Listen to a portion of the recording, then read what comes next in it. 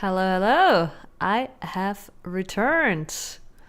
A beautiful evening. It is not yet quite the next year over here, but in an hour it is. Also, let me fix my cam because it's incredibly bright once again. Oh my god. Oh, look at that. Isn't that a lot better? Crazy. Yeah. My cam likes to reset its settings every time. Oh god. Let's go for this. Let's turn this down. Alright. Much better. Still a little bit laggy, isn't it?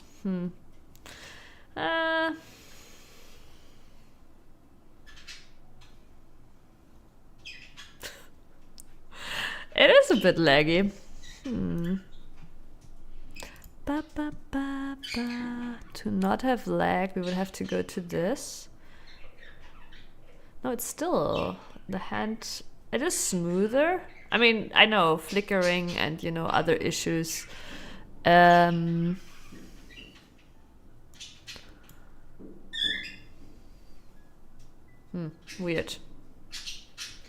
And then this. Well, we'll take it as it is right now. We'll take it as it is. Jesus Christ. That was a loud one. Pretty much in my garden. Did I have a physical reaction? I'm not sure if I did. Crazy. And look at this. Comfiest pants. Comfy sweater. We're ready to go. I'm obviously not really prepared.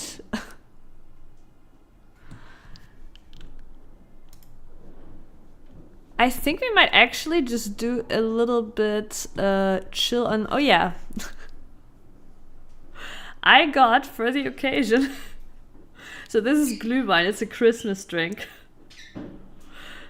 Well, still had Glühwein at home, so this is what we got for the occasion. Christmas drink. And drinking it cold too. This is you're supposed to drink this hot.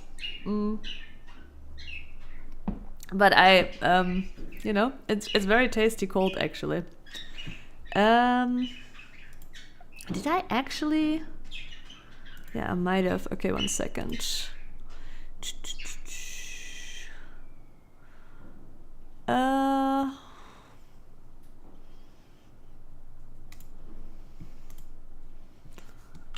think.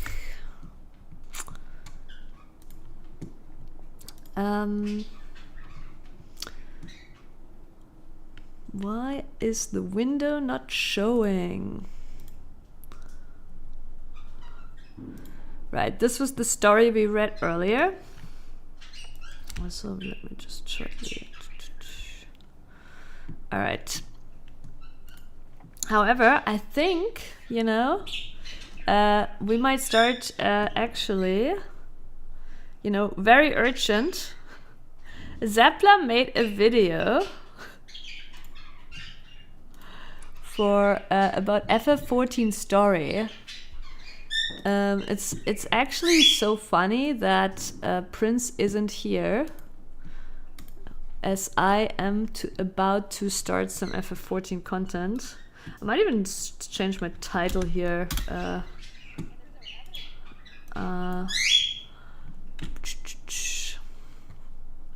Let me see. For this one, we'll go back to the game view, and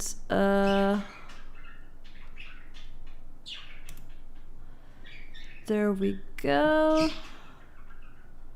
I just have to make sure. Oh no.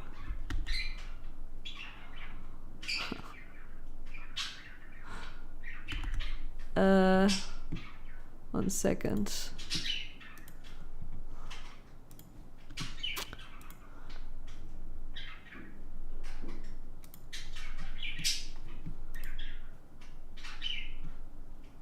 need to see if the sound is working. Or I don't want this. I don't want it liked a lot. Okay, the sound is working. So this is Zepla about Dawn Trail, FF14 Dawn Trail story. I know this is a little bit maybe offbeat. Actually, I just realized if we watch this now fully, well, it doesn't matter, right? For all of you guys, like, New Year's is gonna be on different times. Let me just update my stream title. I know I seem I'm already drunk. I swear I'm not.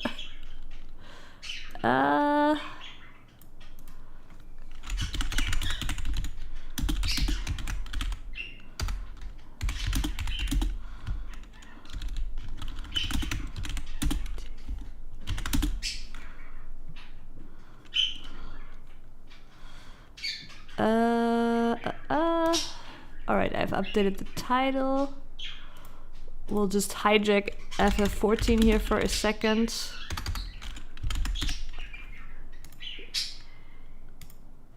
Alright. So, before we start watching this, I will just really quickly give my own rough feelings on the Dawn Trail story.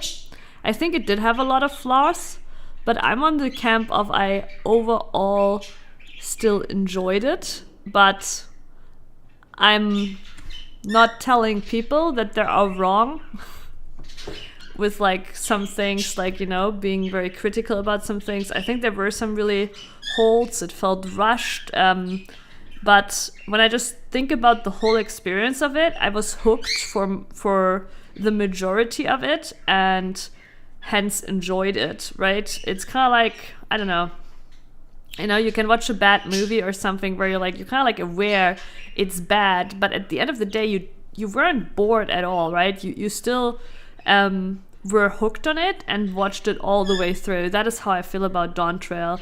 And I do think it's fair to say that Dawn Trail is a bad movie, but it still had its hooks. So, and generally, I'm a bit tired of all the Dawn Trail story is bad discussions, but I'm curious to hear about Zepla's takes. I like when she famously made in Endwalker a video shit talking about Endwalker. Okay, shit talking sounds like I'm discrediting what she said. Being very negative about the Endwalker. I did not agree with everything in that video. I did agree with some of the things, for sure. I'd also thought already Endwalker had some, you know, the story wasn't as good as Shadowbringers. But actually, same there. It had a lot of hooks. I would say more so even than Dawn Trail. So that made the experience very enjoyable. And I think actually the difference is like between an enjoyable experience and actually like analyzing and criticizing, and that's what you tend to do if you really care. So, you know, I still appreciate something like Zepla analyzing and criticizing, and I do wonder myself, do I just not care that much about the FF14 story anymore, that I'm just like, well, I still enjoyed it, right? I think, yeah, the main thing I'm playing it for is the rating at this point. I think my expectations also weren't very high after Endwalker. And even though I'm talking like that about Endwalker, there were still many points that Zepla criticized about Endwalker that I did not agree with.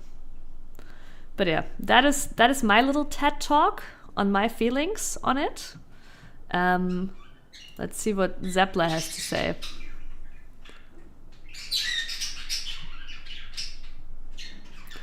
Okay, obviously, spoilers. Hey Bones, today I wanted to finally sit down and try to record my thoughts on the Dawn Trail main story quest. Let me say straight away that I did not enjoy the Dawn Trail main. Let me know. Story if quests for the most part. There were a audio few is off. moments that I liked a lot, but they were few and far between, and for the vast majority of the story quest, I was actually suffering. So if you enjoyed it, I think that maybe you shouldn't watch this video.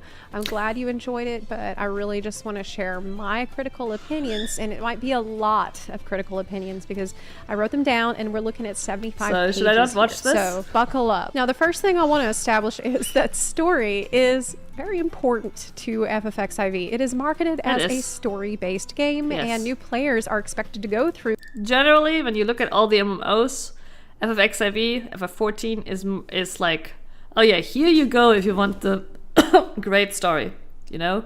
Best MMO story ever. And I still believe that, like, it's still true. Like, but I also actually think that the standard for MMO stories isn't very high. But 100 to 400. But unironically, like, Shadowbringers, Heavensward, like, some really, really amazing stories. Far above any other MMO story. Hours of story before they even get to the end game experience, and the devs' reluctance to remove that story barrier has been attributed to the value of the story. When asked about letting people skip in the past, Yoshi P has said, "I'm concerned that if the globally acclaimed storyline can be skipped through a function, the value of the FF14 game itself will be diminished." I actually agreed with this. If nobody plays the story anymore, a lot of what makes the game so special is gone. But at the same time, they can't keep building a tower. It at some point becomes too much. And I feel like it is already too much for a new player to catch up. So far, FF14 has continued to grow while keeping the story as its main focus. So, So I do think they probably have to like condense a lot more than they've done so far. See the main story quest as a core, indivisible component, making FFXIV what it is. Of course, many people engage with FF14 for other reasons, raiding, fishing, screenshots, but the main focus is and always has been story. Raiding, this approach has been justified because the story's been incredible up to a point, and the story has earned a lot of critical acclaim for various parts of its main story quest and its side stories in the past, which is why when faced with story beats that don't make any sense, I can't just think about it less, or accept it and move on, or stop trying to get in the heads of characters. All this advice was given to me multiple times by many people throughout my play of the Dawn Trail story, and while it was often well-intentioned, these comments are unproductive in a literary discussion. I know that they are unproductive in the discussion, debate over whether the story is good or not, but it is true that it can help you like enjoy a game more in the moment, right? Like, I obviously I didn't watch her playthrough, so I don't actually know how much she suffered. But yeah, sometimes like you can get like lost in something and like really get triggered in something, and then it's better basically to move on. So I also think like often these comments are actually well intentioned and like, hey, you know, for now maybe just, you know, keep it for when you're done, basically, right? Don't lose yourself in it right now. Keep it for when you're done. And I generally also think that is the best approach. Like first play through it and then, you know, write the receipts after. That for some of y'all, an emotional connection to the story can outweigh its logical coherence, which makes it easier for you to go along for the ride. And that's happened to me sometimes before, not necessarily with FFXAV, but with other forms of media. So that's never happened for and I wish I too had been able to overlook its flaws, so I would have had a better time. Lord knows I tried, but I like critically engaging with a story. That's how we're able to have meaningful discussions. Dismissing that felt really limiting. In other cases, some people saying, oh, we'll just think about it less, they're doing it to stifle discussion. Like they just want to ignore valid concerns. Yes, there's also people that just try to like suppress any negativity, for sure. Like, I think she's right in what she's saying, and I'm wondering why... I think my expectations for Dawn Trail story were just not that high, and honestly. I felt like a lot of the story had already like not been as good in Endwalker, so in a way Dawntrail had more to offer than I expected. And some of the logical flaws I was just like like I don't know, it's almost like I kind of like just laughed it off. It didn't ruin the experience for me. And I think I just don't have like that sort of like emotional connection to it. And I really just treat it more as entertainment. While also indirectly admitting that it might not always have been well executed if I'm meant to think about it less. It is. I have once,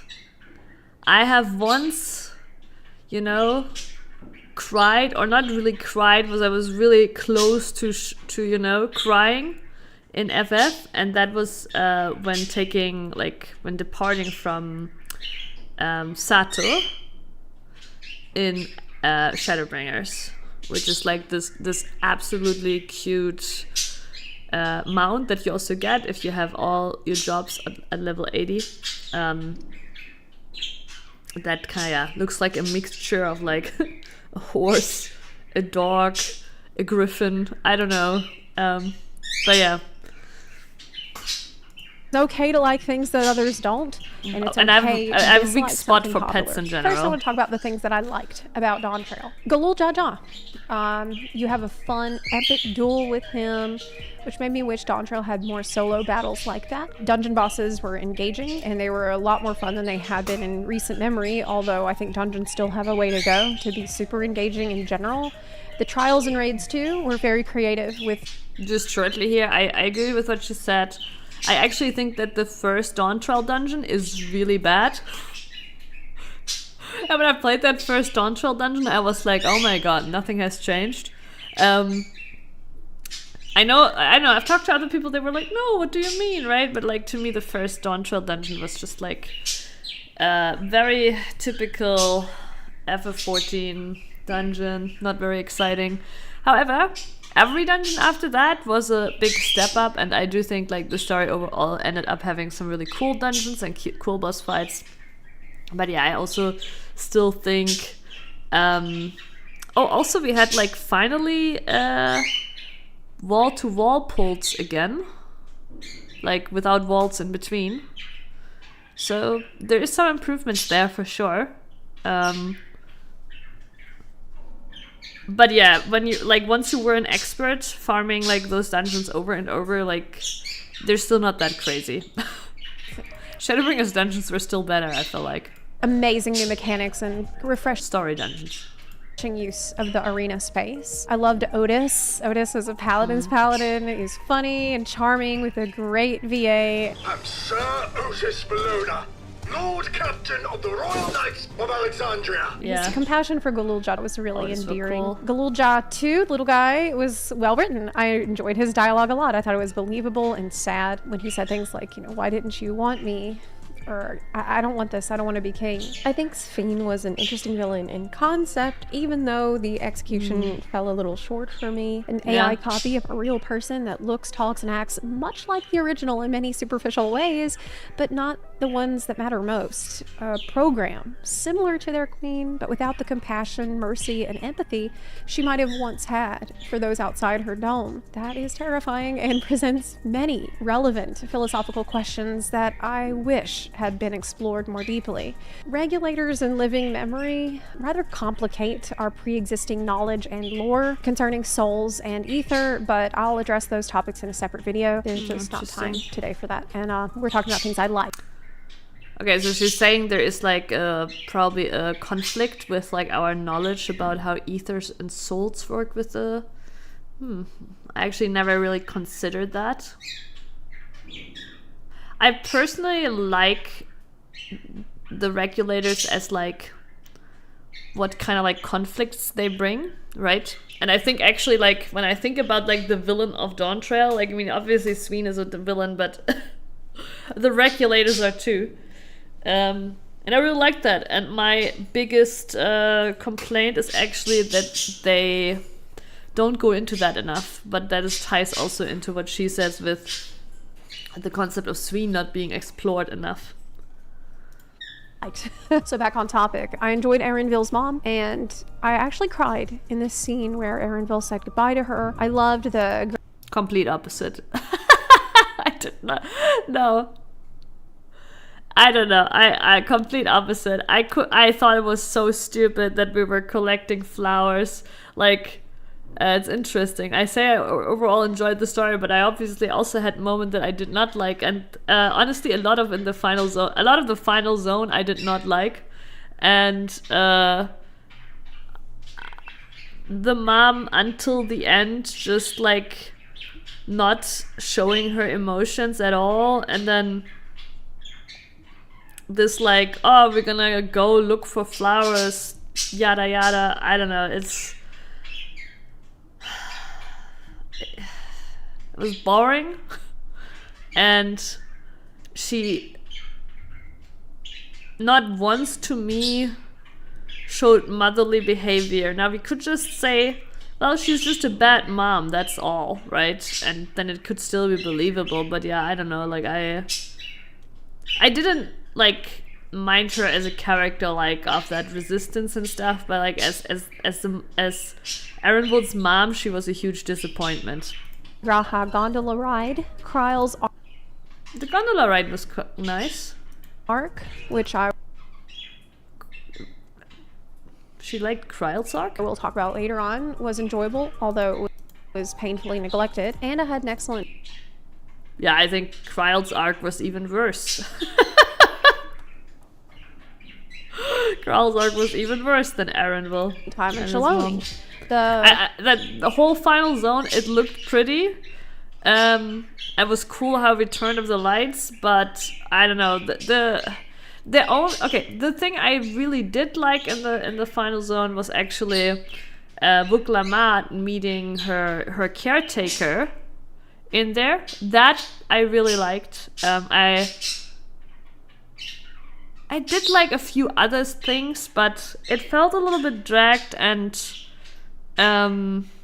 installed for like Doom was impending and they were stalling like crazy. Lower stakes cowboy side story was really fun. Building the battering ram, war train, meeting the source trolley guys, that was a treat. Traveling through the world I liked meeting the source trolley guys too. itself is always fun for me, exploring new places, but especially since the graphics update, I was stunned by... Same. I actually enjoyed the first part of Dawn Trial a lot, seeing the new zones, learning some lore. I think the Hanu was a bit on the weaker side, but the Pelu was very enjoyable. The mountain people even more enjoyable. Like I do like meeting the tribes and learning their lore and getting to see the new zones. The beautiful high peaks of Urkopacha, the deep blue forests of Maluk, and likely the best inn room to date. There are times when I look back and, dare I say it, smile. It has been a polarizing expansion, to say the least, and while I did enjoy streaming it, it's probably not for the reasons you would want. In Dawn Trail, for me, the good moments, as good as they were not frequent or consistent enough to outweigh the aspects that I didn't enjoy, which were overbearing and suffocating to me. And because these slow parts were very, very, very long and often tedious and unfun, I'd rate the main story a 4 out of 10 at best. I honestly think I spent a 4 out of 10 is rough, yeah. I think for me it sits at a 6 out of 10. Like, it's still definitely on the positive side on the scala. Again, because I did enjoy it. The only moment I felt like dragged and stalled like crazy was in fact the final zone. And I had like a similar experience. Okay, also sorry Zeplas for that for that face. I only had like I had a similar experience in Endwalker actually, when you like carry around the crates with the twins in Labyrinthos? What's it called? It's the zone? Yeah, the zone is called Labyrinthos, right? Yeah. So I was like, okay, that's kind of the same, but yeah, maybe that made me less upset about it. But yeah, that's where I felt like Giga dragged and stalled. Everything else, even though the pacing was awkward from like the first half feeling very slow and then it all feeling very rushed, I enjoyed my time with the first half, even though it was slow. And I've actually noticed there is some people that like love the first half, hate the second half, and hate the first half, love the second half. I think the second half definitely had more exciting topics to offer, but then failed to deliver on those topics. While the first half like was more in detail. And I actually, well, there were some shortcomings there too, but I do just generally enjoy learning like lore and history, basically, and that's what the first half had that I really liked. About a month after finishing the story, being depressed. But overall, I preferred the second half, even though I think the second half actually is more flawed in many regards. Because I was shocked by how much I did not connect with the story. I've been a big story enjoyer ever since 3.2, and I never felt like my desire to get in the heads of characters to understand them better backfired on me until I played Dawn Trail. Sorry. But when speaking with others, friends and viewers and stuff, it's become apparent that I'm far from the only one who's felt this way. Even the Japanese forums have been ablaze with criticism in the wake of all this. Now, FF14 has had ups and downs before in its story, be it from main story quest or side stories. The lows were generally isolated for the most part, or fixed later on. With Dawn Trail, there were days where I got so frustrated with how things were going that I had to just stop after a couple hours, even though I had set the bar on the floor. I really enjoyed Aaronville's presence, thank God for him, but most of the time, the team got split up. Also very interesting. First of all, I wasn't as much of a fangirl of Aaron as like the rest of the FF14 community seemed to be. But I didn't like hate him or anything, right? But I didn't I was pretty neutral on him. But to me, it felt like for a lot of the expansion, he was like always like a doomer. He was always like this rebellious teenager, like, you know, that can't like be optimistic about anything, right? It's like always this whatever attitude, right? Like, oh, whatever, or oh, if you really have to, or oh, okay, right? Like, okay, there was some exceptions, but a lot of it like felt like him always being like, it felt like you were dealing with like a stubborn 14-year-old, right? So I mean, I still didn't hate him, but it didn't make me like him more either. And I would be assigned to the group without him in it, which honestly felt just so cruel and unusual. And while clearer stakes were introduced in the latter half, core narrative problems persisted throughout the entire main story quest that I want to explore here today. I know the devs worked hard on this story, so out of respect for them, I'll try to convey my feelings in the most constructive on the story. Is that true? That I can. While there are compelling moments that do deserve praise, more often than not, they don't get the chance to shine as they should, being weighed down by poor pacing, questionable writing decisions, and by that I mean the plot undermines itself. There's a lack of VA, there's excessive cutscenes, and convenient plot devices that violated the suspension of disbelief. FFXAV is no stranger to plot convenience, and sometimes does rely on it, but it's never been to this extreme degree, being present at every turn of the main story. I know that every turn. Dawn Trail frequently suffers from a lack of consequences, making character development feel unearned, rushed, or non-existent. This issue is compounded by redundant, bland dialogue that makes every character sound like the same character. Woklamat seems to have no limitations that affect her in any meaningful way, and she isn't so much a well-developed character as she is an omnipresent force who smothers the rest of the story, not giving others a chance to breathe. In today's video, I'd like to deep dive into my constructive feedback for Dawn Trail. But we haven't even started the list. Let's hop to it. We're now starting with the list. Let's start with pacing. Stretches of time where you lose momentum, and it drags on and on while you carry out. I will mute myself a little bit more and unmute when I say something, so you don't have the bird chatter as much. Pointless filler quests like talking to 20 researchers in Labyrinthos for an hour, or fetching cheese before the Titan trial in Realm Reborn.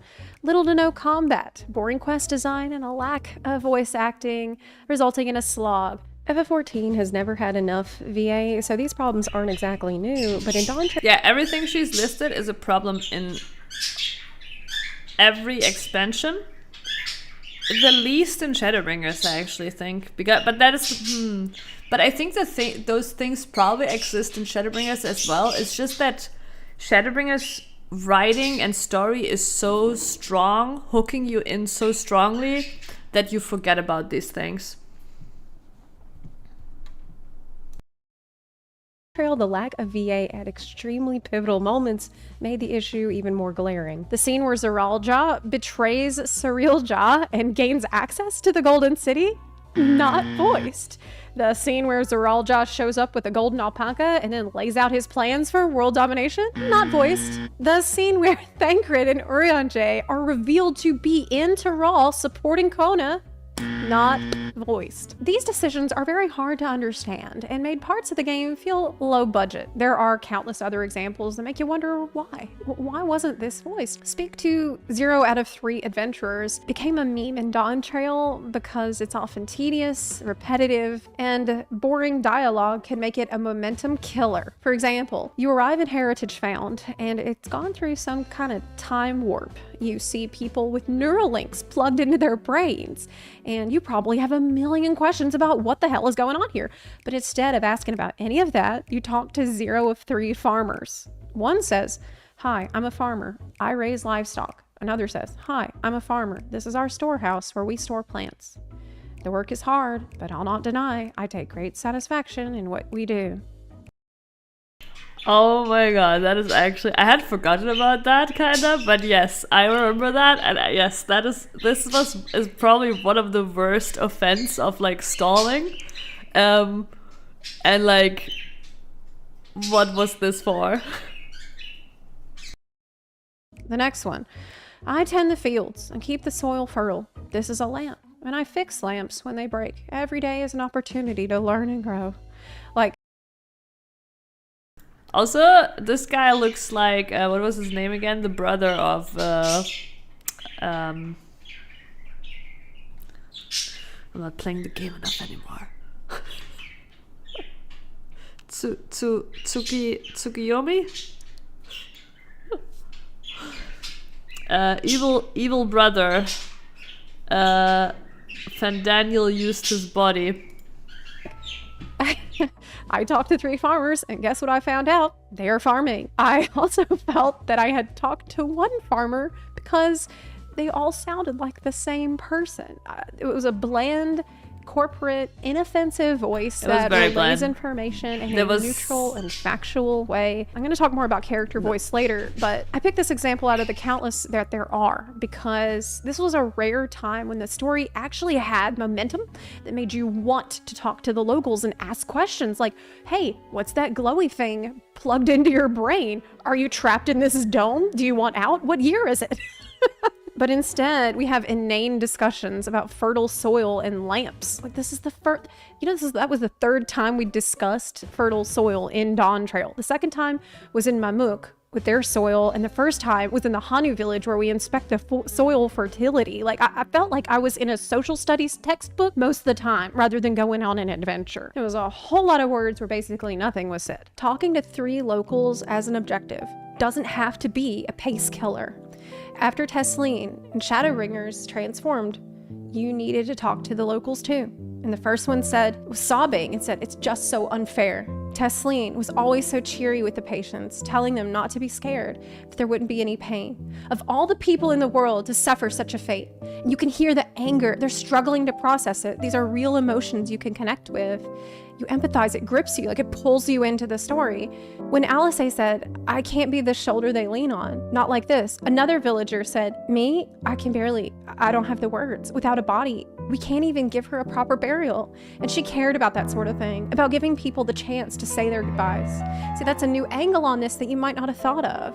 That's realistic, emotive dialogue, people reacting in human ways or telling you something that you didn't know that helps add to the story's momentum rather than killing it. It's like Dawn Trail often went out of its way to kill its own momentum before you got too excited, building you up for the next thing and then slamming you with inertia. Enter Kopacha. The entire zone is building up to Wook Lamont capturing the alpaca. And I know what she's about to say. We never actually see Wook Lamont capture the alpaca. And then that part happens off screen. Given her portrayal as clumsy and incompetent, I feel like they'd missed an opportunity to have a funny scene or a montage of her trying and failing to capture one. There was a lot of potential. I can't tell it's like that stormy outside. Like I hear like rattling in the garden. I think it's literally like storming outside, while obviously also fireworks are going off.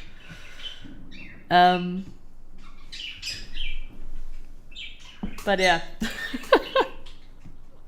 Hopefully we don't blow up. Prince! Hello! Found some more drama. So far, no. That's clearly God annoyed at the noise. Yes, it's crazy. Like I think like there's literally a storm outside at the same time. But yeah, it's already the new year over here. I know it's not the new year for you yet, right?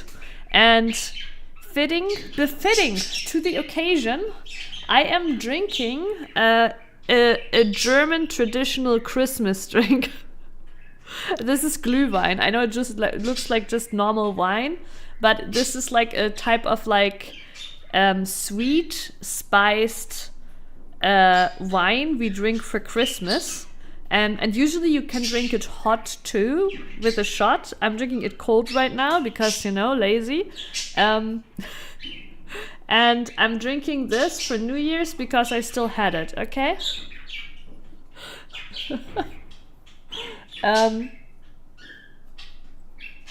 But yeah, have you already watched this video, Prince? Have you already...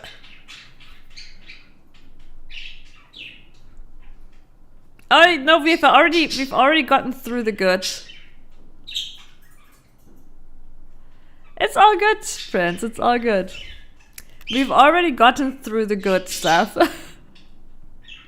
I think so far everything she said is fair. Zeplas takes are kind of all the same.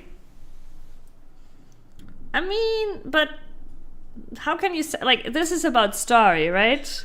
It's not about content or about, like, I would say, I think takes on content or rating or class design or story are all, I mean, they're fundamentally different topics, right? I guess what you were saying is like, Zeplas takes are all negative and, you know.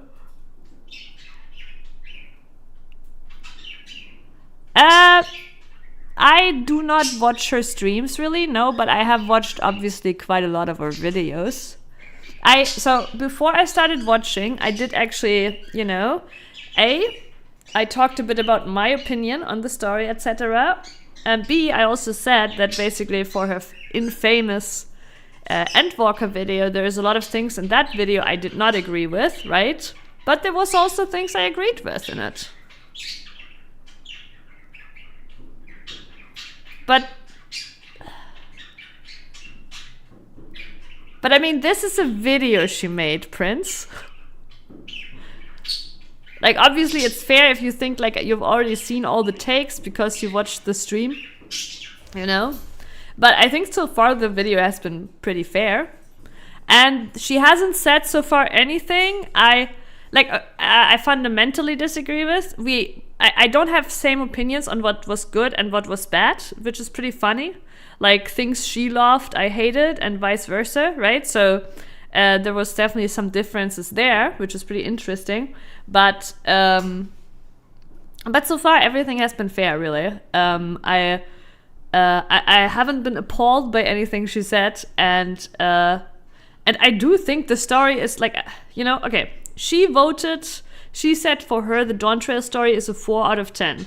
For me, the Dawn Trail story is a 6 out of 10, right? It is not that far apart. I do think the story, like, obviously was not nearly as good as Endwalker or, for me, my favorite Shadowbringers. You don't think you'll hear anything? Yeah, that is fair, and I did consider that too. But the video is over an hour long, and she made a list of over 70 things. So, and she has already mentioned some stuff that was more nuanced than the general, like. And I also said before I started this video that generally I'm pretty tired of like the very repetitive discussions on this topic. And I think, but yeah, we'll watch it, I think so far it has been really fair, and it hasn't been just like it hasn't just been a repetition of what has already been said. Potential for humor throughout this expansion that went untapped. When it's building up to the Giants area and you get to the exit of the zone, you're forced to wait and click on the sparklies 3 times because Wook has gotten kidnapped in an inconceivably moronic fashion, not just for her, but for all of... Like, the only thing that I will point out, but she has acknowledged this herself, that a lot of the things she brings up are general issues that's already been there, but obviously they are stronger when the overall plot isn't as good. You'll forgive these things, like, for example, clicking the shiny 3 times. You forgive that in a better story. Of us who stood around watching this happen, even though you could see the Moblin village entrance, and so it doesn't even make sense that you wouldn't know. That is also like that's also something, yeah. How the fuck did she get kidnapped right in front of us? Notice her getting hauled off between here and there. It's like we all became Peter Parker in Spider-Man 2 when he lost his powers and just watched crimes getting committed because it wasn't his business anymore. You could have taken that guy apart. I missed the part where that's my problem. Why did we just let her? Oh, this is not a quest mechanic, right? This is just a logical flaw. We're standing there. We literally can see the village entrance, and Wuklemat gets kidnapped on her way to that village entrance. It literally made no sense how we wouldn't notice it. I will say, Prince, that WoW had more interesting side quests than FF in their story, but the story was garbage. I know that's what you mean, but I'm just saying this is what Zeplas is talking about right now. I know. But this is what Zeplas was talking about right now, right? That we're like clicking shiny thing, waiting. But she was also complaining about like the stalling of it, that you have to click it 3 times. But the logical thing of like the story happening at that time was, and that is like, I also thought that was silly when I was there. But it isn't something I am getting hung up over, right? And when it comes to side quest mechanics, I do agree that WoW actually has more variety in their side quest mechanics throughout the story. Like, you have a lot more things like, get on this mount, shoot things, play this mini game, like... You have a lot more actually different activities, but the story was bad. But, but generally there was more variety of things you would do in the WoW side quests, even though it also very much follows a like theme park formula. And this is the 10 different side quest types that WoW has, and this is the 5 different side quest types that FF14 has, basically. Her go off. And like the go kill monster, get rewards, does sometimes get twisted on its head in WoW, where like, go kill monster, and then you go kill a monster and the objective changes, and that dynamic like change of an objective doesn't really happen in FF much, right? Like in WoW, you do legit sometimes have these quests where it tells you one thing, then you go there, then something happens, and then it changes, right? Like these dynamic changes are very rare in FF questing.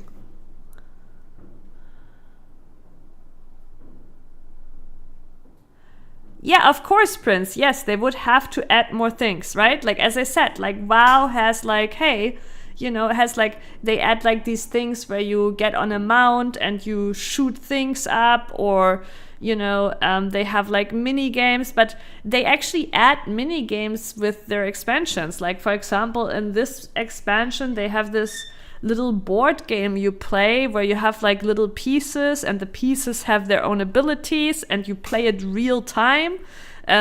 You shoot at each other pieces real time, right? Like they do things like that.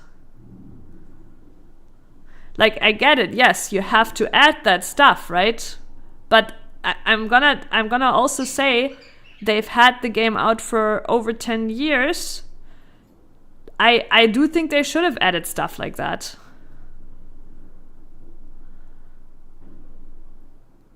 No, I disagree. I think it's absolutely fair to complain at this point that they haven't added more variety. I do think it's fair. They did add one. You mean the walk around? A rhythm game in Firmament. Oh, yeah. Yeah, like the only other thing I can think of that they added is like the walk around with people, right? Which is lore-wise nice, storytelling nice. But there is no... like, a lot of the pacing problem with Dawn Trail is that, like, the initial part is really thick with just dialogue, cutscene, dialogue, and zero gameplay. So adding stuff like that just adds like a little break without having to always be or kill some things here. Off on her own for the first time ever when she's so absent-minded and gets distracted and lost all the time, building up. Yeah, I'm honestly not sure I did that rhythm game either in Firmament. I mean, I did the quest there for the collectible turn-in. I got the mount. For me, it made questing a lot more fun in WoW. Like, in WoW, even though the story was shit, playing through the campaign was really fun. And why is that? Because the gameplay was more fun.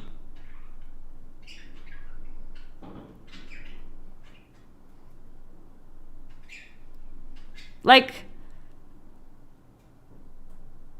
right now, enjoying the MSQ lives and dies by the MSQ being good. Obviously, we would want a baby of WoW and FF14, right? Yeah, but but Prince, the problem is that isn't even a mini game, right? It's like, oh, I wrote, like, I move my cursor until it blinks, right? Like, if you play WoW, you see the difference. WoW has actual mini games. That shit of like, oh, I click on a static image with my crosshair is not a mini game. I'm sorry. That's like something, games in the 70s were better than that. Like, you know, like Space Invader was better than that.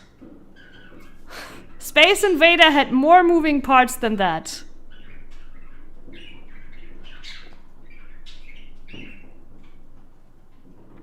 Yeah, but it's shit. I'm not saying it's not, but it's shit.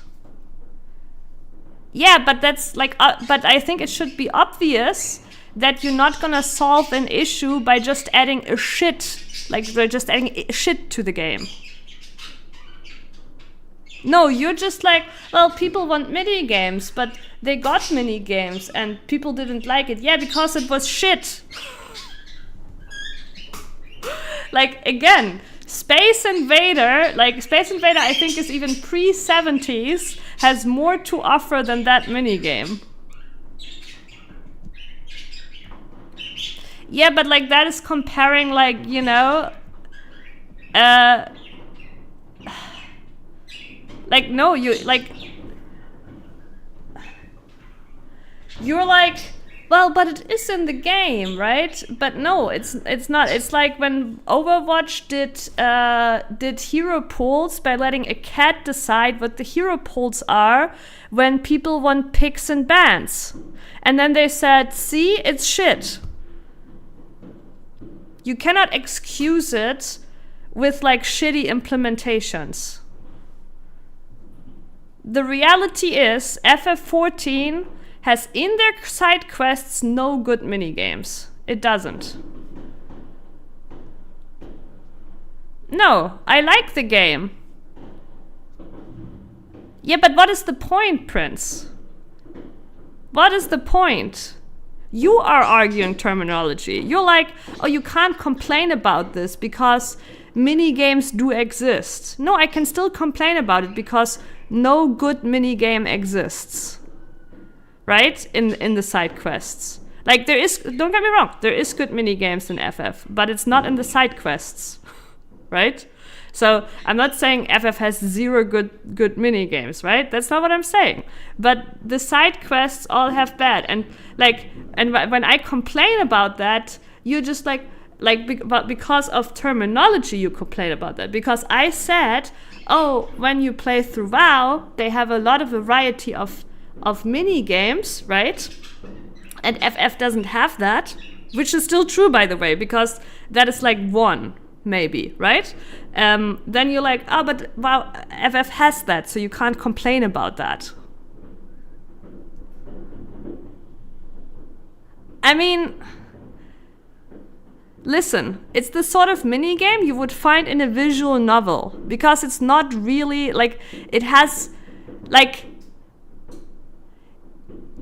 I know you can define it as a mini game, but it literally has no moving parts.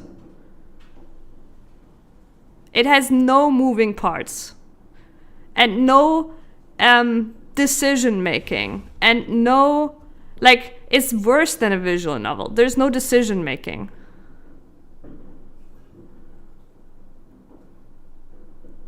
Some quests make you shoot moving. Okay, yeah, true. I do remember one where the target was moving, but it's like, but it's not. Also, it's not actually shooting, right? Let's get this straight. You're not shooting a projectile, right? It's you clicking on something predefined. There, like, you know, there's no actual shooting going on. There's no like.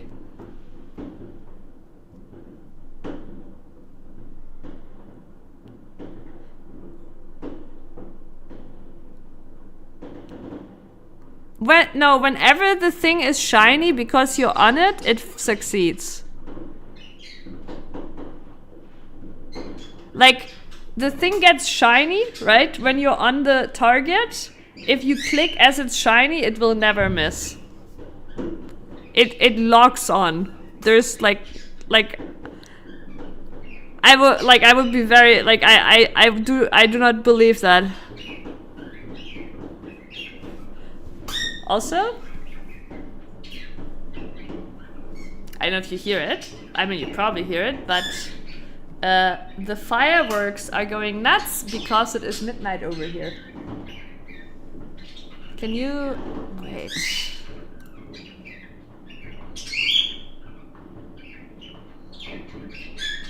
You can see like a very little bit. Wait, let me turn up the light.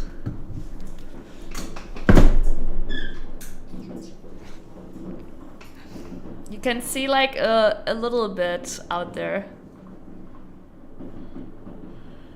I mean, it's not the first one. Mango is sitting outside on the platform, looking outside for sure. And yeah, like sometimes obviously they do get scared, but it's not the first time. It's not the first New Year's Eve. There you can see Mango sitting there.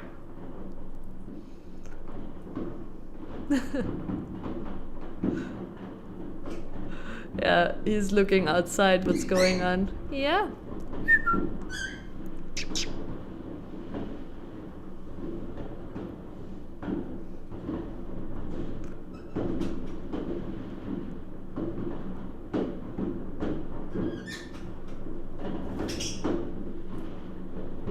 I mean, it's same here. There is actually a hedge and tree in between.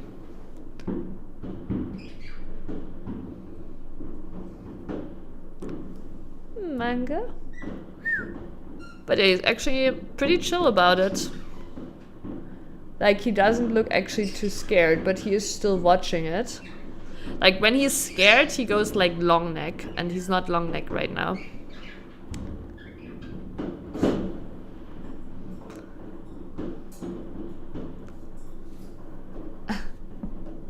Manga.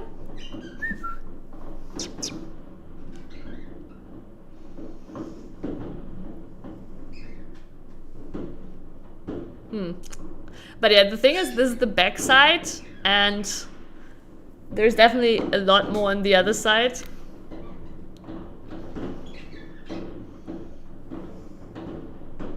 Yeah, he just looks curious about it, to be honest. But he doesn't look too scared. And yeah, it's not... Obviously, he's already seen a few New Years, so I think at this point he kind of like... isn't too shocked about it anymore. I mean, Natsu is even cleaning herself. She's like sitting down there. She's sitting like... wait, how do I... There. You can only see like her side, and she's cleaning herself right now. She's very chill.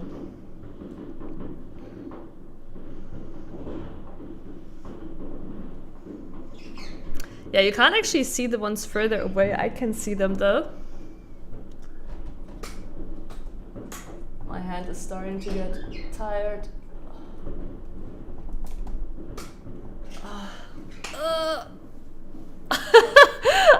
Holy shit, I'm getting old. Oh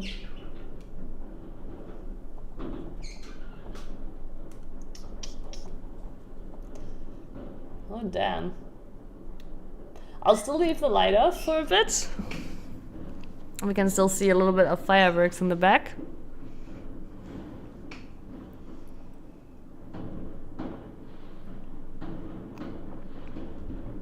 It's still very loud.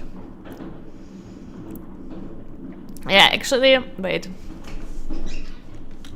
I'm gonna turn it even darker.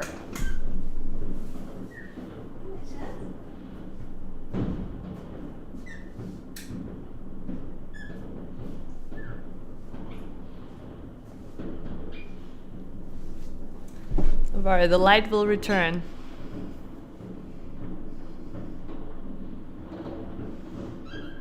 I always wondered how do people deal with that noise close up. I mean, you know, it's what it is. The 1st January is a holiday, so we don't mind. But yeah, look at us nerds sitting inside.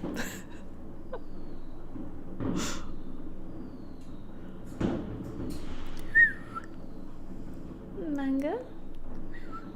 Oh, Mango is a little bit more on edge now that I turned off the light. I'm sorry, Mango. But it's not as dark here as it may seem on stream. On stream it looks darker than it actually is, because that light from the little lamp, like, it makes actually much more light. I was thinking like directly under them, the people setting them off and watching them. Oh.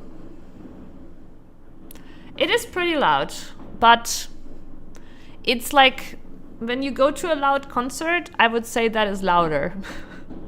It's just here's more surprise noises, right? I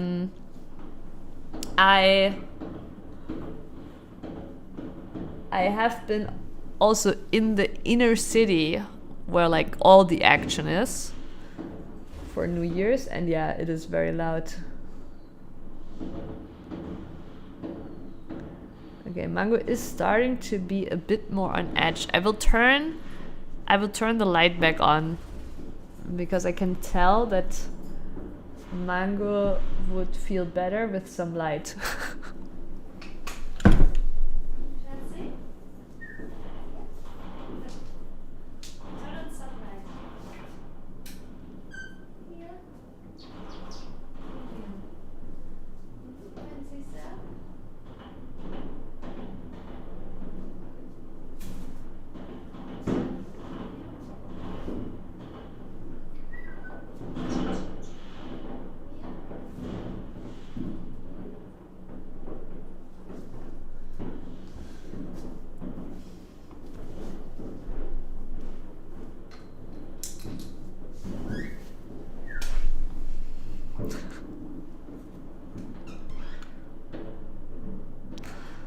I'll get back to you when I go to a concert. But yeah, Mango is definitely way more stressed when the light is turned off. I think because he can see more, and otherwise, like, he doesn't actually, you know, see as much. Like, he doesn't see as much of what's outside going on. Like, now he's already a bit more chill that I've turned the light back on. All right. But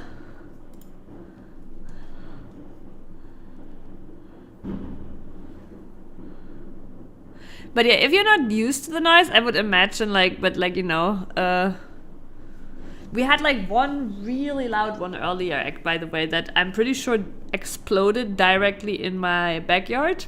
2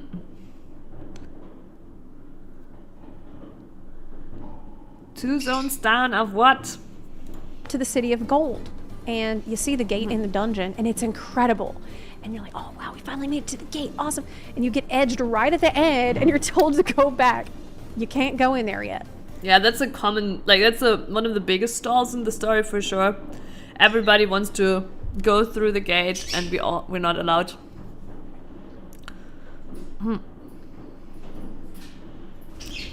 Ether currents? Oh, on your alt or what? Fixing the train to see Erinville's mom and the bunny village, but you can't ride on it yet. By the way, how's the audio of the video compared to the explosives outside?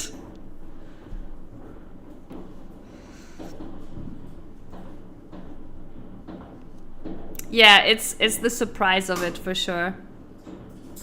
Is it alright? Leave the area and come back later. The build-up and the excitement of getting to eat a taco that you never get to eat. So also, video volume is fine. In living memory, Sphene starts a countdown to murder billions of people across several reflections. And you hear the countdown on the loudspeaker. And then, with zero urgency, you ask 3 villagers for advice on a cool treat. You wear a silly costume and put on a play. You take a quiz on the history of the Malala. Like, I do think that zone had... Oh, I'm so sorry. I mean, he was on edge from the rockets, and now I triggered him. Oh, yeah. Menzies, yeah? Yeah, yeah, alles gut. Yeah.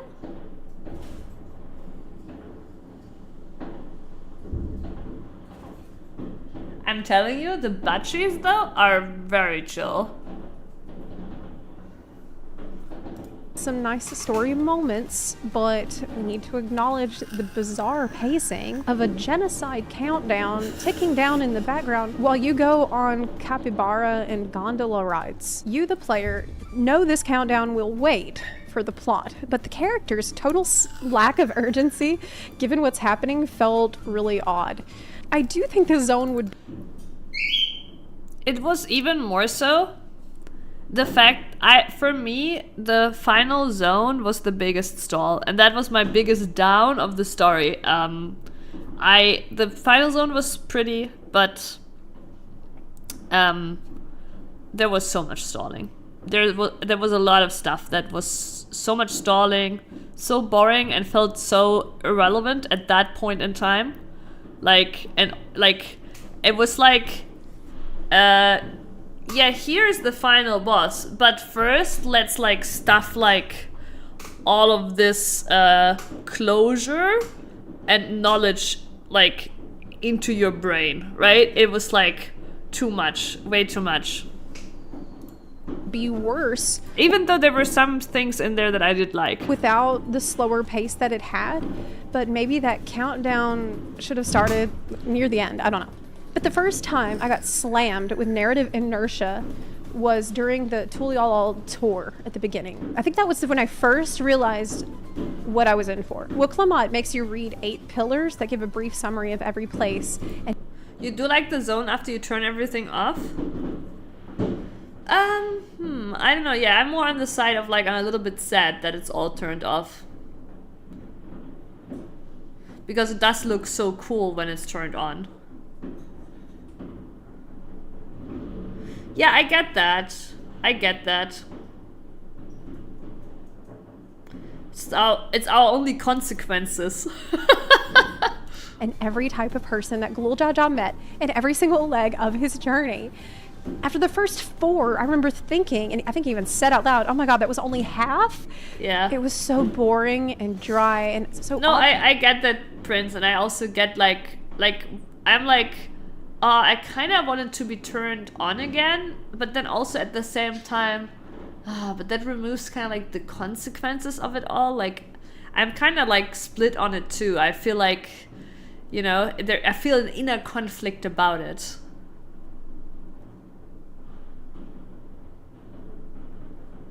Obvious that this is going to be your journey too. And I'm thinking, all right, well, we're going to meet the Moblins, the Giants, the Hanu, the Pelu, and it's all laid out and made clear that this was Galul Jaja's journey to unite Tyrell, the Tulial saga. And then you get your tablets that match the pillars, and Wuklamot says, this is the Tulial saga. The king says, yes. I'm sorry, chat. Intermission. I need to write my mom Happy New Year, who's in Greece, by the way. She escaped the weather here. She is having a jolly good time in Greece. Yeah, before I forget.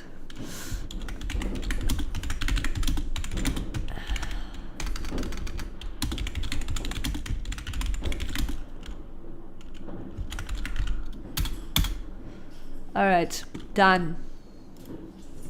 Done. It's my journey through Tyrell. Then you go back to the pillars and check to make sure that it really is. The tablet matches the pillars, which it does because, again, for the 3rd time, this is the journey through Tyrell Galul Jaja took that you are going through now. Apart from the excessive, redundant exposition, I also felt... So, I agree that the pacing there was very slow and stuff, but I feel like, again, this is something like how every expansion started slow. So I didn't really mind it because I was ready for my new story injection, right? I was ready for the slow cook, basically. But I agree, and I think it is fair generally to, again, criticize these points like I would criticize them in every expansion. But I don't think this is a specific Dawn Trail issue.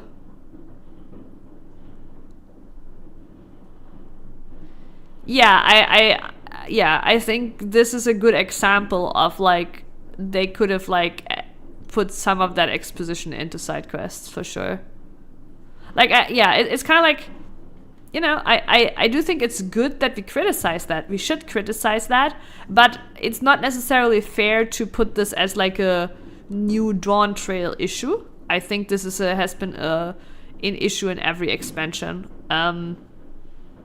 Like, there has been pacing issues in almost every expansion. The only expansion where I did not feel much of a pacing issue was Shadowbringers. But I'm sure it existed even in Shadowbringers. I said this before. It's just when the story is so good, you forget about these things. And when the story isn't as good, you remember them more.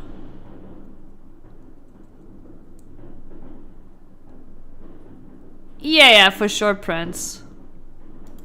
That this spoiled. I think the biggest issue for me with the FF14 team is not... Like, I think they're obviously a great developer team.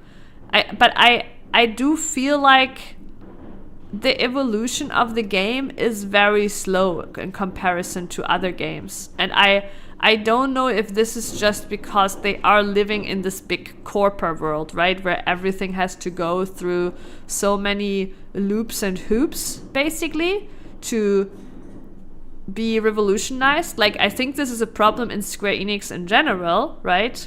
That they are very slow with evolution. And I think that is actually, like, a lot of these things are all based in that FF14 is very slow to evolve. They are doing the things, but they're doing them very slowly.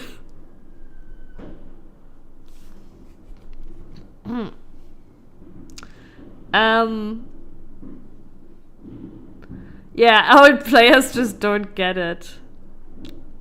I just attributed it to money. 14 finally started getting a lot of good updates after Endwalker's success, game mechanics wise. True. Like, I do also think, like,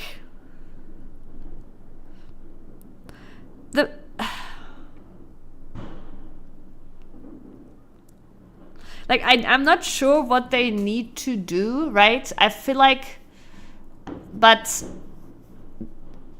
this very, like, stable update cycle, right? As great as it is, it also makes it so that veteran players obviously get bored with that, right? They want some excitement. They want some... And I feel like we have been getting new things. I'm not saying we haven't been getting new things, right? But, like,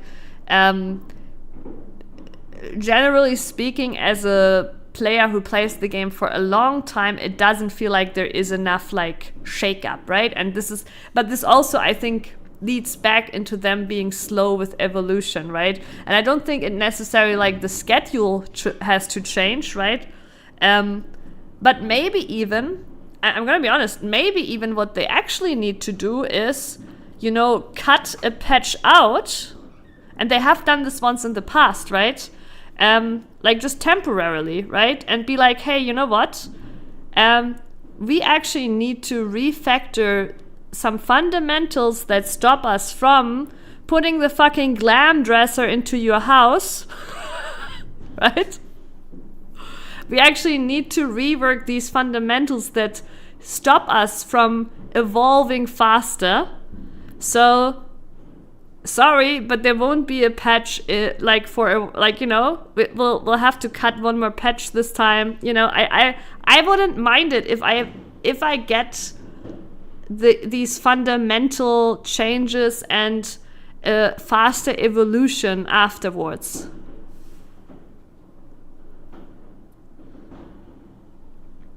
That's honestly a video game-wide problem, not just 14. A lot of game series have that group of old heads that are like, we're tired of the cycle, now what else you got? Like, I don't think... Okay, here's the thing. I don't think when people talk about them being tired of the patch cycle, it is actually about the timing of it. It is more so about the evolution of the game, right? And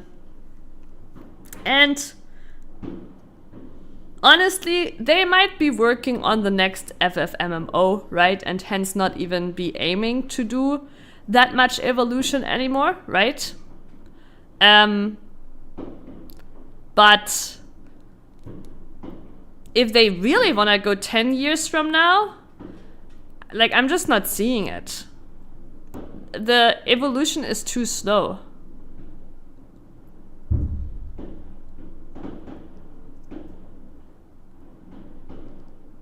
Yeah, exactly. It's like my biggest issue right now with FF is the job design. Current Square definitely doesn't have the money for a new MMO. I mean, they have the FF14 servers. You know?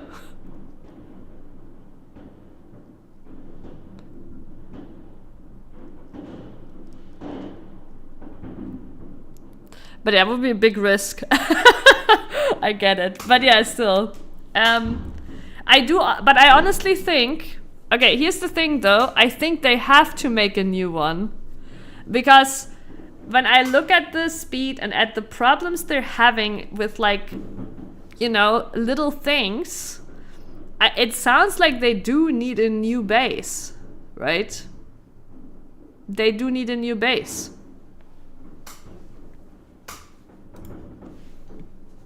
Build the element of discovery, because part of the fun... Yeah, for sure. And I would imagine, like, here's the thing.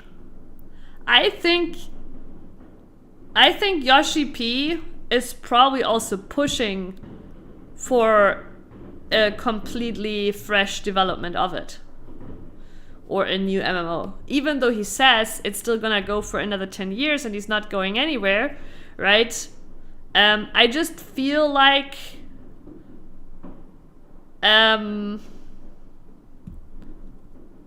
looking back at his decision for the original game too, right? Him now being basically not able to do all the things he wants, right? With the current code base, I don't know. I feel like he probably, as soon as he gets the go, he'll make a new FF MMO.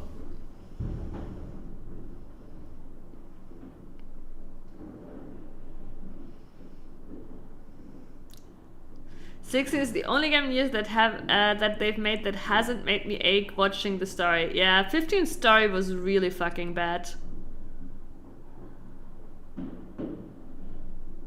Yeah, like there's so many things where like he's like, yeah, I would love that, but like unfortunately, you know, we cannot. It's not so easy, you know, shitty code base, blah blah, right? So I think and hope he is actually pushing for that, and I would love for Yoshi P to make a fresh code base, you know, where they can actually like realize these things that they want to do.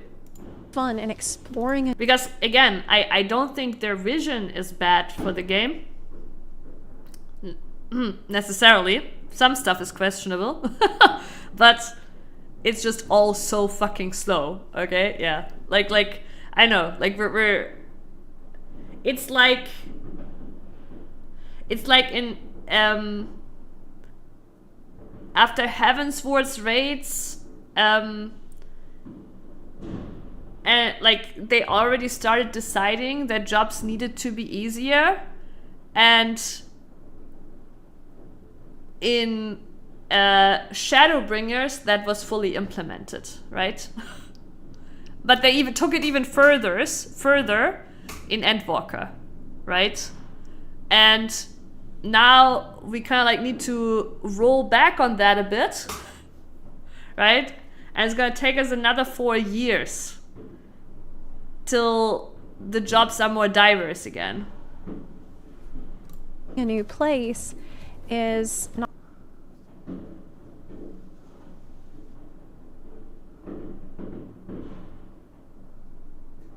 Yeah, same, Prince, same. I would not want to work on that code. Not knowing what's around the corner. Right from the get-go, they... And this is probably a problem for them too, where like they have this shitty old code base, right? You probably can't even find many developers that can work on that or wanna work on that, right? They can obviously work on the newer stuff, but like, you know, they need to replace the code base before the last dinosaurs that know all their shit about the code base die.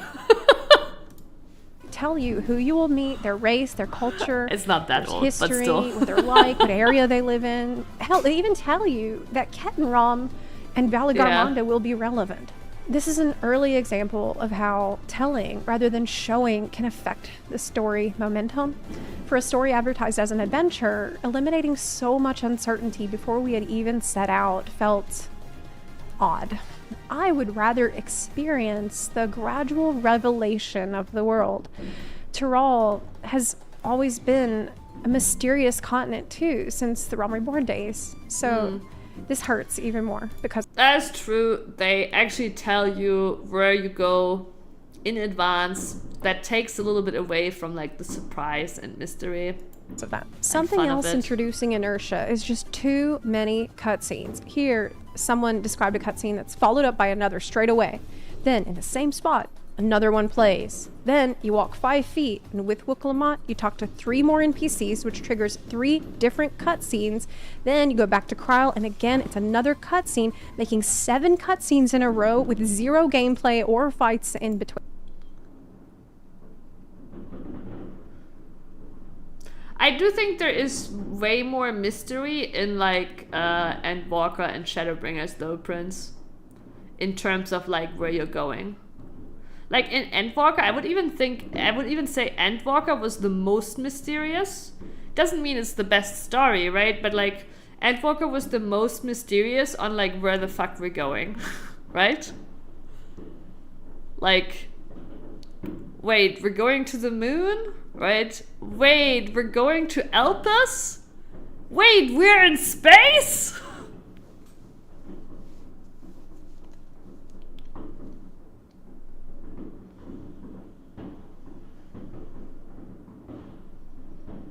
Oh, you mean you would have liked you're missing a proper adventure story?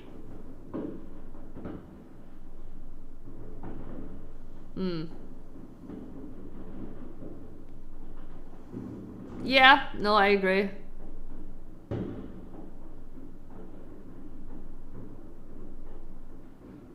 No, I agree. I still have fond memories of like back in the day in WoW, traversing like from Kalimdor over to like, you know, the what is it called there? No, what is the other continent called? Happy New Year, Brand! Happy New Year! Like, I still,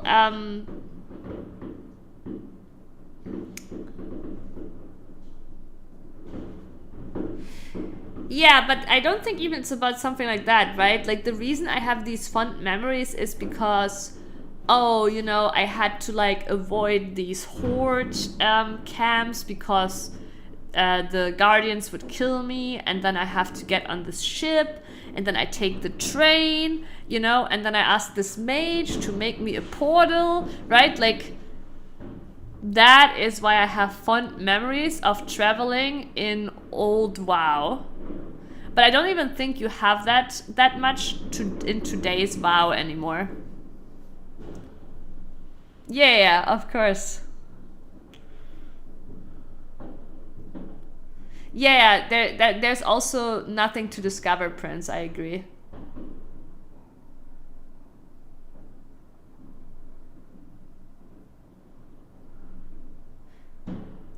New Year, New Gun, yeah.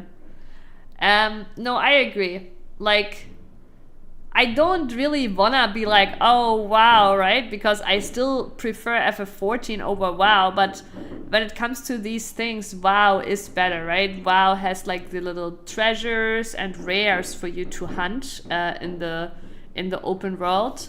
Though I still don't think that's perfect either, because honestly in WoW that feels pretty pointless pretty fast too.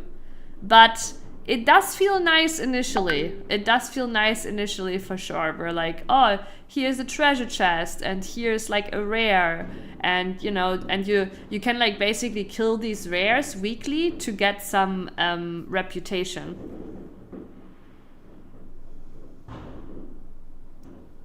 I remember showing a random new player that when I ran into them and they were like so excited. Oh, the NPC on the island. But yeah, no, I agree. Like, that is something, like, in general, but I've always said that when it comes, like, to the world, right? That is, like, between WoW and FF, that is something I truly miss in FF, right? the big open world discovery, right? Like that is something that I truly miss in FF. Happy New Year, Zamra! Look at us degenerates. But yeah, Happy New Year. Hope you're doing good. Are you playing some PoE for the new year? How are your PoE New Year's resolutions coming along?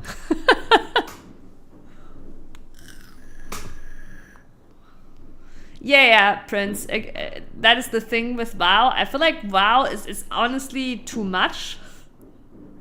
Right? That's why you get desensitized to it, because it's like they also randomize these treasures, and then you also have to go out to get like knowledge points for professions. Like it's kind of forced on you, and then it becomes unfun, you know?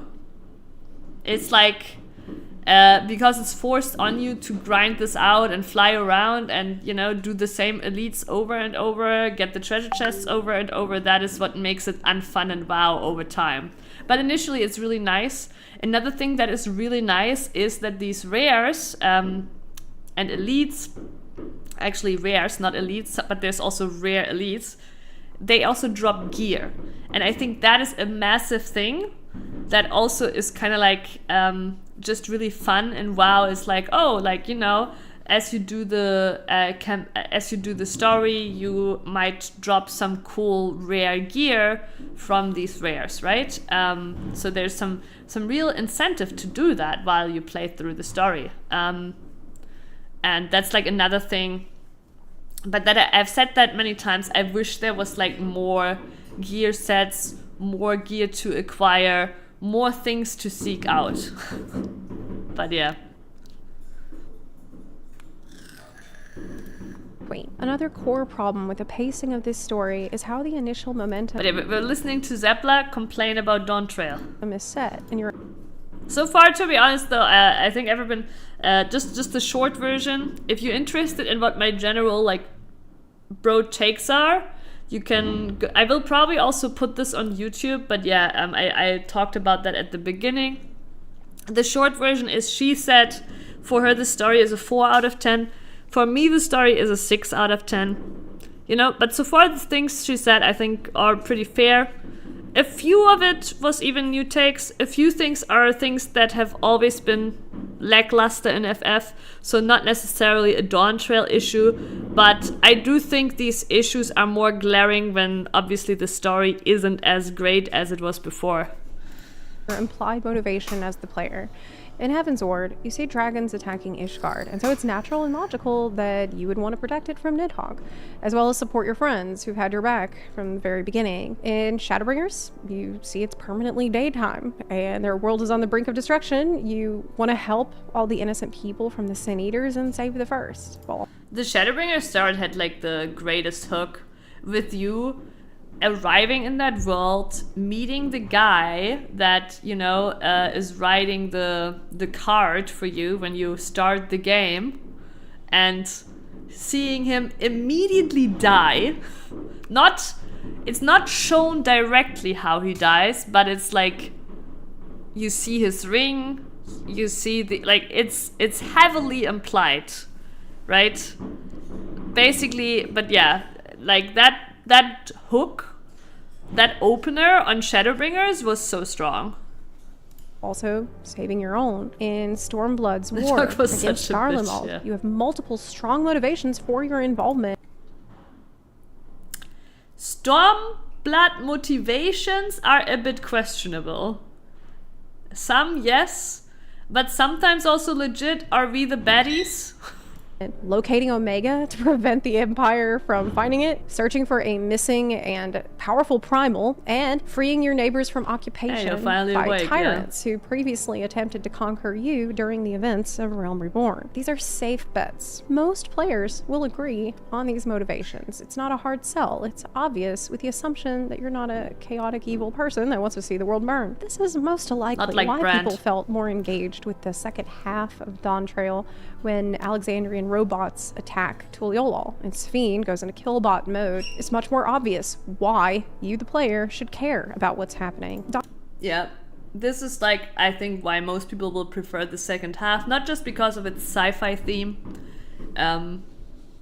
It's just like a very impactful event. Contrail's main plot, the Rite of Succession, treats your support of Wuklamad as a matter of course, something that should be as natural to you as protecting Ishgard from Nidhogg. Her claim is the driving factor. We need to address the time in headquarters when Warrior of Light was like, I'm not here to fight your war. Wait, did Warrior of Light actually ever say that? I think I know which scene you mean. You mean when we're all in that big tent, right? And we're meeting up with Xenos and everyone, right?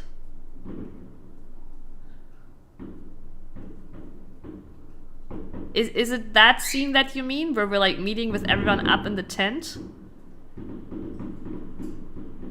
No? Oh, Heavensward. Oh, okay. I thought you were talking about Stormblood. Oh. Oh. Oh.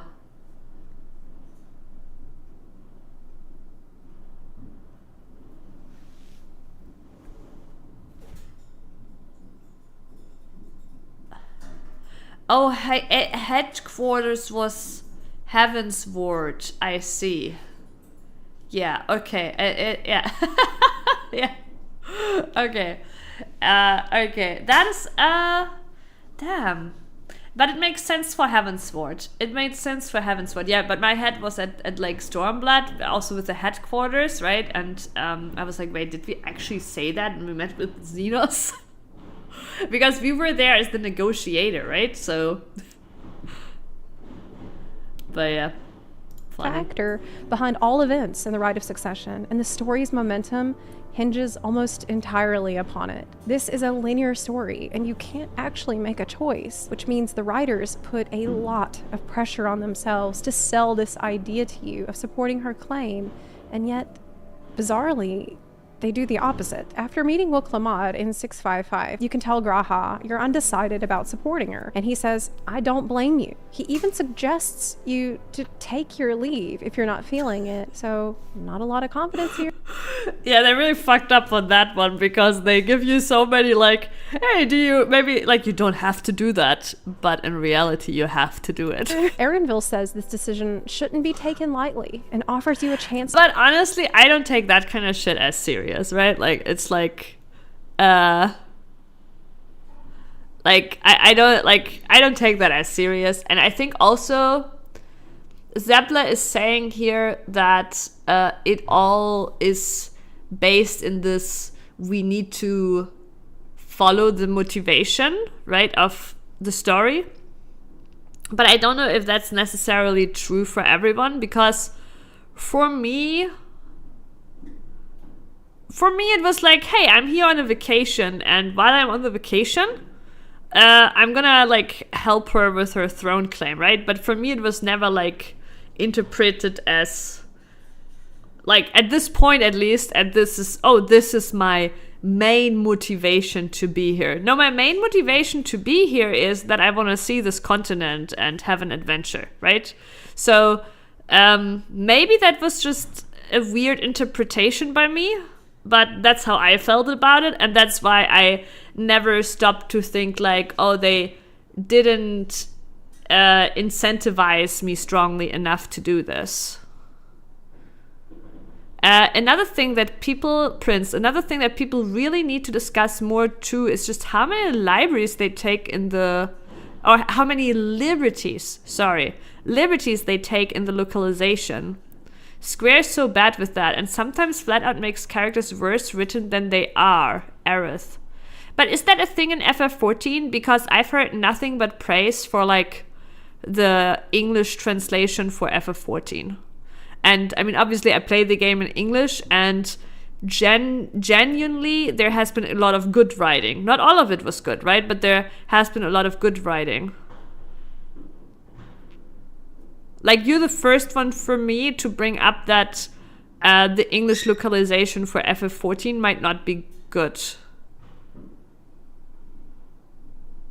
That's praised because people just like it and don't really care about differences.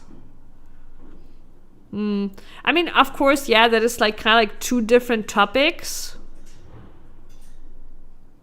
Like, I personally think if something does not translate into Western culture, it is fine to take a liberty there to change it, but not if it's like inherently wrong, right? Like, for example, a bad example for inherently wrong is like in Pokemon translating the rice ball to like a fucking donut, right?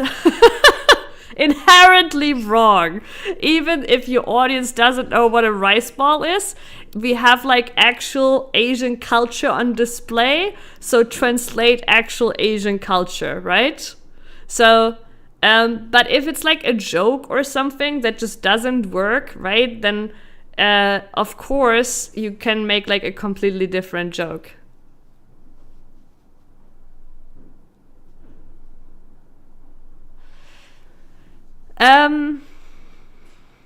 Yeah, if it can't be changed, because that's the excuse people always use. Oh, some things can't be translated.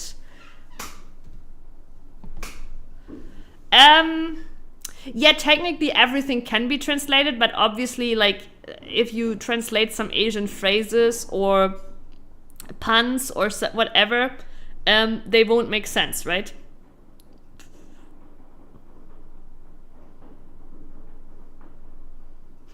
But have you ever compared, like, for FF14? Because I, like, literally, the FF14 team gets so much praise, right?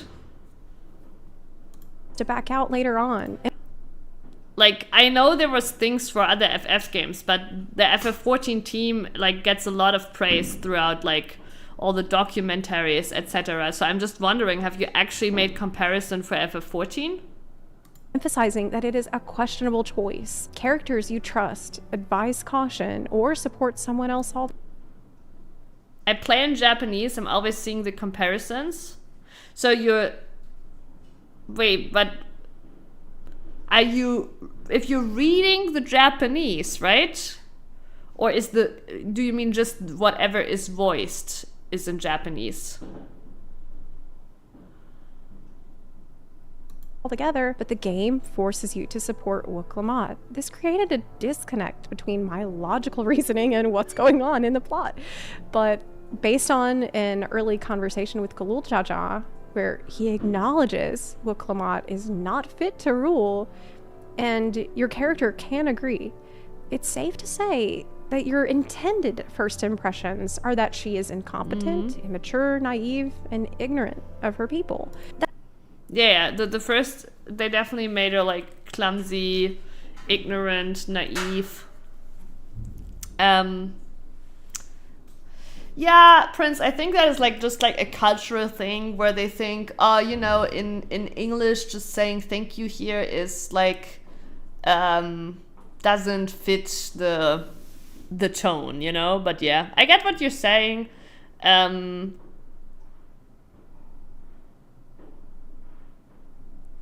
I'm undecided on that because I also think that generally, but it's true, I'm not comparing, right?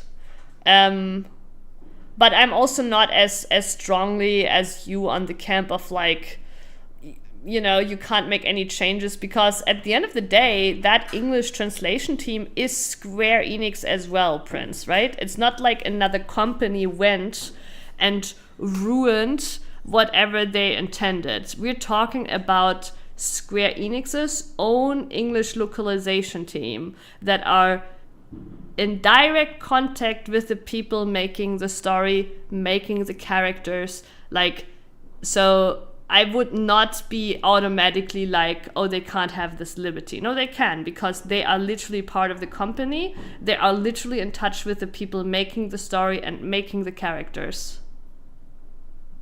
Yeah, they're not Sweet Baby Inc. No, that changes everything, Prince, because they are part of the people. They even give feedback. Like when you watch the documentary about FF14 and how they changed it, right? Kobe talks about how they even give feedback to the story writers, right? Based on Western audience. They are directly influencing the story that is written and the characters, how they are written, right? So they are definitely, like, yes, they are allowed to make changes for the English audience, for the Western audience.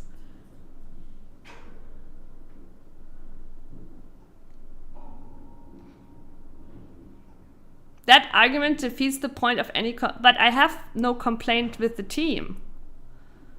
Like... well, okay. Let's say I have a complaint with some of their writing.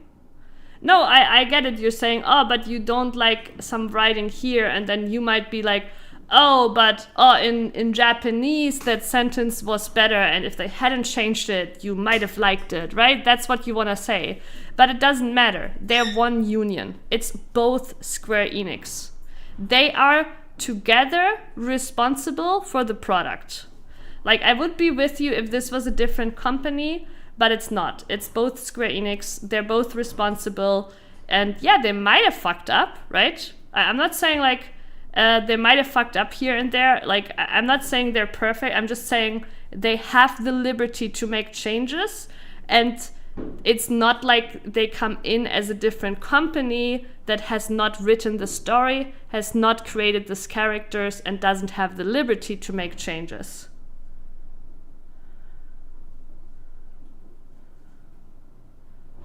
Yeah, but this is different, Brand, because Sweet Baby Inc. did not write the story, right? They did not make the characters. But we are talking here about the FF14 English localization team, which is Square Enix. It's not a different company. It is in-house Square Enix. And they, not just do they translate, they even help creating the story. They give feedback to the Japanese writers based on Western audience for how the characters should be written, how the dialogues should be written. They are part of the story-making progress.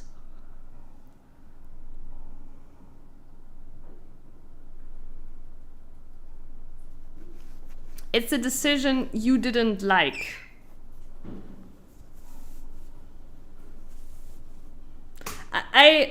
I mean, obviously, yes, you can say, hey, I prefer what the Japanese team did, but to me, like, they are both Square Enix, they are creating the story together, they creating the dialogue together, they are both responsible, right?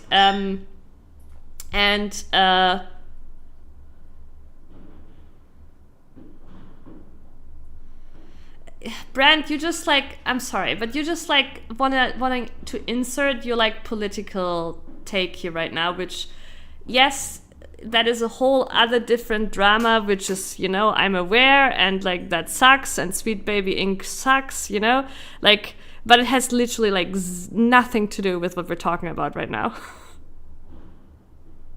Right?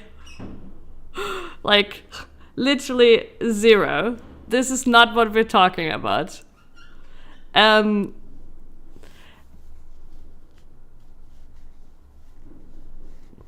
yeah, Prince, of course you can like not agree with like what the English team made out of the Japanese sentence, right? Potential 0.1% maybe.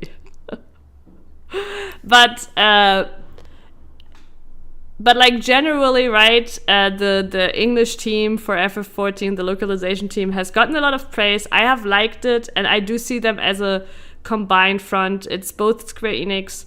They are involved in the writing process of the story, and my whole point was just they very well can make these changes, and I would even think that they are in communication with the JP team about some of these changes, because, again, from the documentary, Kobe talked about how they do actually, like, he specifically is someone who, like, you know, goes back and forth a lot with the JP writing team, about the story, about the characters, about like, you know, how to express things, etc. Now, they will definitely not talk back and forth about every single sentence, right?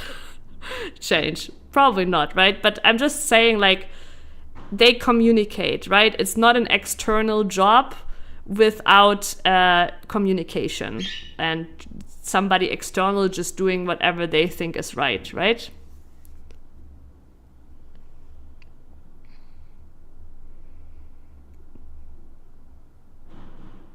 What do you mean with both of them?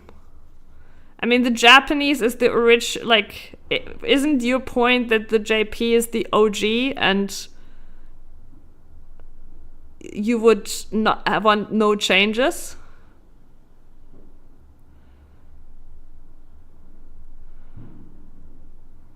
I mean, yeah, of course, Brand, I know, but like, what I referred to was like you being like all about like, you know, political correct language, gender, blah blah, you know, like all that shit is like pretty irrelevant here. That's like basically all the like you were talking about the Sweet Baby Inc. agenda, basically, that they have for the games they translate, which we're not talking about. It isn't a thing in FF. Like, okay, it isn't a thing in FF14. Sorry. It might be a thing in another FF. I don't know. It's not a thing in FF14. That said, she's portrayed not just as someone who's unprepared for the role, but as someone lacking the basic competence expected of an adult. And yeah, someone who needs to be babysat. Prince is dead. I don't know.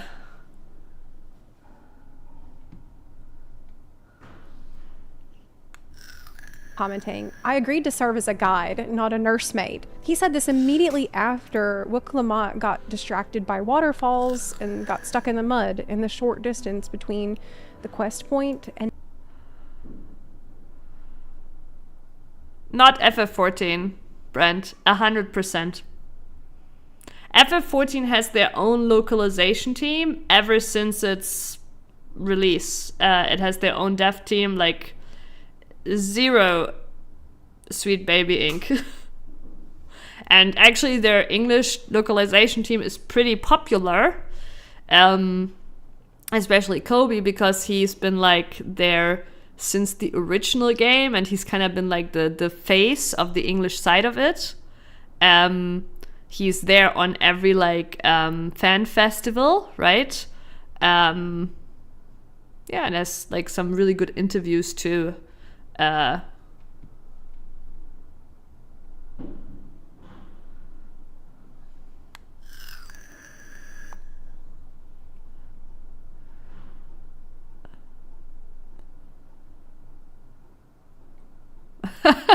Okay, Prince. I mean, okay, I get that. I'm not sure I agree with it. I think you can't like actually like, do you think that's always your take? Any change? You know, are you just like, are you zero change is that your principle? Zero changes? In the town you are going to. A place she has already been to before, where she then couldn't remember the basic Hanu greeting, even though many of them do live in her city. We're shown that she has a low approval rating because she hasn't accomplished anything of note. She hasn't been traveling much, she barely leaves home, and knows very little about her country. In one instance, when Wook goes missing, someone asks, did she get lost? But there's only the one road. Erenville, well, I wouldn't put it past her. So the way others talk about her doesn't inspire confidence. It's revealed that some of your trusted allies support Kona, another claimant who brought Aetherites, dirigibles, and trains to Tyrol, who studied in... I think where she's getting at, and I think this is a fair point, I think many people might have been like, wait, I want to support Kona instead. Charlian, who's dedicated his entire life to improving his country. So discovering there's another viable claimant further weakens your motivation to be there. Wook is presented as the candidate of peace, and yet Thancred says on behalf of himself and Urianger that their reason to support Kona is in order to preserve peace. So the narrative is at odds with itself, with Wook's portrayal diminishing her credibility. If that is your take, Prince, then Brand indeed can here insert his... So the thing is, right, like, I get what you're saying, but the reality is that people that aren't weeps like us, you know, they will respond better to something that is altered a little bit more to their culture, right? So, yes, like just what Brand said, you do need to alter some things a bit, but obviously you shouldn't alter it too much. Credibility, making it hard to be invested in her success. And yet, we are in a story where my investment in her success is the driving force behind the plot. It's revealed by the current Dawn servant that the reason for the journey is to cultivate a leader rather than choose one. And I think that would make more sense if he had just picked up these people off the street and had to pick one fast. But he is Papa. He raised them all except for one of the claimants. So given her royal upbringing, it seems implausible that she would lack so much basic knowledge. He says she only knows what she's seen in the city, but again, Hanu lived there. A basic greeting would be expected knowledge. She is surprised by the Pelu in town who asks for payment in return for information, but if she knows what's in the city, at least this shouldn't come as a surprise. Her brother also has a lot of experience with the Pelu. When she meets the Moblins, she doesn't know what a potsworn is, but it is common knowledge that Erenville has. This Moblin practice is understood by Rolpley, her Pelu friend in the city, and when we ask Fontaine if he wants to be a potsworn, keep in mind, he had just arrived on the same boat from Eorzea that we were on. He knows what a potsworn is already. He knows more about the Moblins in like a day or two at most.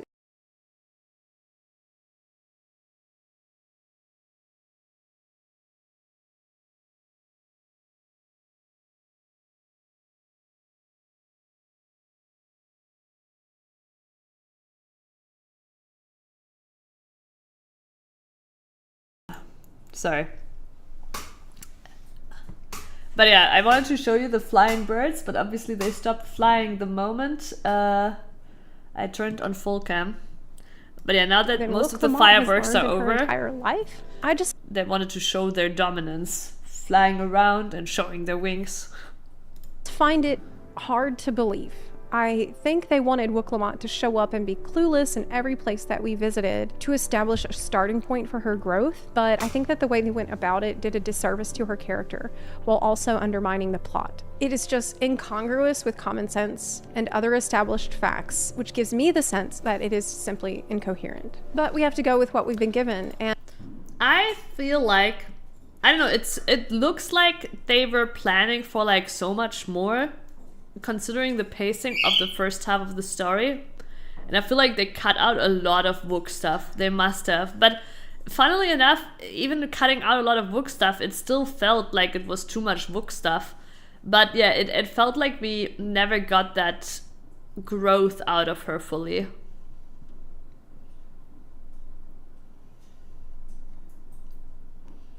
Yeah, like, you now know the truth, Prince. Like, people always keep saying, oh my god, how do you live with the bird noises? But the reality is, they usually have like maybe 10 minutes or so, right? Where they're loud, and then they go back to sleep. And you know, it's like I don't know how much it is over the duration of a day, but it's really not that much. Like, they have their little moments, you know? And they have the little moments, and then that's it. And we can therefore only assume that she has a total lack of curiosity about her people.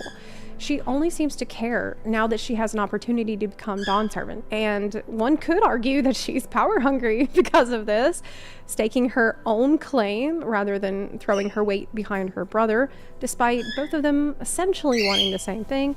But of course, based on the story in retrospect, We can reasonably assume that a power-hungry Wook isn't the intended takeaway, but that this is a sort of misunderstanding that can arise when character motivations and development are not clearly conveyed. This can lead to unintended interpretations of the character you're trying to write. Galul Jaja is portrayed as a caring father who wants to cultivate good leaders, and later on, Wook tells us that her training was relentless, but because this is something we're told and not shown, there's no evidence of her having gone through rigorous training of any kind. The claim is unsubstantiated and it lacks emotional impact. It doesn't. Like, I don't even think she needs to go into as much detail about Wook. I don't think there's anyone in the world that thought that Wook's character development was done well. I think there's people that hate Wook and there's people that are fine with Wook, and like I did not hate Wook, but I also thought that, like, it felt like there was character development lacking. And when lacking, I mean there were gaps, right? There were gaps that felt like they were never filled. But I didn't hate her. I did feel hey, I always spend time with her. I never spend time with my silent bodies, but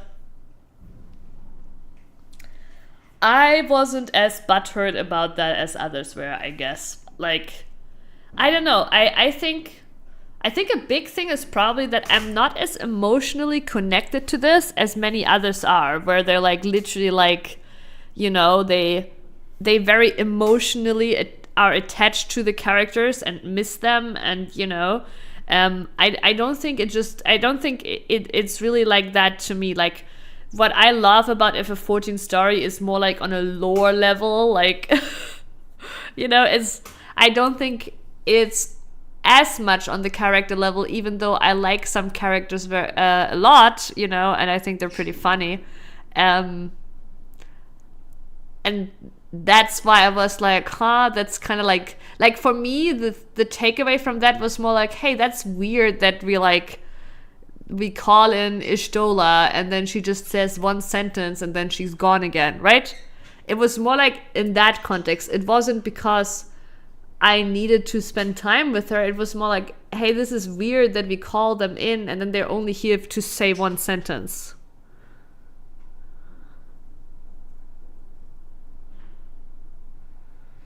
I think the only jarring thing I felt when listening to this story was Bakul's sudden side switch.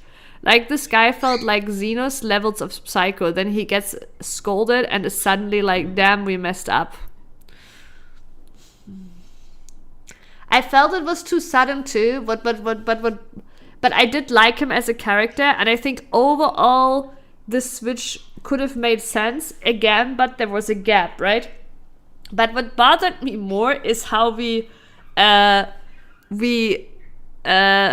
solved the issue of them murdering thousands of babies within 10 minutes. For me, that was the bigger thing, where I was like, and again, like, rushed, right? So I feel like it was really weird where, like, some stuff in the beginning of the story was very detailed, while other things felt rushed and felt like things were missing. So I think a lot is like on that pacing thing. Yeah, I agree, Prince. The switch was definitely too sudden, but I feel I didn't have time to be upset about that personally, because I was more upset about the we like, it was a good plot twist, right? Finding, like, going down there, finding what they had done, but then that was just resolved within 10 minutes. That was more where I was like, huh, right? Like, that was very uncharacteristic, right? Because this would be the perfect point to add a lot of exposition, right? But then instead we get a lot of exposition early on and things that seem so much less relevant, right? So yeah, I feel like it feels rushed in many of these things. add value to the story. And with what was mentioned earlier, it makes everything else all the more confusing and incoherent. A big trope about royalty is that it's a stifling environment to grow up in because of all the rules, the expectation, and training that's pushed upon you. But, and I don't mean this in a mean way, I honestly don't know if Woklamat even went to school. Given her upbringing, it seems unlikely that she wouldn't have learned about her own culture and people beforehand. So the revelation about the journey's purpose felt like a forced plot device to justify Woklamat's apparent unpreparedness for the role, and it felt contrived and unconvincing, like the story bending over backwards to accommodate a predetermined outcome without supporting it with believable character growth. Felt like the writer... I actually was thinking that too. Do they have schools? Were saying, yes. But you would expect, since she is a royal daughter, right? You would expect her to be educated because generally, royal... kids would have educators, right? Already, like also in human history, like a long time back, right? That was the case, that nobles' kids would have educators and teachers. Yeah, but like you would still expect her as a royal child, as a noble, to have teachers as a kid. She's not fit to rule. We've shown you that. So I know this doesn't make sense right now, but hang in there. And yet it never made sense later on either, often making even less sense. I'd prefer to be shown why I should hang in there rather than told. Though of course sometimes this is unavoidable. Also, in terms of pacing, by stating that he won't give up the throne if there's no suitable leader by the end, yes, it is wise and in character for him, but it dissipates narrative tension and removes a sense of urgency from the journey that this all... And still, Prince, he then says himself she isn't ready to be queen. All hinges around. The right of succession is framed as an opportunity to cultivate a leader, yet he doesn't want to give up power unless an ideal leader emerges, which implies a lack of faith in the process. This contradiction made it feel like a charade that might even be pointless. Him saying that, yes, but these could be two disconnected things of like, hey, if there's nobody fitting, I'll just stay in power. But hey, we have this right of succession that should... But yeah, it was still weird in a way. But we have this right of succession. It should bring someone forth. But yeah, it is still weird doing the whole right thing, but also being like, well, but if nobody's worthy, I'll just stay king. By providing an easy out for the king, it lowered the stakes. Now, you don't need high stakes for a good story, but you do need clear stakes. And this undermined the clarity of those stakes. So, we haven't even started talking about Woklamat as a character, and before I continue further, I need to clarify something. For those of you who might be thinking, damn, Zep, you're talking a lot about Woklamat.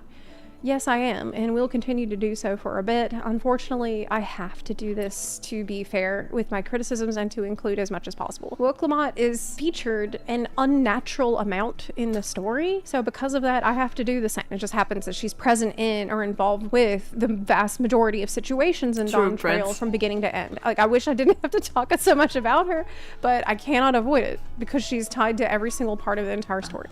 Bluntly, Woklamat isn't real.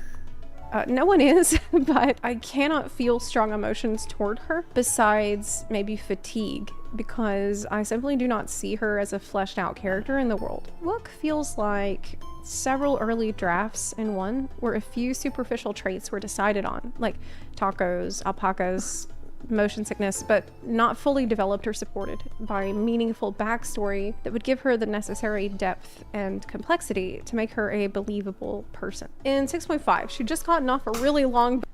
That she's not, that she doesn't feel like a full character. Boat ride. Yeah, again, I don't think there is anyone that really liked Woklamat as a character. I cannot imagine it.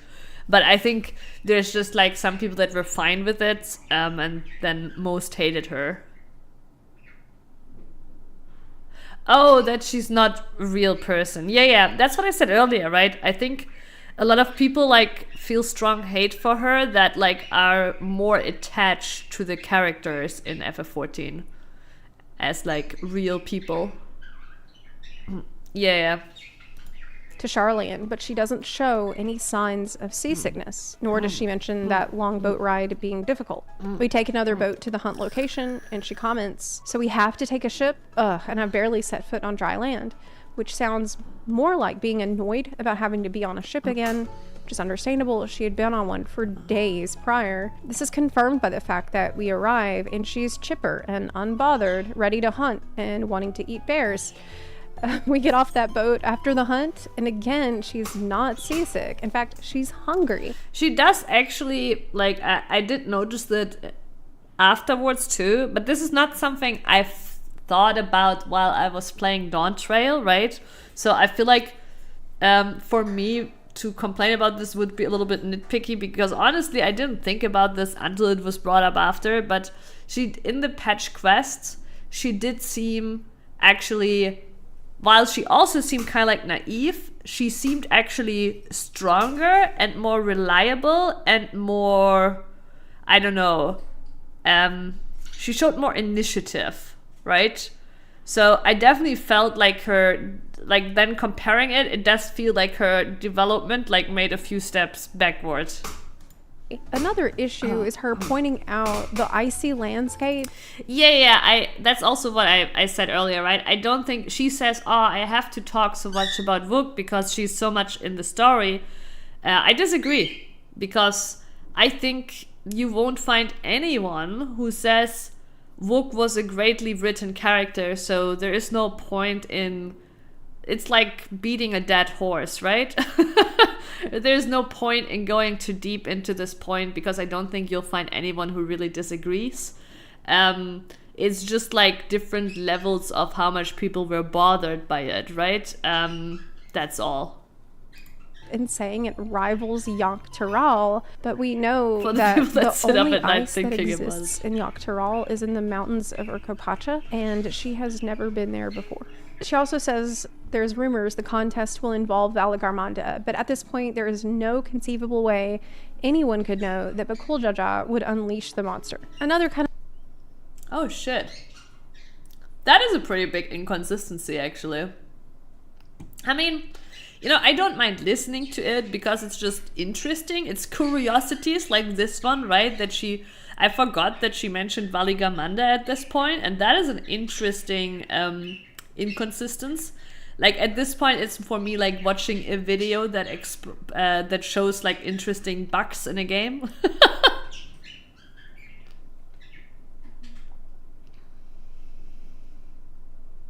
Except those people that feel good just going against the grain.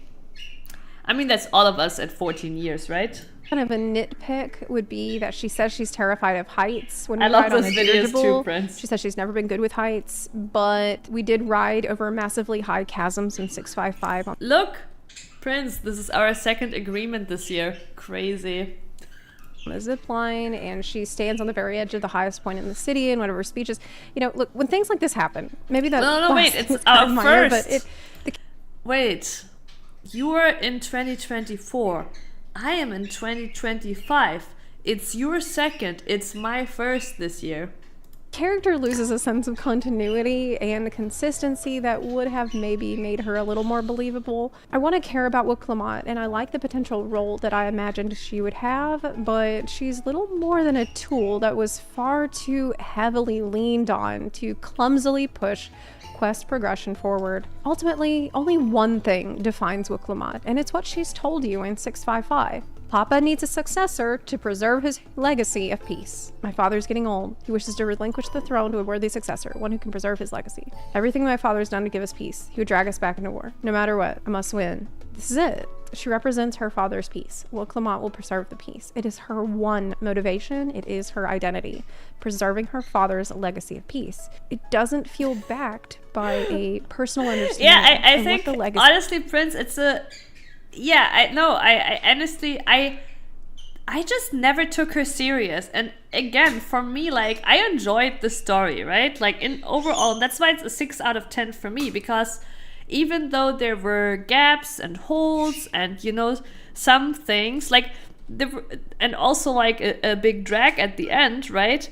I enjoyed my time with it, and it had really cool plot twists too. But I never took Wook all that serious, right? And so I never really like felt like that hate that other people do. And again, I also didn't feel like I was there mainly. Like I literally felt like, well, we wanna go on an adventure, we wanna explore, we wanna, you know, see Tul Yulal, and while we're there, we might as well help her, right? That's all. And in the patch, I'm pretty sure it played out like that a little bit too, where it was like, hey, didn't you wanna go on an adventure anyways? You know, this might be a great opportunity to go on an adventure and see Tul Yulal, right? So that was my motivation. So I never felt about it like that, all that strongly of like, why am I even here? Or I only sometimes felt like, but I wanna do this instead, right? I'm here to explore, right? But I'm not, you know,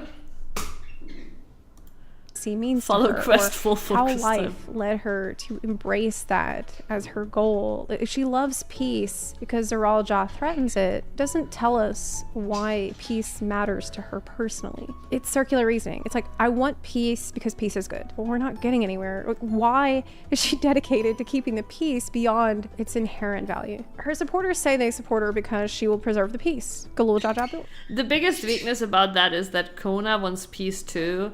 And the difference between her and Kona is just Kona is the tech guy. She's more the empathetic one. Supposed to be more the empathetic one. When talking about herself, trying to relate to Madalu, she says she will preserve Tural's peace. A noble goal, which on its own doesn't constitute a well-rounded personality. It's repetition without depth. I mentioned that Wook Lamont is shown to be ignorant, which is a flaw. And as a person with flaws, she is not a Mary Sue. However, much like a Mary Sue, Wook Lamont's flaws are not story relevant. Wook Lamont admits that she's lived a sheltered life, and she acknowledges that she has been ignorant. But what do these flaws reveal about her? Why is she sheltered? Why is she ignorant? Who has she been, and who will she become? Is she a sheltered and out-of-touch princess? Did she not care to learn about the commoners? No, because we're also told that she loves talking to people and is seen as approachable. Well, now we have a problem of she talks to everyone in the city, but she doesn't learn. By the way, when we talk about, like, Zepla mentioned this at the start of, like, things, like, we're baited with and missing. The one thing I was really upset about was the taco. This is how I function, right? The one thing I was really upset about was when we arrive in the city and we're supposed to eat this great taco. Oh god, what's his name again? Well, he tramples over the tacos and we don't get new ones because we're called up to go to see, you know, and we never get those tacos. That was what I was upset about. Learn anything from them, which is a self-contradiction. Why was she convinced she understood Tural? Was she arrogant? That would have been interesting. Did she treat everyone the same? Did she offend people in the past and is now realizing her harmful assumptions and generalizations she made? No, these flaws had potential to make her more real, but they weren't integrated into her development. They're just superficial. They don't cause her to make critical mistakes. They don't stop or impede her in completing any of the rites, so they just feel tacked on and extraneous. I should note that in her Dawn Servant speech, she thanks the Yakhui of Kazumauka for teaching her about their culture, that the Yakhui live in Urkapacha. I assume this is a typo and not evidence of her unaddressed flaw, but the fact that such a serious error made it into release is a cause for concern. I do hope that they will do more thorough checks of the script in the future. But moving on. Wook Lamont has bad things happen to her, and as a person who faces hardship, she's not a Mary Sue, however.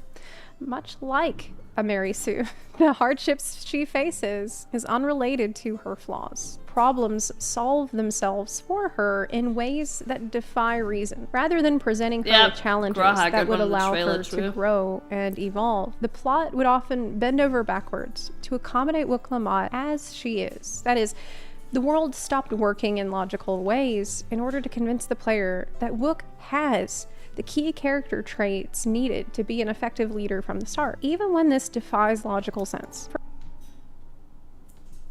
Are we actually, like, I'm just wondering, right? Okay, we're still seeing Wook. Okay, here's where we're not seeing Wook anymore. I was just wondering, is this whole video about Wook? Like, I'm actually gonna be very quickly to the bathroom. I will be right back. But yeah, we'll still watch it. It looks like we're like in for like 10 more minutes of Wook. Is it actually 10 more minutes of Wook? Maybe this already is not Wook anymore. Yeah, I think this already is not Wook anymore. So no. iGaming Public. Hello, welcome. Who Wook is? Wook Lamat? Or do you mean Zepla on the screen? That streamer I need to go to bathroom. But yes, we're reacting right now to Zepla's video on the Dawn Trail story, and so far the first the first 10 minutes were intro, and now we have been watching 20 minutes about Wook Lamau. But yeah, no, I have to go to the bathroom. I will be right back. I'm sorry.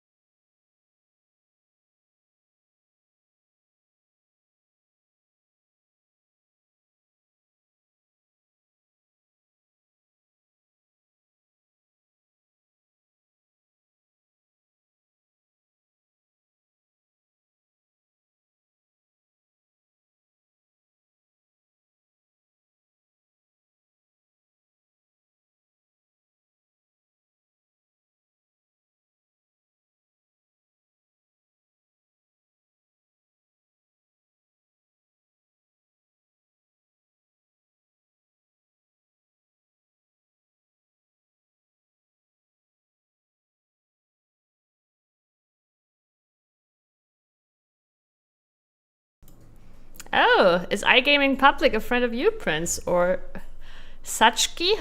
Who's Suchki? For example, we learned from that Galul Jaja got the Moblins to stop doing... Wait, I'm sorry. I got more wine. And also, New Year's Eve, more Christmas snacks. These are Domino Steine. It's like cubes with like marzipan and some jam and surrounded by chocolate. Slavery by telling them that happy workers do a better job than sad Feed me slaves. with beef, thanks. Because he spoke to them about happiness that he achieved this. And Wuk-Lamat also likes not talking like to people anything about sweet? happiness, so you're meant to see her potential as a ruler. But this story isn't believable at all. Asking nicely to stop kidnapping and enslaving people isn't enough. Why would it be? Oversimplifications like this make the world seem less real, and it just feels a little insensitive. When the Hanu are starving and their crops are dead, Wook says the people are sad, but during the festival they were happy, so we should have the festival because it made them happy before. And everyone says, but Wook, what does that have to do with the crops? And no one knows. But as luck would have it, the festival boat is a magical focus that makes the crops grow, which the villagers themselves forgot about. And we don't find out why they forgot either. We're informed that the boat makes food grow by a Yeah, this is also like, but like again, I think a lot of this is very like nitpicky, and I think if you're in that headspace to become nitpicky, you will find a lot of these things, not just in Dawn Trail, but in the other expansions as well. Again, Dawn Trail obviously not being the greatest story, but I am returned. Welcome back, you. But yeah, it's nitpicky, but if you're in that headspace, you will stumble over basically more things. If the story is very good, you will ignore a lot of these things. Sure. Big Macs on New Year's. But yeah, for this one, I definitely was also like, hey, how did they never notice the thing glowing up, right? And growing the crops.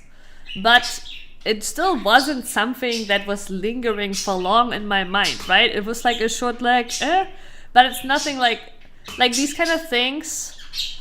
I can see, like, I do think it really comes down to like the attitude you're approaching the game with a lot. Like, nobody would disagree with this point being illogical. Oh, you're getting thunder. You think my storm reached you? Probably not. I think you cast it on us. Now, there's no way that the storm from here would have already reached you. But yeah, because to me, these kind of things are like a second of like how? But afterwards, I move on pretty quickly. Other cool things happen. I enjoy the story, right? It's not wrong, but I would rather, instead of like nitpicking all these little things out that you could find in other expansions too, I would rather want to focus on the bigger lore points. Oh, true, Sammy, true. Good boy, Brand. Good boy, Brand. Historian living nearby who's been watching the Vanu starve, and he just didn't tell Yeah, them for about sure, it. Prince. Before you ask why, it's not because he's selfish or evil or apathetic. He just doesn't have a reason. There's no reason it isn't addressed. That is because he's a plot device masquerading as a character. He doesn't have... But he was funny. Don't just call him a plot device. He was funny. Listen, I think this was the single best comedic thing they had in Dawn Trail. This guy being like, oh my god, execute me right now. That's funny. An inner world or depth or agency. He just exists to deliver exposition that, hey, the boat is magic for food. Later on, their leader, who asked for your help to begin with, does remember mentioning the boat worked well to achieve. Yeah, and then you put that into the video where you talk about why the FF7 remake is a bad game, right, Prince? That would be weird, right? Because like it's like, yeah, okay, but is this really like, does this really have to do with the fact? Like, is this really at the core of why you dislike the game? Are you playing FF14 iGaming yourself? Like, from that question, it sounds like you are not necessarily a FF14 player.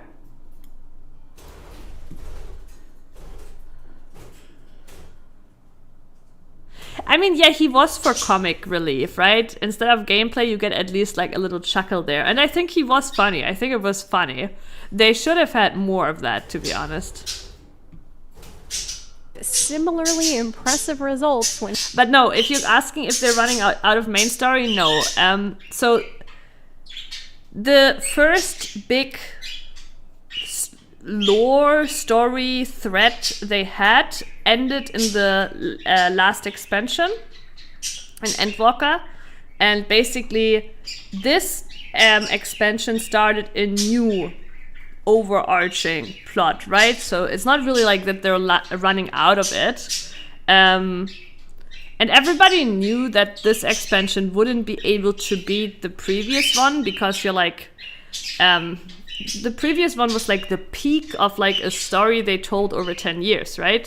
So it was literally impossible to come close to that. And they also said, hey, you know, this expansion is going to be slower because we're going to start building up new characters, new zones, new shit, right?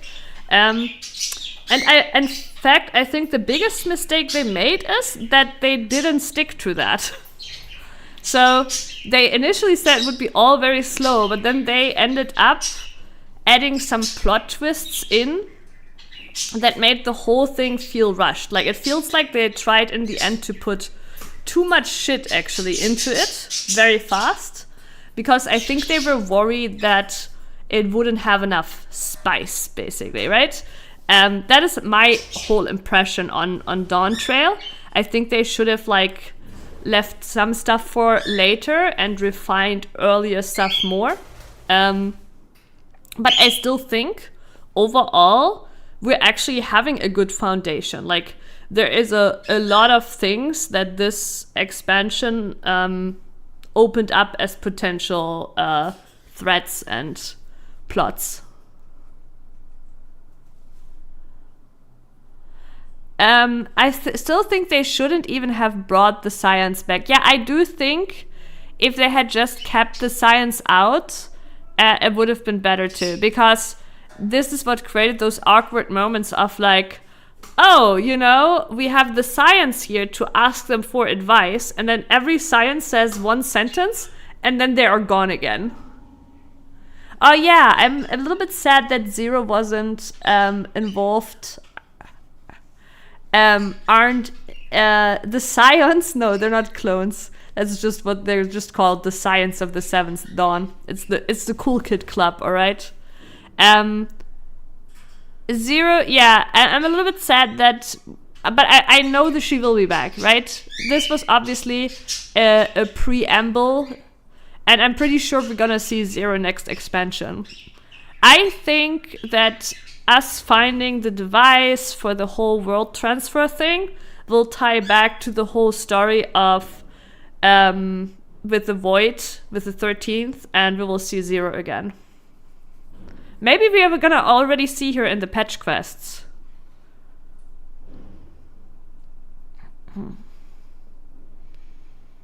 No, I liked her too, Prince. I liked her too.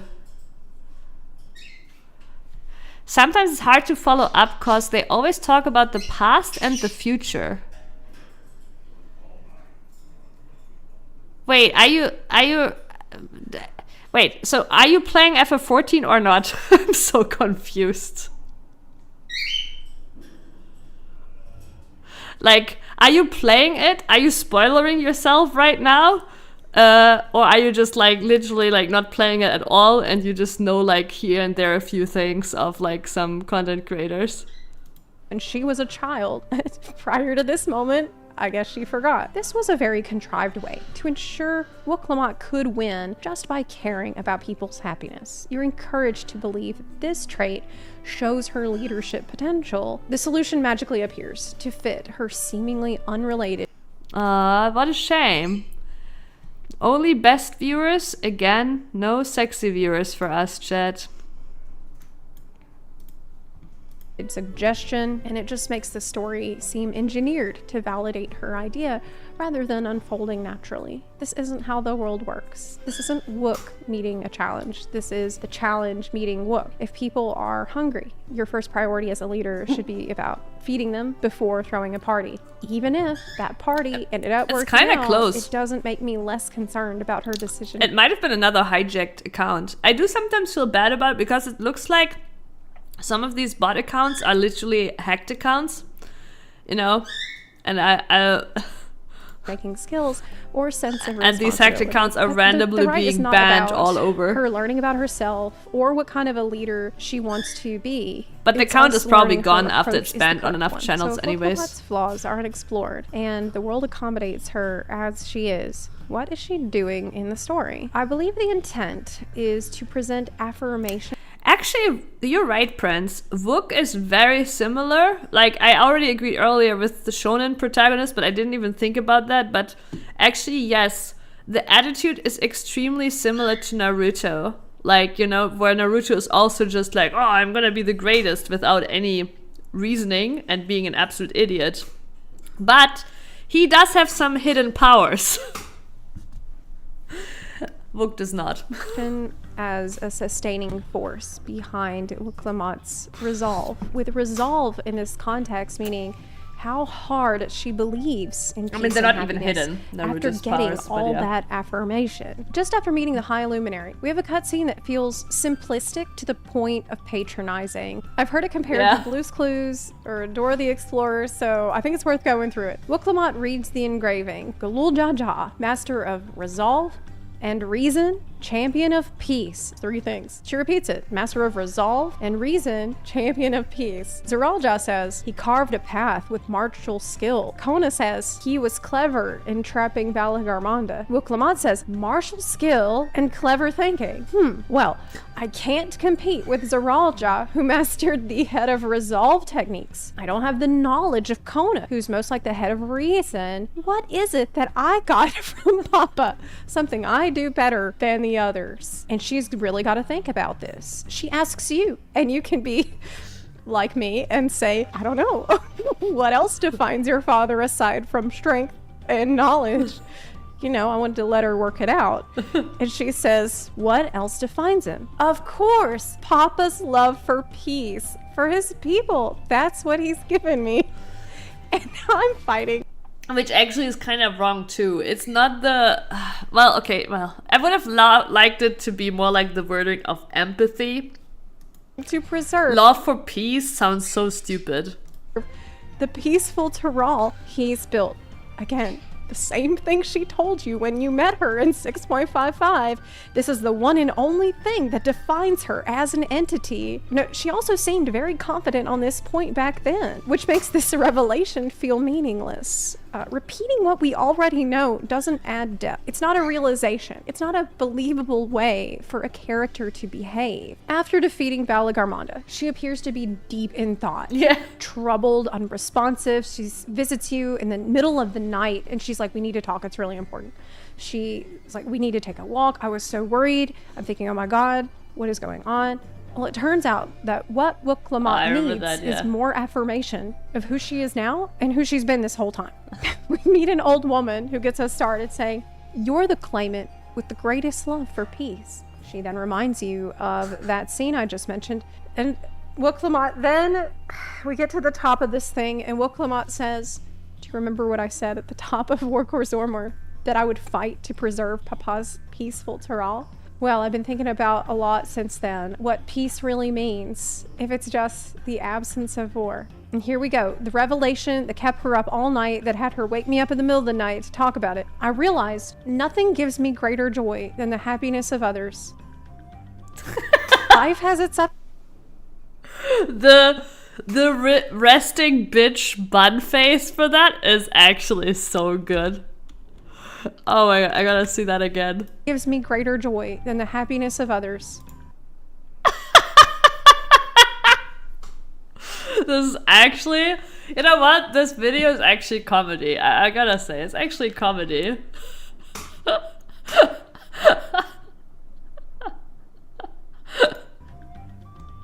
Life has its ups and downs, but the company of family and friends and the music of their laughter is what makes life worth living. Yeah. My sister did this to me. Someone I love with my whole heart, who I would take a bullet for any day of the week, without a second thought. If she woke me up... It's like, I wanna like talk about like the Dawntrail story, but right now this has been just about Brooke Lamont, and nobody thinks that she was a greatly written character.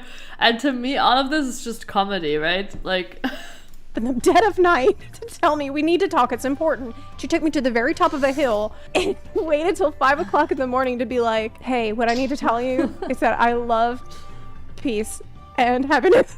I'd strangle her. This is not how people act. She feels like a mascot or a cardboard cutout. I expected to enjoy her, but I found it completely impossible to relate to her in a human way. She says, when I become Dawn Servant, I'll build up... Silly Zepla, she's not a human. You can't try to relate to her in a human way. On Papa's peace, our people will live together in happiness. If it wasn't for you all listening and feeling and thinking along with me, I would have never learned so much in so short a time. I found this unconvincing. She loved peace before. She loves it now. She yells at chat for not being vegan? Is that true? Jeez. And she'll keep loving it later on. Like, I cannot call that growth. Not long after this scene, the newfound confidence from heavy affirmations allows Brooke Lamont to... I mean, I think it's great when people are vegan, right? But do not force your ways on others. Easily overpower Bakul Jaja and his cronies alone. And in the battle, her big realizations are, what do you think? I must carry on Papa's legacy, his love for our people. I'll protect my people's happiness. Same things. But all that being said, says, but once more, you all should, you know, hasn't changed at all. Besides clear, inexplicable power gains. When character development is primarily framed as a realization of inherent strength, it feels superficial and unearned. It lacks substance as a journey. A journey implies that point A and point B are different. I've heard people try to argue that Brooke Lamont doesn't suffer any losses, but I disagree. She does. But they're quickly glossed over. They're handled in abrupt, shallow ways that advance the plot without deepening her character. For example, her city is attacked and many people are killed. She says she failed in her duty to protect and that she feels shame and regret, a loss. I saw a cutscene where she's trying to help a citizen and she's looking up at warships in the sky. I just want to see how much more. She says she can't reason with Sir Alja, so to protect the peace, she's got to fight. So this conversation was had, but it did not impact me emotionally because the writing didn't set it up properly. Telling, not showing her shame and regret is a missed opportunity. Remember Lena, who also felt that she had failed in her duty in the aftermath of an attack? She gave her report, she tried to keep doing her job, but she stumbled and she fell from her injury. And her powerlessness in that moment is what made her real. Hale and hearty and still alive to mourn those who are not, who I failed to protect she was when good. they needed me most. We've come so far, Shadowbringers. so goddamn far. I could have sworn the end was in sight, and now they will never see it. Her coming to terms with her own limitations that made the attack. Don't give me all that Shadowbringers nostalgia. Stop, Zepla. It's done. The greatest FF14 story has been told. Real also. But after the attack, Brooke Lamont says, like our father before us, we will lead with resolve and reason to restore peace to our nation. She says, Tuliala will not fall, will prevail, and peace and happiness will be ours again. What we hear is more of the same. I'm not convinced that growth has occurred in any meaningful way. Brooke Lamont suffers from adversity. She watched her dad get murdered, and she wants to kill her own brother as a result. She tells little Galulja that after the attack, I was filled with rage. I told myself over and over that he's no brother of mine, but we don't see that. We're told It happens off screen. Wait.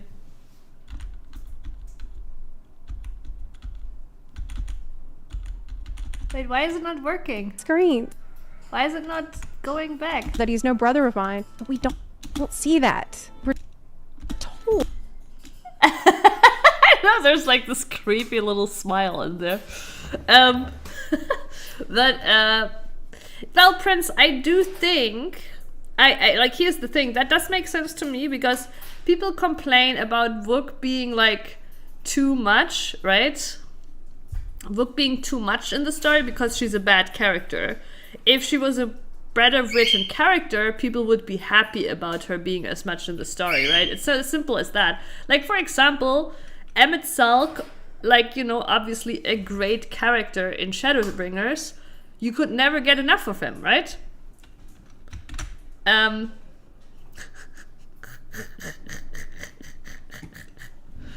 god, I love that. I'm sorry, I have to post this. I'll post it on the Discord too. And just to make this extra good,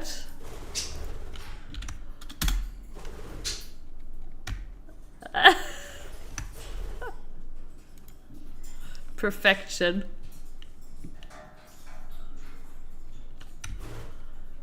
This is Wook's reaction to all of the haters. Success. It needs to be a channel emote. Oh, I could make that a channel emote, to be fair. I can just cut that to the right size. Huh. I'll consider it, yeah. That's actually like, I don't know, it's like kind of perfect, you know? Unfortunately the cursor is on it, but yeah. Well, actually the cursor is a little, you know, her like thinking, I don't know. Yeah, it's like Wook Kappa, it is.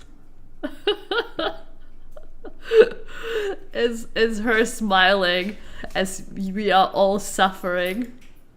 It happens off screen, so it's empty. It's forgettable. It's a wasted opportunity to see Wook go ballistic with a warrior rage because she felt betrayed and her whole entire world just got turned upside down. And no, one small scene as her father dies isn't enough. Dawn Trail was slow to resolve pointless problems and very quick to move past the big things that mattered, tying things up in neat little bows and marching on, when what we really needed to see was the characters stumble and fall and struggle to pick themselves back up, so we can root for them when they do. Did she re-examine her peaceful worldview, learning about the necessity of war, a war carried out in self-defense? Yes, but I didn't care. It's because of the writing. Did she learn that she wanted people to be happy, as Sphene did? Doesn't always lead to good outcomes. Or did she simply act because killing people is bad? You could very charitably infer that she has come to understand these nuances. Brian, have you even played Dawn Trail? You haven't, right? Based on her determination to kill Zeralja and fight Sphene. But for me, that veers dangerously... Sphene would have been... You would have easily loved Sphene, though. Into you. Not in Dawn Trail, and that's why I'm asking. In Dawn Trail, they're wearing little devices, so they don't die. Using an imaginative headcanon to make killed. A character more well-rounded than they are written. But you need to play Dawn Trail to find out why. Are not confronted in meaningful ways that would be memorable. So there are missed opportunities to flesh out Wook as a character. Frankly, by the time events are happening that might challenge Wook to grow or change in meaningful ways, she's already taken up so much screen time at that point. But yeah, have you seen Sphene, Brand? You'd be all over Sphene. She is probably, yeah, Brent is gonna get spoiled on this, but yeah. Yeah, no, it is a lot to play. But yeah, here, you would, let's see. What's a good picture of her? T-pose.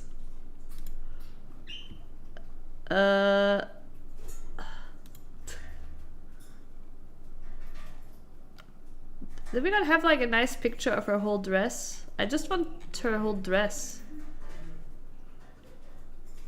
There's obviously already quite a bit of fan art around her. But her dress is pretty cool. Actually, have we gotten her dress in the store yet, Prince? No, right? But it's gonna come. There's no way it's not gonna come. What the fuck? Damn, there's some really different interpretations of her.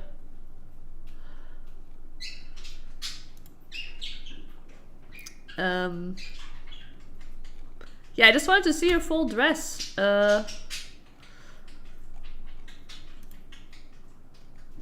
But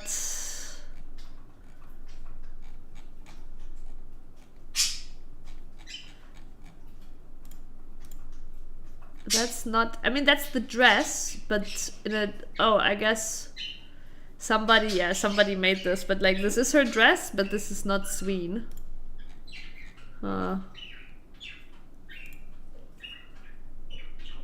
Very modest booba, but still good. Yeah, she's not the big boober girl, okay?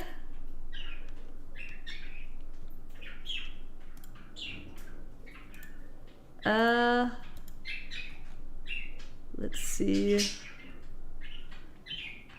I'm really surprised. I mean, here we kind of have like her whole thing. But yeah, her dress is pretty cool for sure. Is that the picture that I just opened? Would be funny. Yeah, it is. But yeah. Yeah, I really do like the dress. I think the design of her dress is really cool. And obviously something everybody will simp over right away. But yeah, the design of her dress really fucking cool. And I realized that I think they already designed her dress kind of to be more like in an FF11 style. Oh, I didn't know that either, but I guess. Yeah. But yeah, it's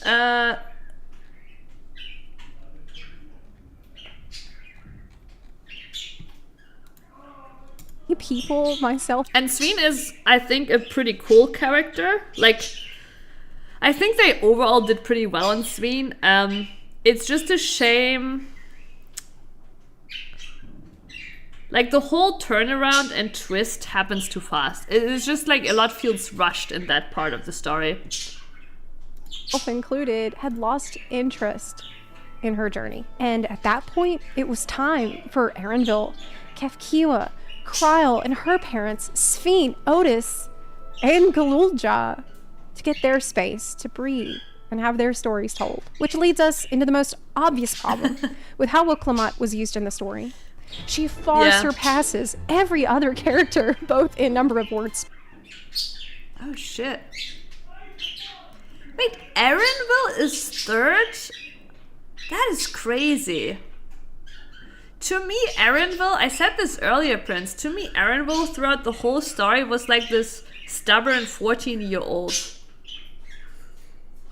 Right? Like, to me, Erenville was like, always like, had this kind of attitude of like, whatever. Okay. Right? There were moments where he wasn't like that, but that was like and I was never a fangirl, an Erenville fangirl, right? So, to me, he was just like, like this puberty boy I'm having with me who has like a negative attitude about almost everything.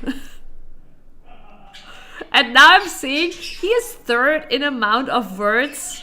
By the way, this is also words spoken is like, is crazy weird statistic because that doesn't tell in how many cutscenes that character was. Like, there is long words, there is short words. It can heavily tie into how somebody speaks. He gave me more the impression of like the only one trying to be serious. Yeah, that fits, Prince, because you're a pessimist.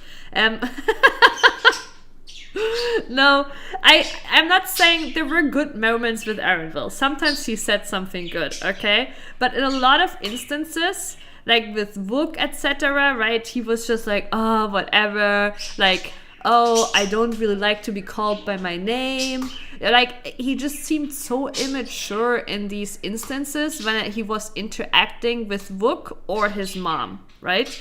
But when he was interacting with us or another character, it was generally fine. Why am I taking strays? But yeah, it's crazy to see him here in third still. But yeah. Spoken, and the number of times you need to speak with her.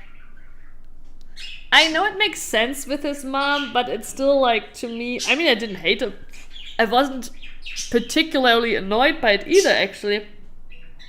It's just, I knew many people were hard simping for him, and I was like, how? Isn't he just like a 14-year-old stubborn kid for like half of the game? Right? Isn't he like just this immature kid? Like, I don't know, like playing through Dawn Trail with Erenville made him look to me like he's like not 14 but like 16 years old, right? Like he's a little kid. Seriously. Or as an objective. It is to a degree that is simply unacceptable. I myself in Endwalker I did not perceive him that way. But I wasn't like an Erenville fangirl either. But in Endwalker, I did perceive him as mature and like a normal guy, you know? But like then seeing him just with how he interacted with Wook, like with Wook, he was always like pretty immature, like, don't say my name, whatever, emotions, you know? And then later, I think it would have been fine if it was just with his mom like that, but it wasn't.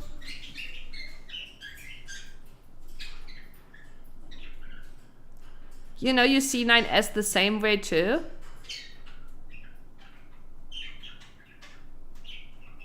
Do I?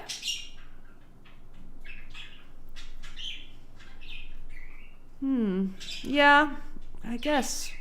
But 9S is also a robot.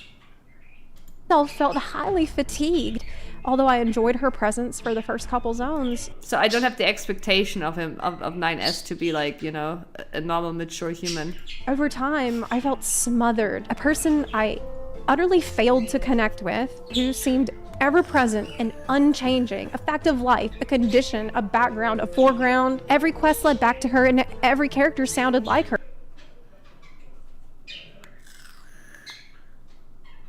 I saw 2B strangling 9S as creepy pedo shit? What? Okay, no, you're right, to be fair. I always perceived 9S as younger than 2B, but I don't think I said it was pedo of her to strangle him. I mean, killing him, that's not like, it's not sexual.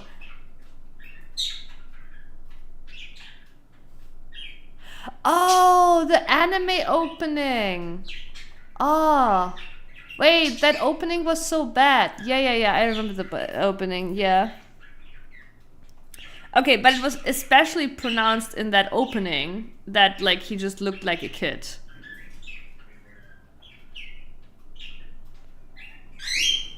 When I closed my eyes, I could see her face. And yeah, maybe I'm just growing old and like, you know, and like maybe everybody sub 30 seems like a baby to me now. I'm serious. I escaped her in Zone 4. She became Dawn Servant and I thought I was free. But what a fool I was! Time to speak with Wokamad again. It's time to... We had the story being excellent and it's time to speak. Melodrama aside. She was clingy, for lack of a better term. I think so. The way I would write a clingy friend. I'm 91. I'm 91. I'm 34, 33, soon 34. Type character, if that is what I was going for. In February, I'm turning There's a time I was with 34. A new character, Otis, and I'm enjoying this guy. And a precious brief moment away from her, she shows up and interrupts to say, "Hey, this looks like fun. But I'm slightly older. Erenville has a sad moment with his mom. Since my birthday she is in interrupts February. to say, "Looks like we're having fun." When Kona asks for a moment in private, she interrupts to invite herself along. Of course, there is also the last boss. some of the most fun I had in the whole expansion. A boss who calls you the most dangerous threat to her plans. The boss even traps your companions, including Lamont, and sub 30, Prince. I didn't say younger than me. I said sub 30. You're not sub 30. It's fine. Ports them away rather than killing them for some reason. Probably. So it feels like your time to shine. But as Graha Though and honestly, Kyle it doesn't mean that. But if you're over 30, you are necessarily away instantly. Right? For some reason, Lamont isn't until several seconds later, as if we have to see her reaction to what is happening, but not the characters we really wanted and missed. But at about 35% of the boss's HP, Lamont actually tears through reality to interrupt the fight and take center stage once again. I actually laughed my ass off when this happened because I could not fathom the absurdity of this decision. The plot put so much unnecessary attention on Lamont that she became a lightning rod for player dissatisfaction with the story. I cannot believe this. I cannot believe this shit. Fatigue is one thing, but players spent so much time with her that some think she's solely to blame if they didn't like it.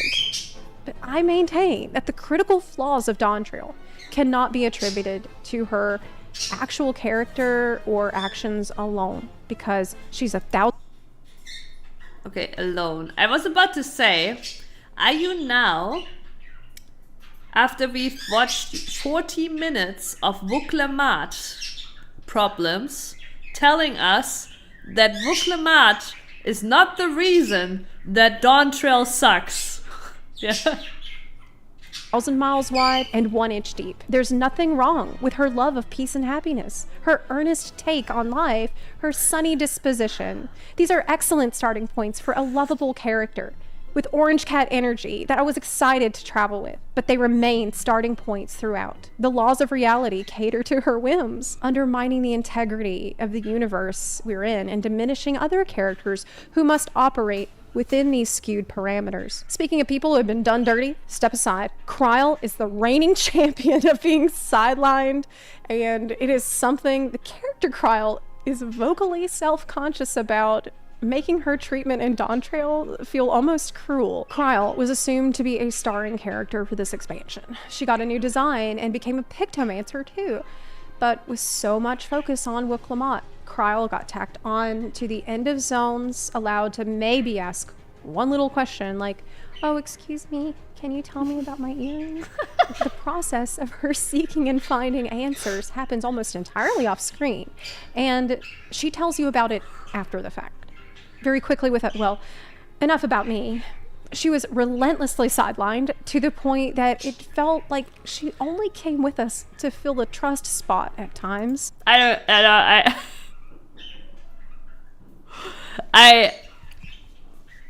You know, I don't like Lalas either, and I don't care that much about Kryl either. But objectively, I do agree that I expected more of her, and then it felt like they squished like all that was left into this final part of the story and the final zone, right?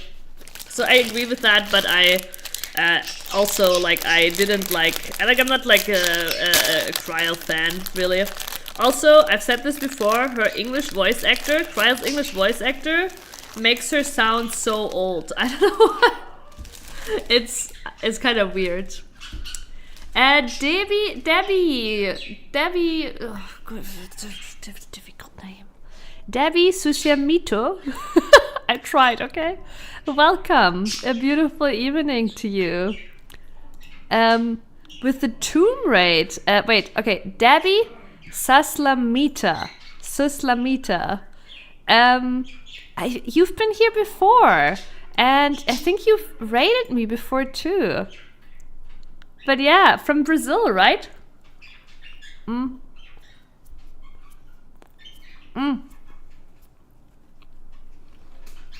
Yeah. Kryl has always been a little bit more of a boring character, right? Exactly what you said, Prince. Like, oh yeah, she's like this Bedesian student. Smart, knows shit, is kind. But there was never like, most of the other Scions have like some sort of comedy to them in some regard. She never had that. No, yeah, I know there was no raid. There was no raid emote, but I think they might have done a raid in the past. But yeah, I know, Prince. I know there was no raid right now. It's all good. But yeah, a beautiful evening. We're reacting right now to Zeplas video on FF14 Dawn Trail story. In the final zone, they wrapped up her story really quick in what felt like 10 minutes. But even the scene with her parents involved Wuklamot in ways that was forced. Kryle's parents came from Alexandria to hand her over. Nobody has a bigger connection to living memory than her. Can you imagine how she must have felt to discover she's a double-only survivor from the Isle of Val and now the Malala? You must imagine, because we never got a chance to explore those questions. What have we seen of Kryle's emotional journey? We missed the entire path that led to her resolution. Erenville too, though he was with us throughout and was one of the most relatable and consistently written characters throughout the expansion, still felt like he could have gotten a lot more focus, and I'm not just saying that because I'm obsessed with Erenville. Along with Kryle, I will say I shed tears during his goodbye with his mom. I thought it was beautiful and sad. This is one of our biggest disagreements with her. I did not like to me, you know, and to me the mom sucked as a mom. She never truly like showed emotions. I mean, this is probably also why he's immature about his emotions, but still, she never truly showed emotions till the end.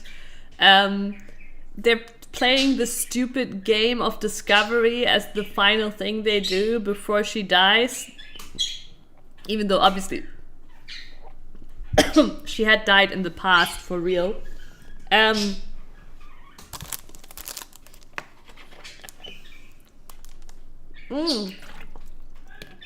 Yeah, exactly, Prince. She was so unempathetic towards Erenville. It was crazy. Like, yeah, she was like, to me, like one of the worst moms ever. She was such a bad mom. She wasn't necessarily a bad character overall, like as like part of the, you know, rebellion, etc., right? She wasn't necessarily a bad character, but as Erenville's mom, she fucking sucked, right? She's like, oh my god, why are you crying? Oh my god, why are you sad? Why can't you just have fun with me, right? To me that screamed like teen mom, you know? Like, I don't know, to me she was like a terrible mom. I thought this whole, like, even though they say goodbye here, I still think Erenville did not get a proper departure from his mom because his mom sucked. And I would have liked to tell Erenville, bro, I'm sorry, your mom sucks as a mom. This was not a vacation for him. For Kona, I believe that they wanted to portray Kona as a character who's obsessed with technology and disrespects culture in the process, making him a less desirable candidate than Wuklamot. But this isn't supported by the narrative. The Hetzaru people in Shaloni say they're happy to use Kona's etherites and don't reject outside influences. In the Feet of Reeds, Kona devises a practical solution for their ailing crops, saying they need to embrace foreign knowledge because it can make light work of arduous labor. So there's no need to lug around heavy floats. And to be clear, he isn't saying, don't have your festival, it's stupid. He's saying, you don't need the boat to grow food. How can this be disrespecting their culture if none of the villagers remembered the boat's function for growing food before this?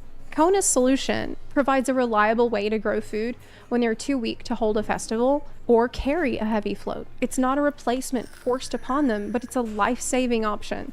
If he had said, here's some Archon loaves, forget your reeds, I'd get it. But that's not what happened. It's bland dialogue, making designated good guys say only mild, safe things. Bad guys are over-the-top evil until they're not suddenly. There's a lack of nuance that would have been necessary if If you want to portray things like Kona's Charlian superiority complex while also getting across that he's a kind, thoughtful person, or Bakulja, yeah, like I'm definitely in the camp where I would have been like, if I really like cared all that much, right? Like I definitely think like I think there's probably a lot of people that were like, why can I not support Kona, right? Why can't I like do I have to be on with Wook, right? Because he has the education, and I mean, Wook also had a lot to learn, so...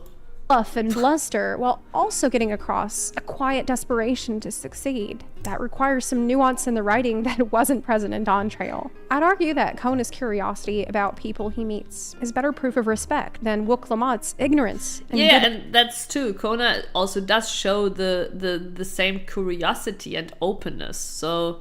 intentions. She didn't try to educate her. But I always saw it as like, oh, if there's two other candidates, right? That if there's two good candidates, the odds are better of one of the fitting candidate winning. Herself like, or one of the candidates winning that isn't detrimental. She expected to meet next, even after admitting that her ignorance was a problem. After Walker Zormor, Kona asks if the location holds special meaning for the Yakui. Yeah, true. Demonstrating an interest in their culture. In the Fida Repast, he thoughtfully listens to the history lesson from Wook Evu and asks relevant questions. So this idea that Kona despises tradition as outdated and unnecessary isn't convincing. It's something we're told and not shown. A Hetsaru kid says that Kona values technological advancement and efficiency to the detriment of all else, but Erenville is quick to rebuff him, saying he's not that bad and it's rumors. When he apologizes in his acceptance speech for failing to understand what he was too eager to cast aside, I felt frustrated because, to me, he was apologizing for stuff he didn't do. I was unconvinced. Says my own journey has taught me that culture isn't a hindrance to progress, but a shared value that binds us, connecting lives and generations. It felt as though the writers were going out of their way to ensure Wook Lamott got the glory and the praise. But by the way, who talks like this? It's the same bland corporate that is funny as fuck, Prince. Voice that everybody speaks in that's just so pretentious and preachy. People were shrugging and shaking their heads when he mentioned all of his amazing achievements and stuff, and they only cared when he said he wants to make them smile like his sister. And I found this really off-putting and minimizing. But also I'm expected to believe that regular people aren't impressed by trains, etherites, and dirigibles, but only smiles. I honestly felt that Kona had been disrespected and often mistreated in the writing, like when he was mocked for being worried about his sister, when he wasn't even asked first if he wanted to become Dawn's servant before seeing it engraved on a statue in front of everyone, the way he denounced the tools of war and said that he planned to use technology to safeguard Tyrell's peace through deterrence, just like Charlian did versus Garlemald. That is a realistic plan to keep the peace, yet for some reason he's not the one who really loves peace, according to every character. It is actually really funny how it's kind of forced on him with like the statue already being made.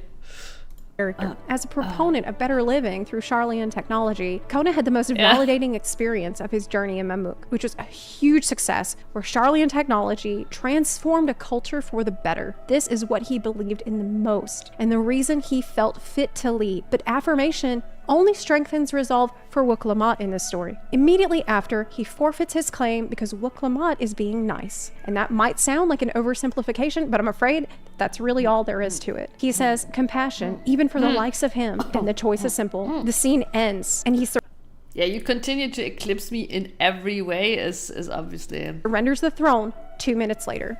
And with the wording, it implies that he had been thinking about surrendering the throne the entire time as well. But there's no good reason for this. We just had a situation where you solved their food crisis with Charlian research. And this is the moment you're going to choose to back out. This is the moment that you think that you can't be a good claimant. That makes zero sense based on everything we know about you to this point.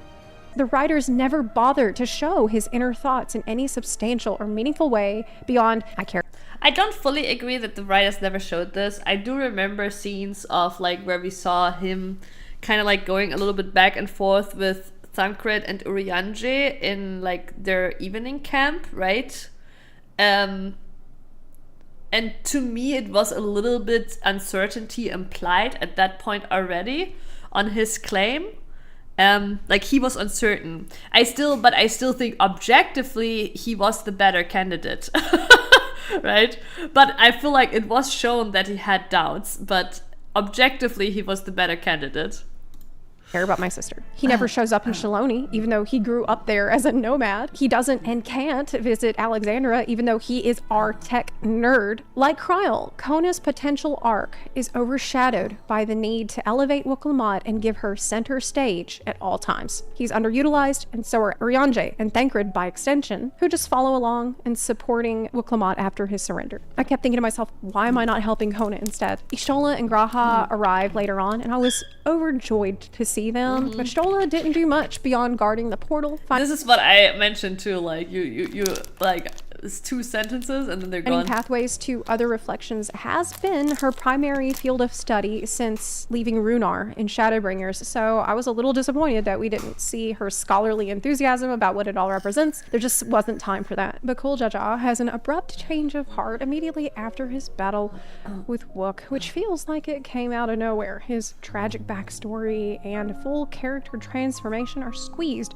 into one singular cutscene, where he goes from being an unrepentant cretin who unleashed Velagamanda on purpose, tried to kill Wuklamot, stole her right of succession cube, and kidnapped her elector dad, to saying things like, that remains to be seen. Speak with the third promise. Share with her your worries and your pain. And together, we may find a new way forward, or we can't change the past, but we can try to make the future better. Those are real quotes from Bakul Jaja immediately after his abrupt change of heart. He doesn't even sound like the same person.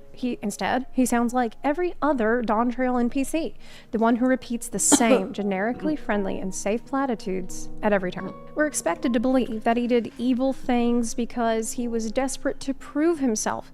He says those children died so we could live. We had to succeed no matter what. To fail would mean it was all for nothing. And those are great motivations. But how do they correlate with his evil behavior up to this point? His concern for the innocent dead implies a compassion for life that contradicts what we know based on his actions on numerous occasions. When his friend needs a moment. I don't fully agree here with her. I think his reasoning did make sense, and it could even compel him to be evil towards other races, right? Because he basically just sees the tragic of his own tribe and race and sees the need to uphold that.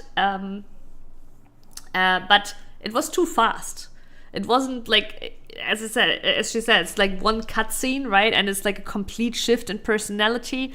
That doesn't make sense, right? But I think the reasoning could have been sound if it would have been given a bit more time. To rest, he says, march or die. The friend pleads for mercy, saying, please, I sacrificed everything for the blessed siblings. If Bakul was really driven by extreme guilt over all the yeah, true. He didn't give a shit about his own sacrifices made so he could live, wouldn't it bother him even a little to hear those words? His portrayal wasn't desperate to succeed so much as it was sociopathic comic book villain. So for such a dramatic change to be accepted by the player, we needed to see visible character development. I accept he could have a redemption arc. Although little of his internal struggle is shown on screen. I moved my cursor because I thought that was my cursor on the screen. And dead baby pots that you have no context for at that point. You could charitably make the case that being humbled in combat by Zeralja and then again by Wook made him doubt himself as the almighty two-head. Seeing him get berated by his father even made me empathize with him. But there were countless critical steps skipped between Bakul Jaja doubting himself and then his sudden, unwavering support of and devotion to Wuklamot. Again, it felt rushed and unconvincing, but so many characters rushed into loving her that it felt like another one bites the dust, so to speak, almost like they were getting tempered. Understanding with Mamuk? What sorcery Primal did she use on Wuklamot. She held out her hand in friendship, elderly Bunewa. Bakul Jaja is a fun character later on, but his development left something to be desired.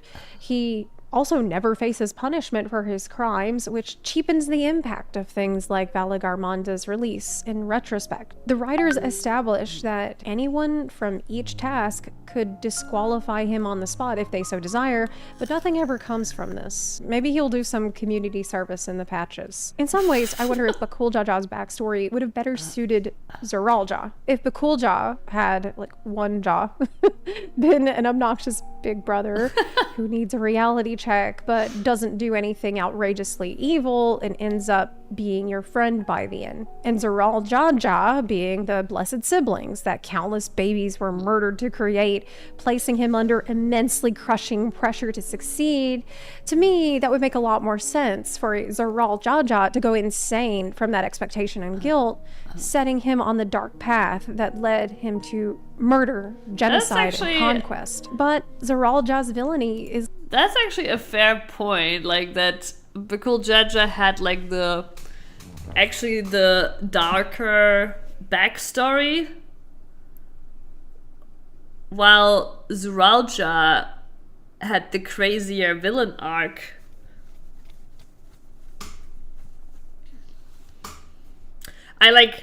To me, like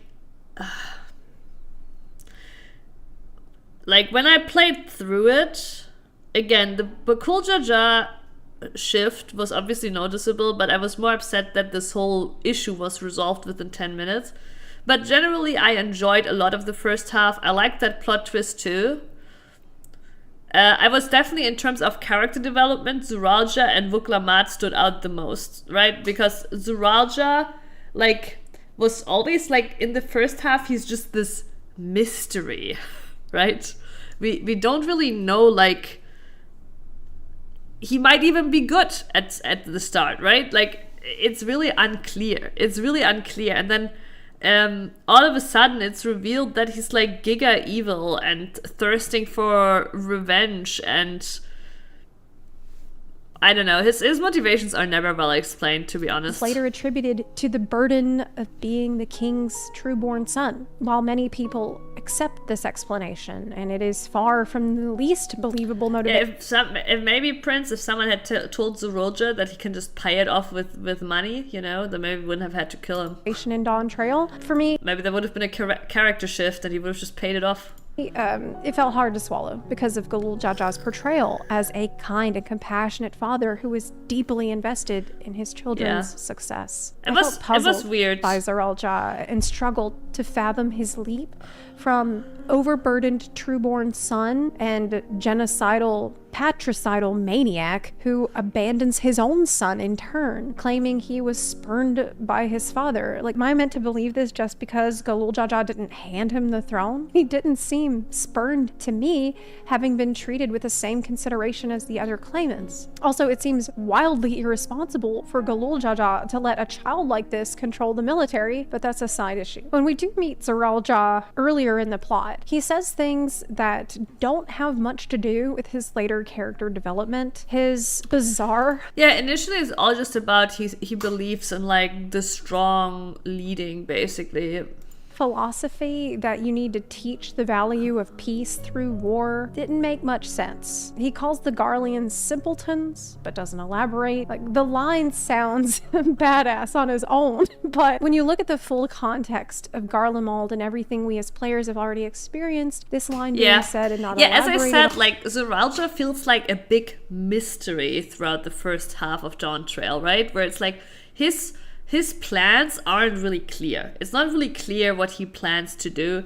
You just, like, get this glimpse of, like, oh, okay, so he's kind of like the guy of, like, you know, the strong will survive, and, you know, you need some kind of like you need some terror for people to appreciate peace, but, like, what does that really mean, right?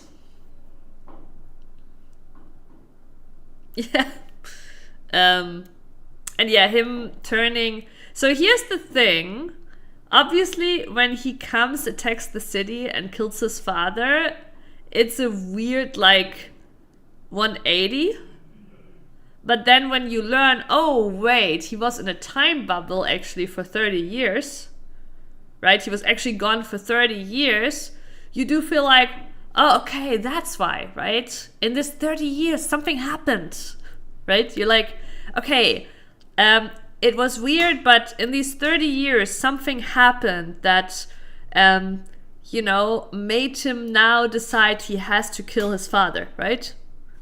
But then kind of like nothing really ever happened. He just used those 30 years to build a strong army and to was already determined to take over Tuliolal, right? So that was definitely to me also the biggest gap in reasoning and character explanation.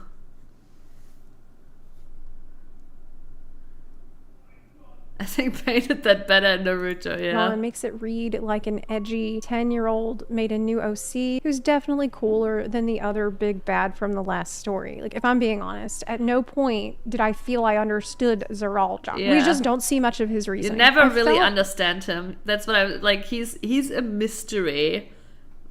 He's a mystery. He's a walking mystery. That there were some missed opportunities to develop Zeralja earlier. But I will say, even though he's a walking mystery, he seems cool in the first half, right? Like, he seems badass. He seems really strong, right? And in fact, I for quite a while thought, oh, he has good intentions. His methods aren't great, but he has good intentions. And I thought he might, change his ways too. And then he fails to make good tacos. That could have led to more satisfying emotional payoffs in Alexandria and beyond. I did like the detail of a head of reason being missing during his trial, but again, I can't help but wonder, what if he'd been a two-head? And by the way, who's the mother of his child? No one asks. We spent so much time traveling with various beloved characters like the twins, and yet so little seemed to come out of it. Do you remember this interaction between the twins in Lito Loran, and how one silly comment can reveal so much and be so memorable? Another self-important little brat. Just what we need. Reminds me of my childhood. But in Dawn Trail, I just didn't see much of their attitudes or personalities. There just wasn't a lot of humor or snarkiness. After Wook and Bakul Jaja make up and she says, "You're not a complete alpaca's ass," and his head... That is again because there isn't enough characters. It is true. There's too much time spent on Wook. There is too few other characters. I don't even think, as we said earlier, I don't even think they should have brought the science at all. We did need more comedy. And yeah, I also think they should have spent more time on a bigger variety of characters and comedy, for sure. But yeah, I don't think you should argue this with, I wanted my Saiyan interaction. I don't know. It's kind of really difficult because they decided in Endwalker, the Saiyans are gonna disband and we're gonna move on. We're not gonna stick to this team forever. But it feels like they've not really been able to let go. And now the players aren't able to let go. And now we're in this fuck up of a situation where Wook was a bit of a failure of a character, and everybody just wants their science back. Heads say together, "Thanks, Wook Lamad." Alice A says, "Well, maybe it's for the best. Hatred is exhausting after all." And then Alphino, "Indeed. So let us make the most of our newfound friendship and bring together the people of Mamuk." I feel like they should have just, there's a few points in the story where SE did not commit, right? For example, another example is Thancred should have died in Shadowbringers, right? And I cannot, I'm sure that they at least thought about killing him off there. The way it was written, the way it was portrayed, they definitely thought about killing him off there, right? But they decided to not bring back Overwatch 1, right? There's a few points in FF story where Square Enix in the end did not commit. And it's basically just been hurting the story because Thancred not dying there has thickened the plot armor to the max, right? Like, everybody knows, like, the science are not gonna be touched. And then we were like, oh, okay, at the end of Endwalker, the science are gonna disband, they're gonna go on to do their own thing, we're gonna develop new characters. That way, this whole plot armor issue could be like, could be solved. But then they didn't commit to that either. We were still hanging out with the science all the time. The only difference was that, from different quests, we hang out with a different subgroup of the science, right? And we don't see them all the time, right? And they should have spent all that time introducing some other characters, setting up some other side plots.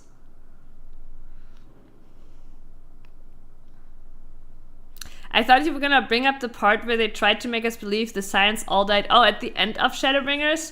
Nah, that one I think was very intentional, just bait. I think the only person there who looked like she died was Reen, right? But, like, yeah. And you could argue that Reen should have died there too, just like Thancred died, that is arguable, but that scene wasn't as obvious to me because, like, that scene was more like of a typical, like, peak momentum. I don't know. Oh, Endwalker. Oh, the goodbyes. I mean, yeah. But, again, it all started with Thancred not dying. Thancred didn't die. We know they have the thickest plot armor, so when we play Endwalker and we're in space, we know they're gonna be back. We know they're gonna be back, right? But, so yeah, it's all to that, right? And yeah, I didn't give a shit about saying goodbye to them there because I knew they would be back. But I loved the aesthetics of the zone. I loved the civilizations we met, right? I enjoyed that. But yeah, it's... I feel like our only way out of this is to finally let go of the science, Yeah, you can from time to time bring one in, right? But they need least treatment, basically. Only if it's, like, extremely relevant to where they're from or what they're doing. Yeah, I know, but I didn't mention it extra because to me it's like just like this was the starting point. The starting point was Thancred not dying. And from there on there were many points where something could have happened to science, but we knew nothing would happen. Yeah, no, I don't think they have to kill them off, but they have to develop new characters. And I get it. It's like, oh, but we have all this merge for our science, right? Like, but whenever you start thinking about merge and business, that is when you kill a story. And, that's basically... Have much to discover. It's so dry. Like, this is not how these... So I'm not saying kill them off. I'm just saying, like, ditch them, least treatment. We will still see them individually from time to time. Like, if we visit Charlian, we'll see... Alfina and Alize, and maybe we keep one around. Like, maybe we keep in the new, like, okay, let's say we keep Kryl around because of her background, right, with the gate and everything, and maybe Graha, right? Like, I don't know, but it's like I think we need to ditch them and only see them very rarely, like Lise. To behave at all. It just feels out of character. Even a little comment from me. In ARR, we had no problems ditching Graha.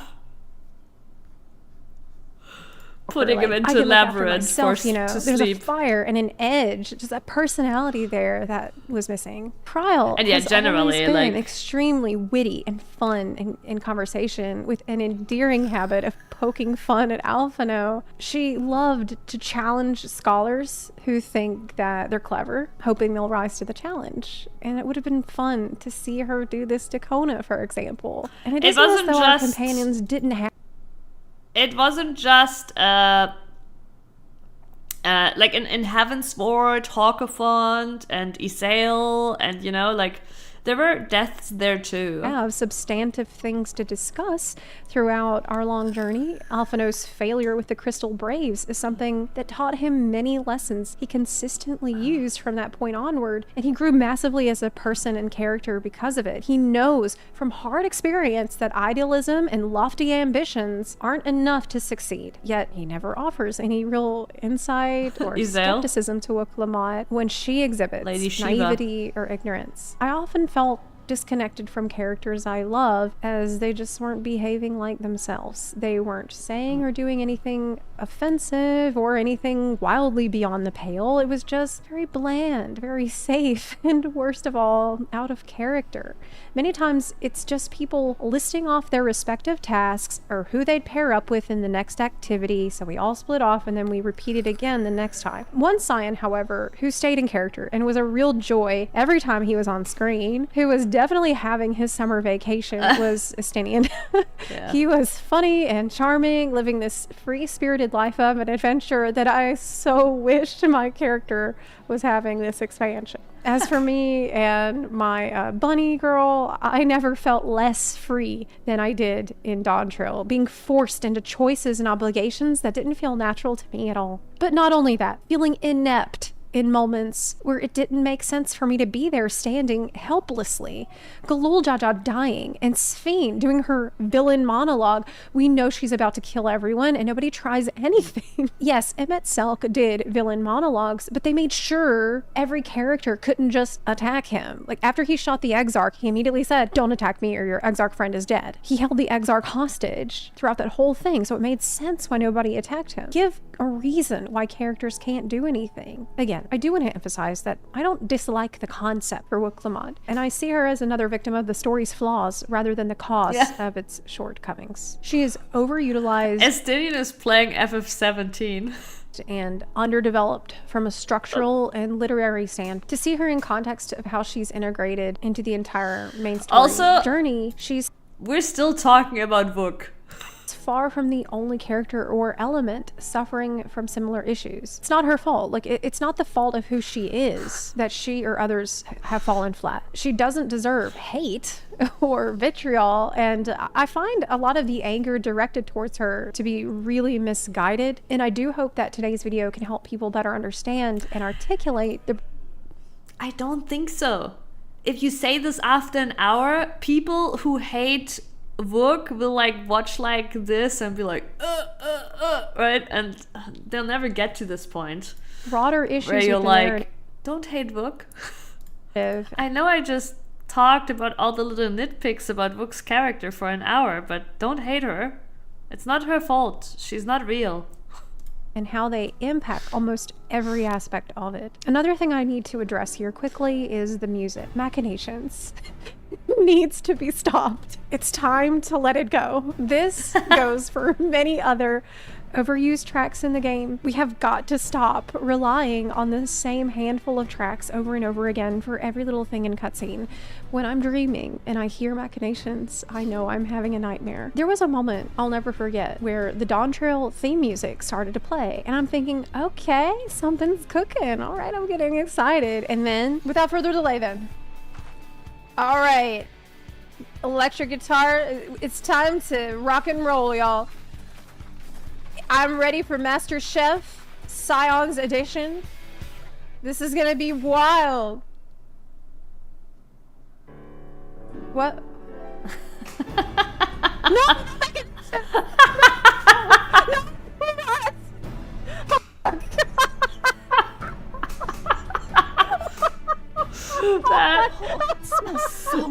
That is actually so hilarious. No way! No way! Why would they do this to me? I literally feel like I'm being trolled by the devs. I'm like, here we go, we got the Dawntrail theme song, we're about to cook, it's gonna be awesome. No, you. It's machinations. The other big topic for discussion. That is really good. Oh, the pop song. We have reached the pop song.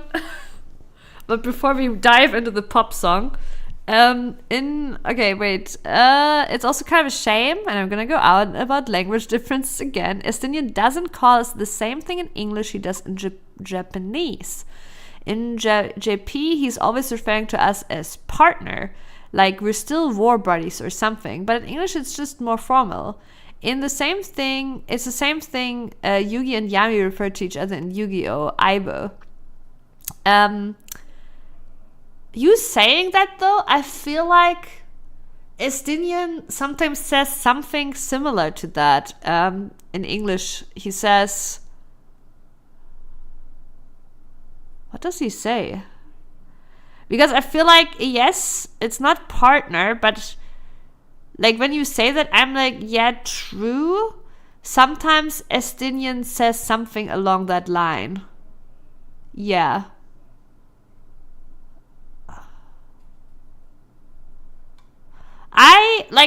You might be right, but at the same time, I really do like Estinian as a character in his English form.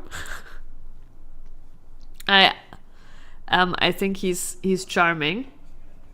I personally, I know everybody's simping for Estinian. I still can't get over how old he looks, to be honest. But hey, I would have liked to simp for him, but I guess apparently for me it's either baby or too old.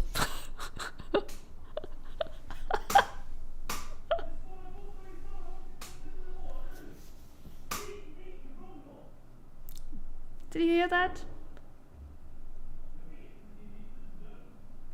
Do you think Mink is okay? Yeah, he's fine. Music is Smile. I first want to say I have so much respect for Sophie. I know you were referring to Estinian, but it is still funny for me that was in chat the moment. Music that this game Mink is yelling. I also enjoy the Solution 9 rendition of this song, but in cutscenes, and you probably know the ones, the song feels very out of place for the context it is in. The tone and style clash with the atmosphere was unlike anything I have seen before in this game. It is really weird, yeah, like the music to the lead up. Like when I played through this and the music played, I couldn't but just laugh. It was kind of absurd. At first I thought it was just me, but from what I saw, a lot of people feel the same way I do about this. It's clearly a song that is supposed to play in moments where you're meant to feel happy or excited. Yeah, it's about it's a victory fanfare, and we're about to run this train into excited for everyone and everything comes together, but when it plays, it just doesn't work, at least not for me. I also want to talk about some expectations that people had for the beach episode.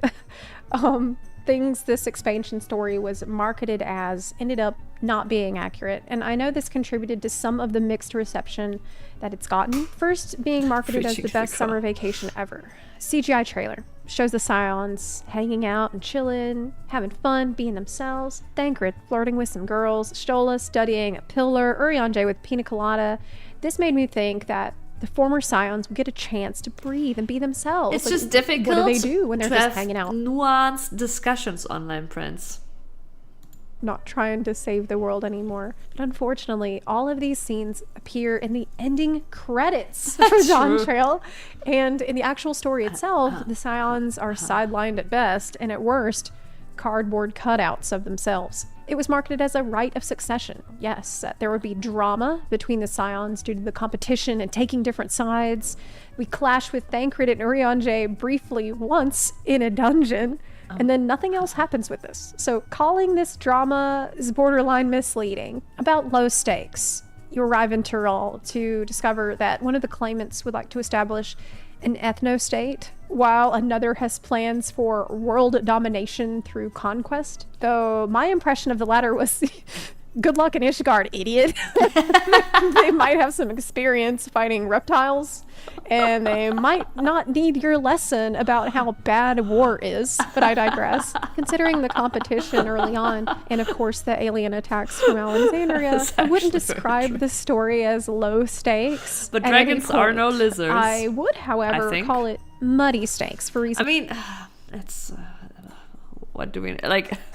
They look. I get it. They have both. They look like, but Can we really say that dragons are lizards? As I've already gone into, there were unclear stakes that impacted the momentum and smaller sub-stories with lower stakes. But for those expecting a low-stakes expansion, generally, this wasn't it. With Graha saying, since we averted the final days, it's been one existential threat after another, and now lives and all reflections hang in the balance. Now, there is one other thing that I want to mention, and it's something that is really deeply concerning me. It's about a pattern.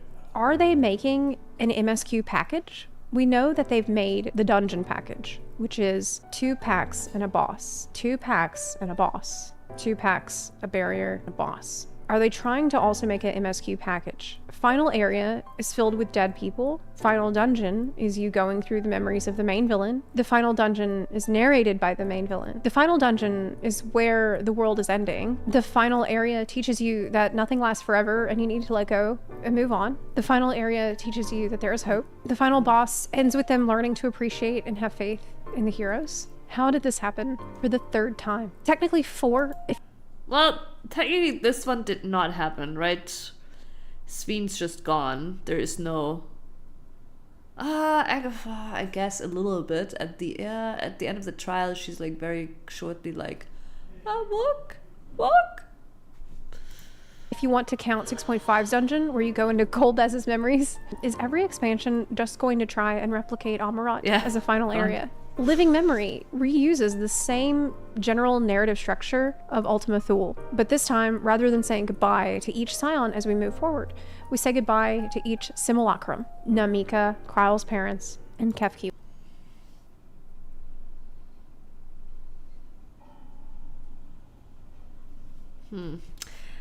It's funny she mentions the parallels between Dawn Trail and Endwalker, because one thing that like ruined Sveen for me a little bit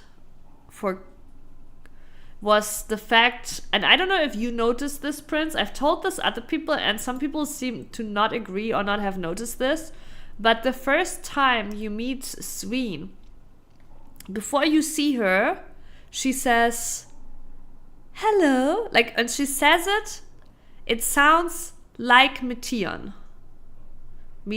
Yeah, it sounds like Meteon. So I felt like they on purpose made her voice it like Meteon to remind you of Meteon, and then she also turned out to be the villain. And for me, it was the whole time like, wait, why would you do this? Why do you make this weird, like, why is she sound like Meteon? Why is she also the villain? Like, that was the main parallel that bothered me. Even though her motives and her concept were a different one, and I actually did like quite a bit of that concept. Okay, I see if we can find it. FF14 Sveen first meeting. Pretty sums but up I don't want commenting. Are we ready to continue? Ah, shit. We might not be able to avoid it.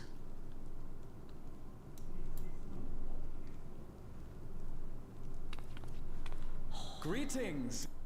It's not that. Fuck. Pretty Yeah, but I don't even know like which part then. Oh, here, probably. Let's see. Maybe we can get it without...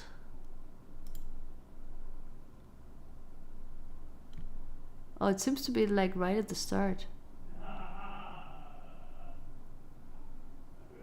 It should be around here, okay. Look in a few of the other houses, but they had clearly been abandoned. Damn it all. None of this makes sense. Excuse me? Are you looking for someone?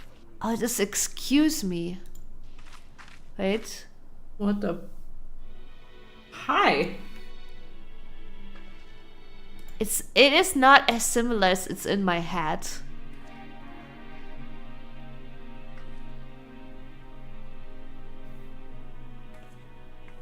My god, that's pretty.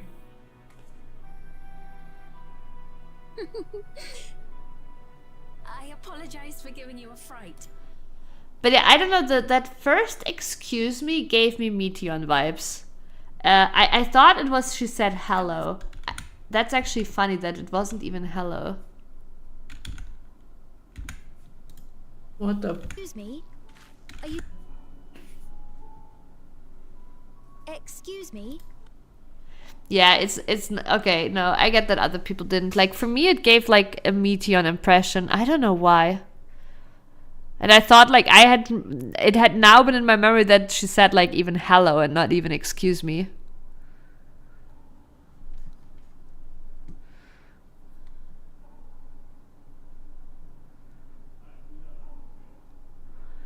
That's another thing I'll give FF15 credit for, not being another old English game. True. You know what? I said this many times. FF15 overall story was shit. But I do think, you know, they had... Like, it has a charm in how weird it is, right? And, like, I enjoyed some of the gameplay a lot, right? So to me, FF15... if it wasn't like part of the grand Final Fantasy series, right, I think it would be a pretty good game actually, because I would just be like, yeah, you know what, if you want story, don't play this game. But like, you know, it's a bit weird, but it has some fun gameplay, right? No, I agree. I did actually like, and this is a shame, right? Because they were clearly experimenting in FF15 and it backfired, but I want them to experiment like that. Yeah, that's the problem. They worked obviously for too long on it. Seeking to save the lives, preserve their people through genocide. There are a lot of interesting philosophical and psychological questions having to do with their consuming souls, absorbing memory, storing memory, and erasing memory that were not explored in any way. I think I need to talk more about that in a video about the regulators, because it's a whole other enchilada. In a lot of ways, it felt like a repeat of things that had already been covered without even attempting to cover the new, interesting narrative questions that could have been explored but weren't. In conclusion, I did not have high hopes for Dawn Trail's story, and I tried to go in with an open mind. But I truly believe that the literary standard has fallen below what I would consider to be the bare minimum for a story-based game, especially FFXIV. Beyond boring, it has been often incoherent. Beyond filler, it has been often hollow. I did not expect so many existing characters to repeat the same corporate platitudes in a singular supportive voice that served the almighty purpose of uplifting Wooklamot and affirming her shallow ideology. If you can even call two words an ideology. I think the writers wanted to build a world that is happy, thinking that it would make for a lighthearted expansion, but without grounding things in reality, or at least consistency within the established rules and personalities of the setting. You need an I struggle to go along for the ride. Logic makes a believable world, and simplistic solutions undermine its credibility. Complex issues like war, slavery, and the burden of leadership have been handled with subtlety and nuance in this game in the past. We've had whole expansions dedicated to these themes and what can go wrong when idealism doesn't account for the world's cold reality. Recall how Emmerich almost got murdered for his noble intentions to make peace with Dragonkind, Yatsuyu's conclusion that she was beyond redemption, and how Nanamo was nearly assassinated for attempting to reform Ul'dah for the better. For those who might feel I've been too critical of this story, I'm only judging it by the high bar that's been set. I enjoyed the parts I could very much and savored the good times as much as possible, so the least I can do is be honest with you, and I do wish I could have had more fun with it. Maybe next time, in the story patches maybe, I'll resonate better with the story. Story is the reason I got into FXAV. I have a creative writing degree. I almost went into a career path of being a research assistant at the English Lit department at my university. Story is what hooked me, and it's why I stayed in FF14. I was so impressed with the quality of the writing for an MMO when up to that point my main game had been World of Warcraft. I have, of course, enjoyed the gameplay. Bunny Boys I've enjoyed more, but the story has always been number one for me, and my enthusiasm for the story is what's bled over into my love of other kinds of content. There is much more that I could say, but I think this video might be 2 hours long, at least 1.5 hours, so I think I want to wrap things up here. But I've said almost everything that I want to say about this story. I can only try to hope that the future story patches will improve. Why don't you let me know how you felt about— Listen, I honestly think it was fair. I don't think we had to, like, again, but do I really want to, like, complain about her going too much into detail? At the end of the day, no. Like, I don't think it was necessary to go that much into all the little things with Vuk Lamad, because I don't actually think there's a person in the world that thinks that Vuk Lamad was a well done character. But I think overall the video was fair. I don't think this video, I think this video was funny too. There was some great comedy in there. And I generally, like, I do obviously agree, but I think also it is worth pointing out that I do actually think that there were some interesting plot twists, and Dawn Trail did well in laying the foundation for many potential threats. I mean, the person who wrote her did. So, I do see the one thing, the comparisons, right, of like the MSQ package. Like, I do see those comparisons between Endwalker and Dawn Trail, and to me that just goes into the same vein of Dawn Trail feeling rushed for reasons. I don't think we are generally heading that direction. I mean, I clearly hope we're not heading that direction. That is terrifying. But I don't think that applies as much to Shadowbringers, but I do see some of those parallels. But yeah, again, I feel like it was like just rushed, right? Like the whole second half felt very rushed. Some stuff in the first half felt rushed, or it felt even like they cut out shit, right? Like, I don't know. Needed more cooking. I think with what they delivered, they should have just put less into the MSQ and left more for the patch quests or next expansion. But in comparison, right? Long ago, I watched the video on her complaining about Endwalker, and I think in Endwalker there were things she said that were like really not quite fair, and you could tell like she was really frustrated.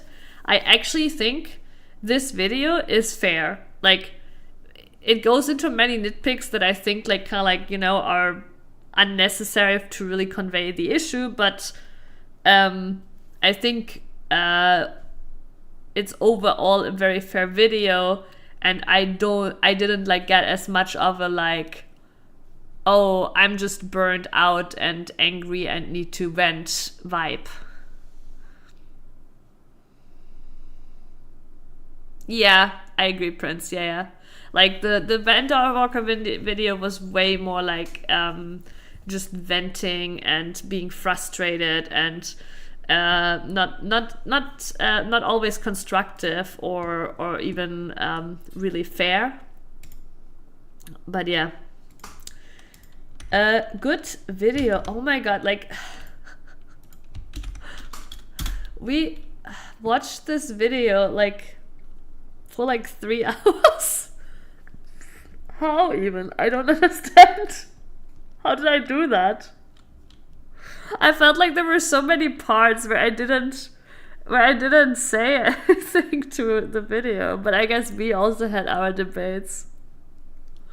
We watched this video for 3 hours. There's no way I can put this on YouTube. But yeah, there was many discussions too. But hey, look, Prince, You got a FF14 stream. How does that make you feel? Are you happy? Is this the FF14 stream you envisioned?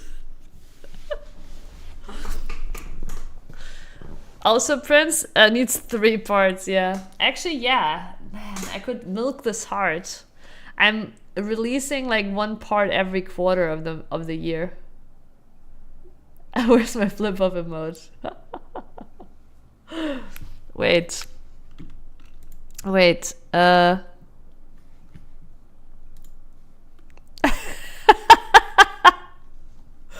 Maybe I will make that emote an emote. It's so good. Did you answer before too? I forgot.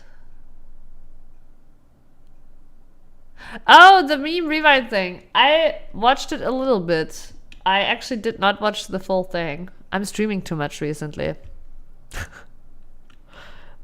But yeah, here, Prince, this is my face and you wanting to have a flip off emote and not having one available.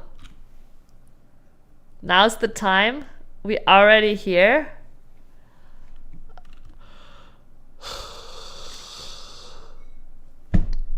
No. I'm sorry, I'm sleepy. Wait, how long is it? This is like the same as the last time I tried to watch it. I started watching it, but then I was too sleepy, so I didn't finish it.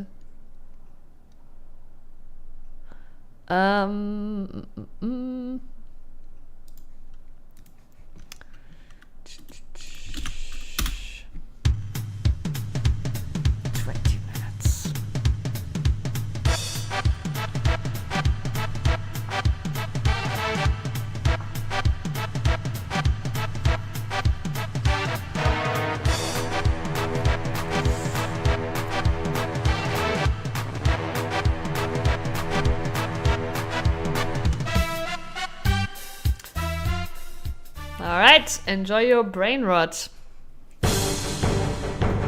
Is it too loud?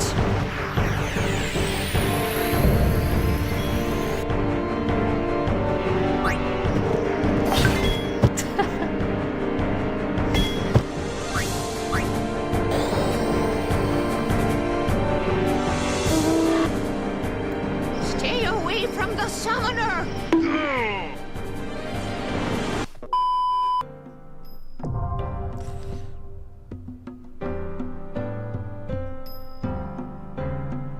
That's actually pretty cool. The original, you have like this angle from the top. Oh my god, what was that? Listen, I'm 30 plus years old. How am I supposed to process all these images in that short amount of time?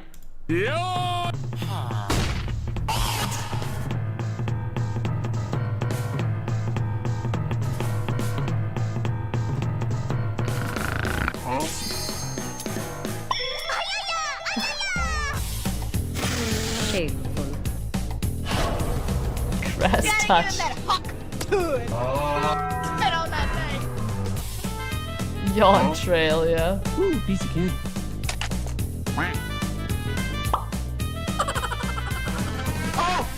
Oh my god! I remember actually that Black Mage picked a meme.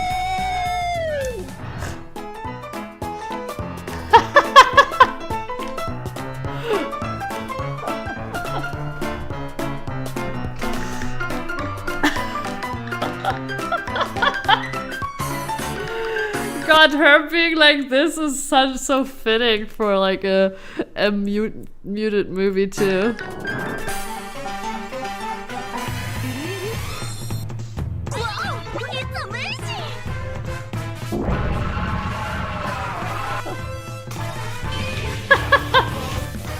Tiny ruby weapon.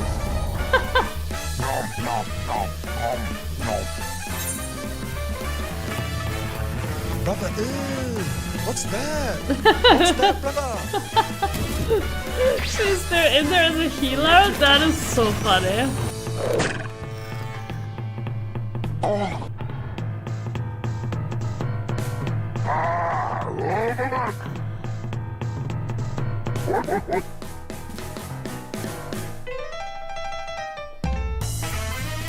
going to wait. I am the Great Cornholio. 5 Mountain Dew.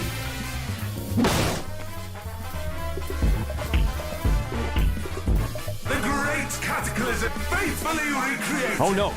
Will you live to see the end?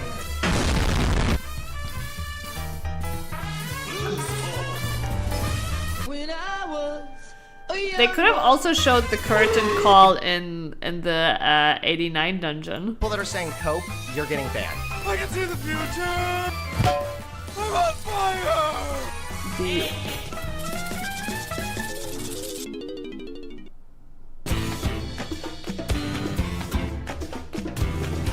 How it feels to play. I'll split you in two.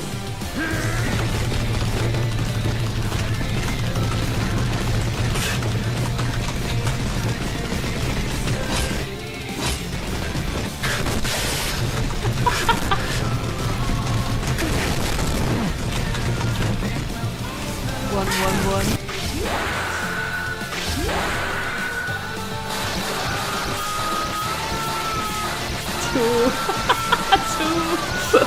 Two. Why won't you die? So easy. Oh, this is gonna be over 9,000 damage. He has no rules, no boundaries. He doesn't flinch at torture, human trafficking, or genocide. I haven't unlocked Viper either, but I've seen it on videos and looked into the rotation a little bit.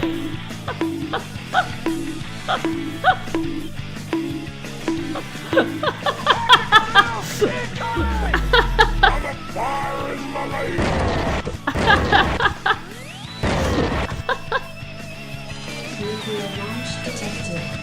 What the fuck?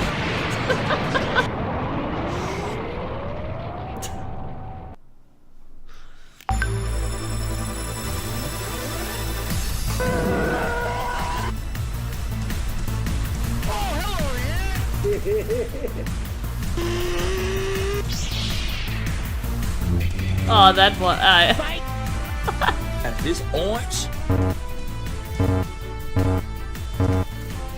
It's just an ordinary. Oh my goodness! That's a lot of damage. How about a little more? This is Snake. Yeah, everybody's playing it, obviously. I will save the headsaw! Let this be your final testament. I have seen this one.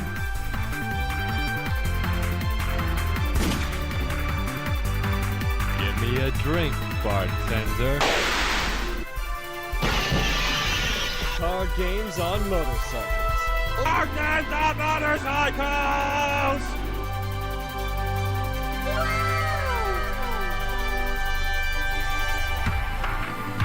Wait, I thought it was Hildebrand.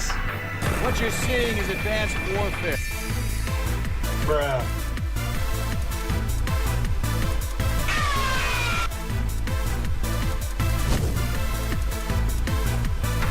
Yeah, but it was Lashu. Yeah, it was not.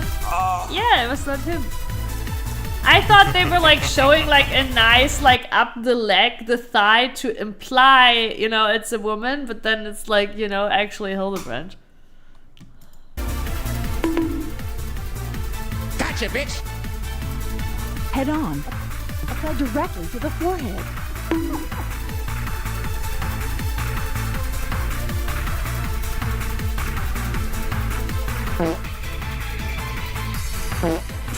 So trusted you.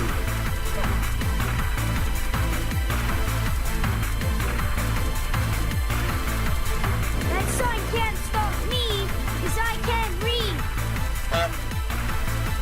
Dark Souls. Okay. I'm seeing all these vibes and I'm like, I have never seen a party vibe to that.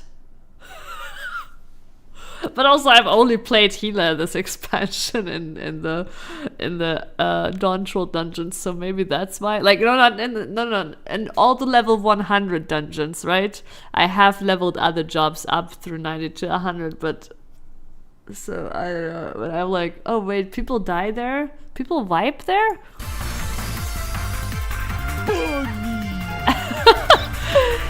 Yeah, like I did level like Paladin to 100 and I leveled Machinist to 100. And I did see things on Machinist for sure. But I never played like the actual 100 expert dungeons on anything but healer. Yeah. No! Not into the pit! It burns!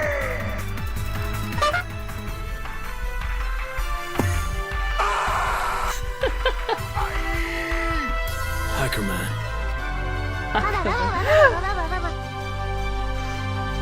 That was actually really funny, but he knew how to I have to go now. My planet manage the console.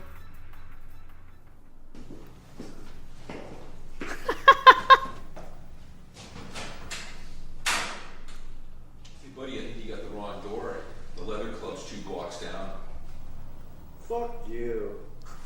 Ah, fuck you, leather man. I'll show you who's boss in this gym.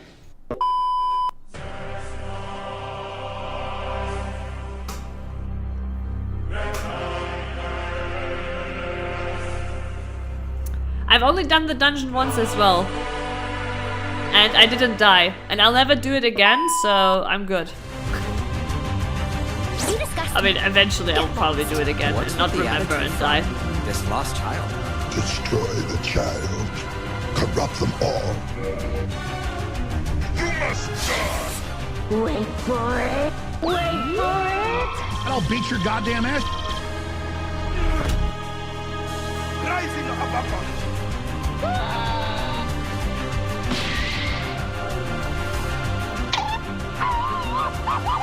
Oh, my back! It's raining men. You don't want to be like this. I've only done the Alliance raid once as well. No, actually, did I do it? Maybe I did it more than once that day. To get the chest. Like the body armor. But I didn't do it past the day of release. Help me! Help me! The wheel of fate is turning. Rebel 1. Action!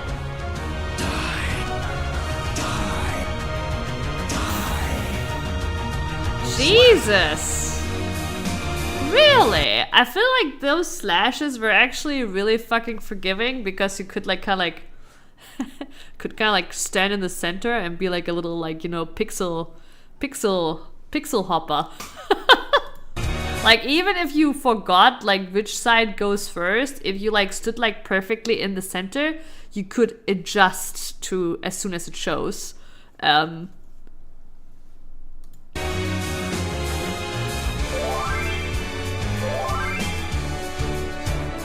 they not show up?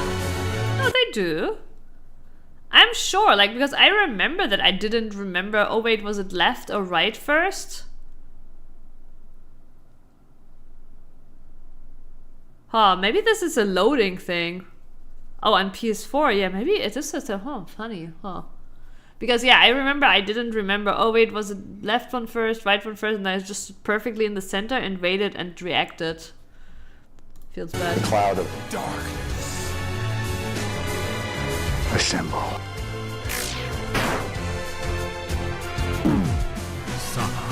Yeah.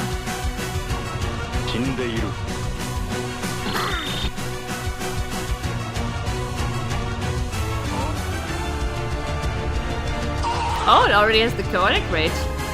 Oh shit, not good. Are you serious? Hello and welcome to Standing Up School. And you failed. Wait, we're only halfway, Prince? But also, I mean, you saw my stream of the chaotic raids, right? You almost saw my stream of the chaotic raids, right? I can't be bothered going into PF doing it. PF is so much worse than what we had. It already feels longer than Zeplas video. Oh, it's almost 6 a.m. What the fuck? Out of my way, son! Oh no. Dad!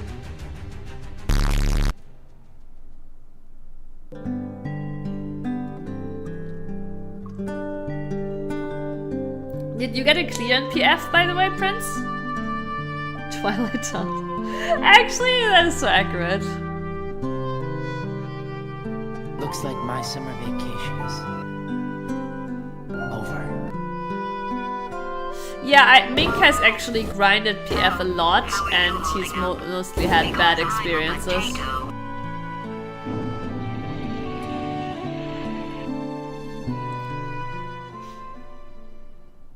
If bloodshed will save my subjects, then I will become history's most brutal queen.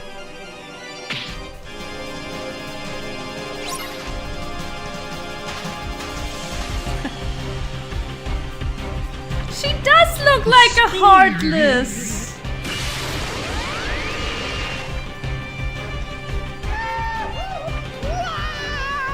She actually does look like a Heartless.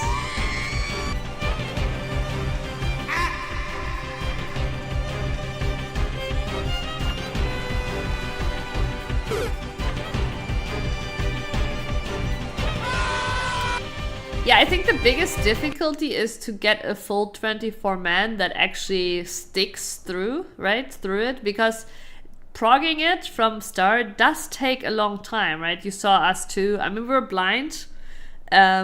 So I guess it is faster now with guides, but to be honest, this is not a complicated fight, so it's not like it saves that much time having a guide, right? It's not a complicated fight, it's you just have to learn the timing and execution, and like there's a lot of things that are just you have to react to them and, you know, and not suck.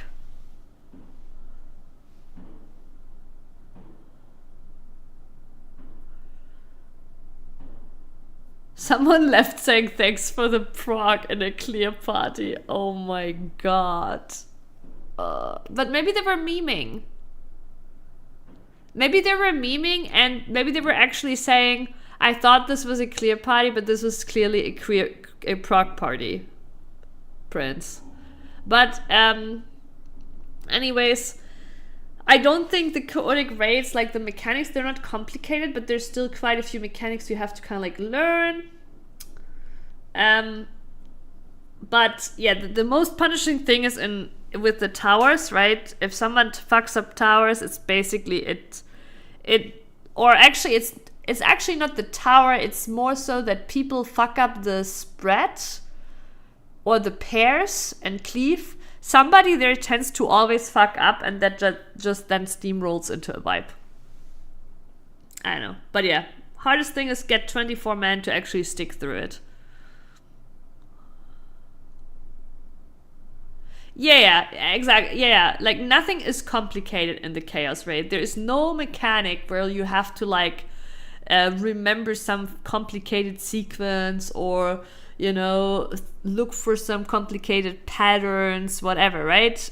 Like, it's all pretty much like phase 1, all is just reaction pretty much. She does store the death or arrow. However, if you did not catch which one she stored, you can pay attention to the center. The green orb will spawn ahead of time and you can make it in time.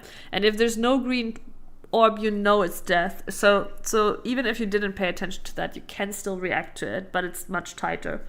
And yeah, the only coordination is in the tile phase. Honestly, being on the PvP tiles is the easier part early on.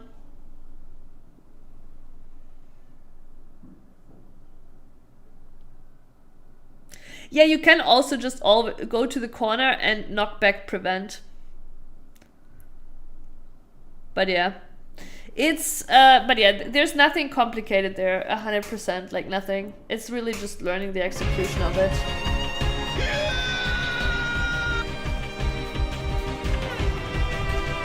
But the thing is that the tile phase is very punishing. If one person dies, it is likely to spiral into a wipe. Uh-oh. I don't feel safe.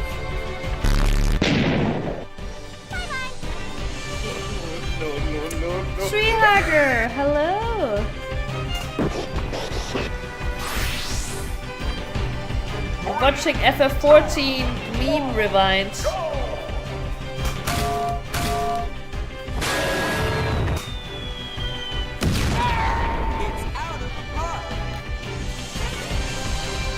Triaga, you never played FF14, right? So this is all like just...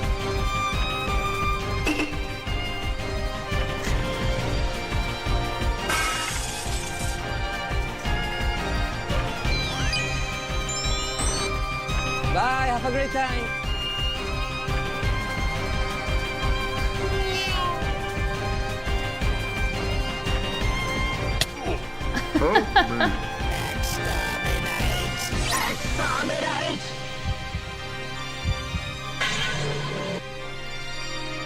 Happy New Year, Treehugger, by the way. Wait. Isn't it like... Oh, no. It's still like 3 hours away for you guys.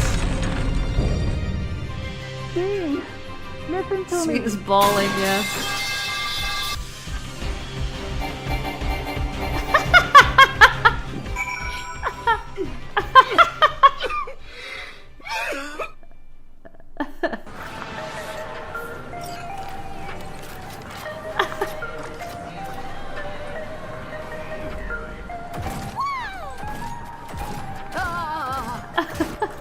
Cyberpunk.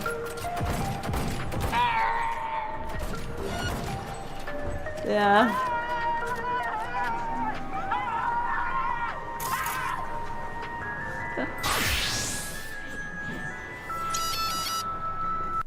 Tekken 8. That's my GPU. Oh, there was also the billboard. Nice.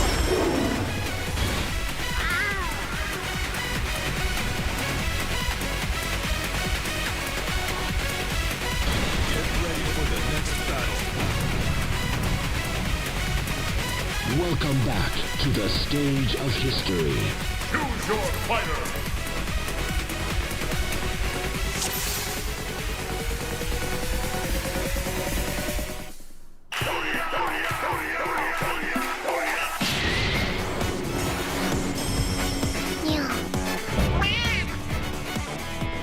Wait, what?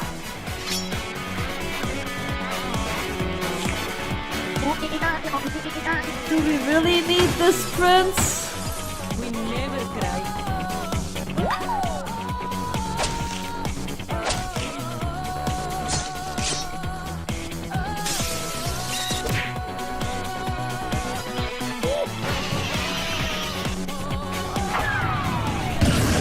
Oh, FF14 fighting game. Wake the fuck up, samurai.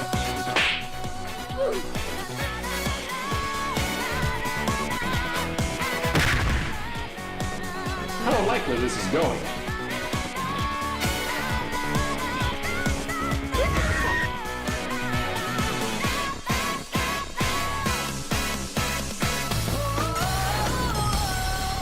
Oh god, no. Oh god, this honeybee. This is gonna go wild, probably.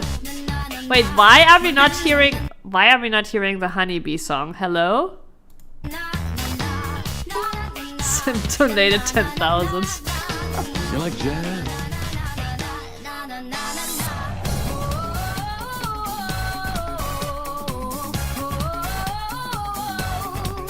Is this some weird remake of the honeybee song? Yes, Queen! Yes, my queen!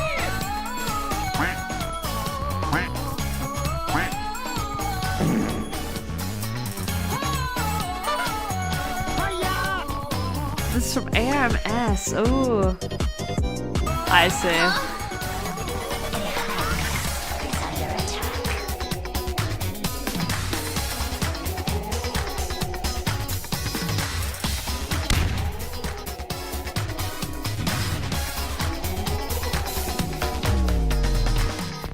Why you bullying me? It's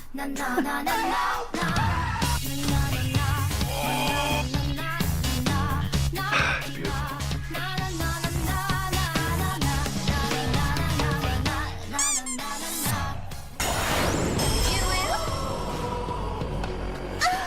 But I still cannot believe that they didn't go more into like the memes around the actual Honeybee song. Blow you. Physical, physical, physical, physical, physical, physical.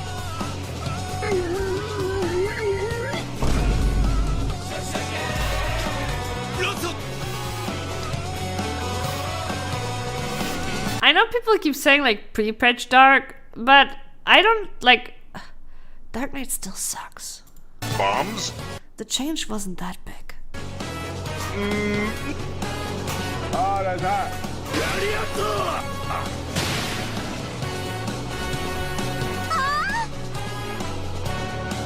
What the hell is this?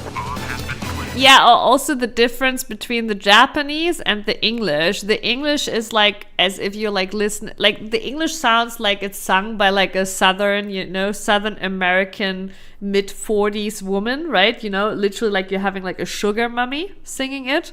And then the Japanese sounds like the young idol, right? You're getting cancelled for that one.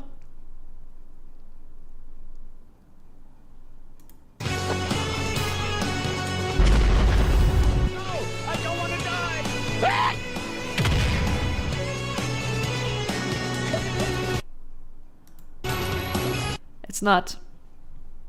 It's not. It is not. Here is Honeybee English song.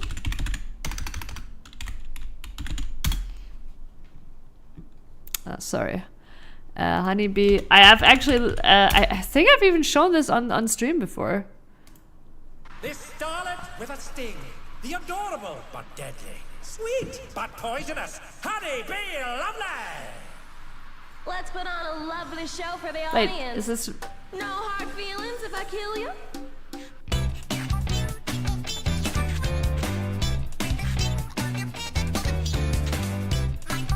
Deadly. Sweet but poisonous. Honeybee lovely. Why is there a cut? Let's put on a lovely show for the audience. No hard feelings if I kill you? Why is there a cut? It's weird.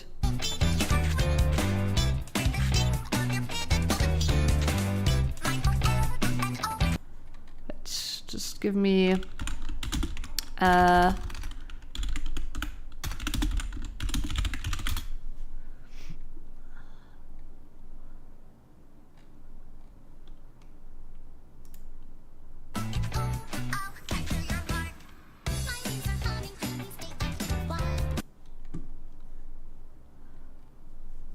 the problem is like this, I have to find English. Fuck. M2S theme English. Okay.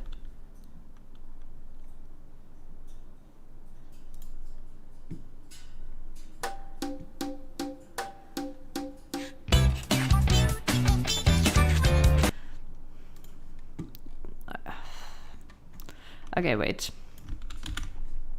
So the problem is that one, and you could hear the difference actually there, that when we looked at the clear, you could hear that it's not that distorted, but that clear. No, it's not. Like, I've actually shown this on stream before. I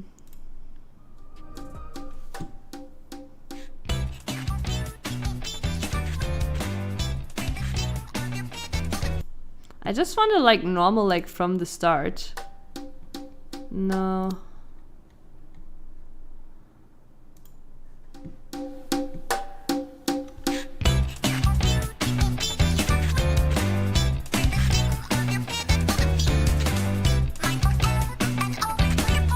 Just the Dragoon one. Oh, it's dark.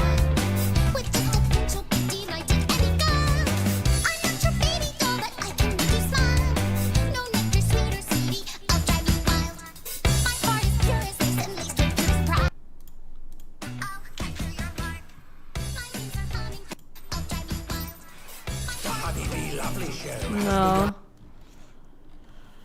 Maybe I'm just thinking of her voice lines, but she has voice lines in between.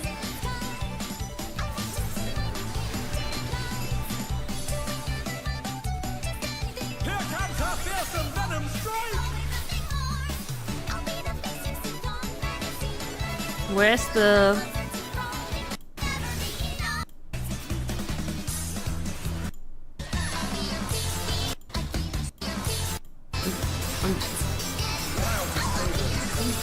Where's her voice lines?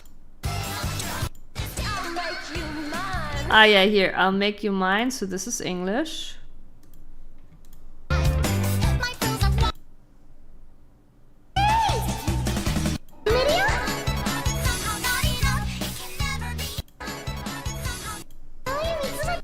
Yeah.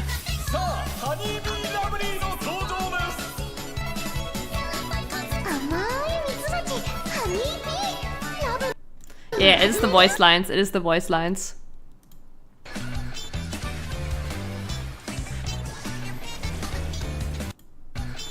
No, I'm mainly thinking of the voice lines.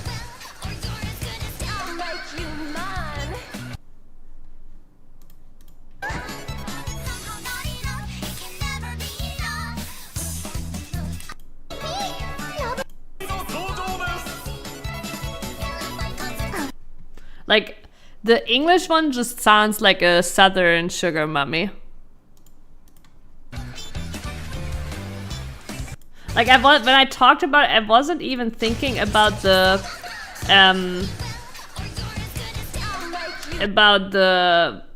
but I was also kind of weirded out by, like, the most videos we checked, it sounded kind of distorted, but I wasn't even thinking about that, right?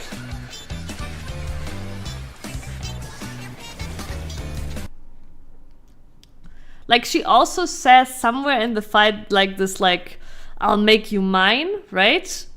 And I like that especially, like, sounds very much like southern sugar mummy. You've always remembered it sounded distorted. It's really... I mean, here, this level, yes. But I feel like the quality on the other videos we had...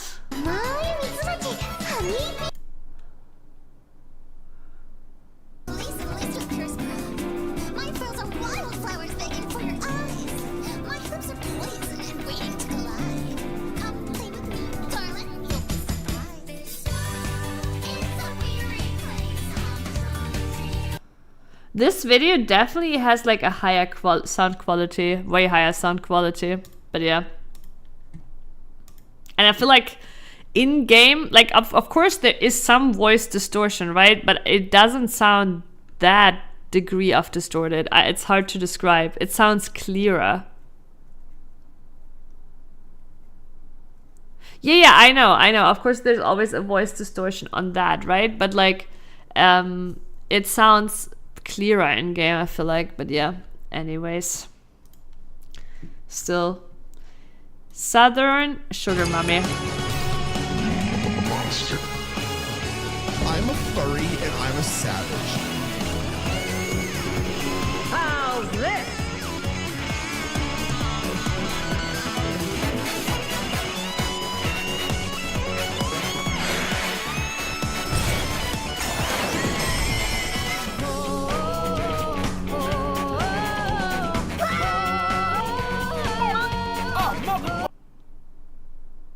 Remember all the monster in Death Stranding.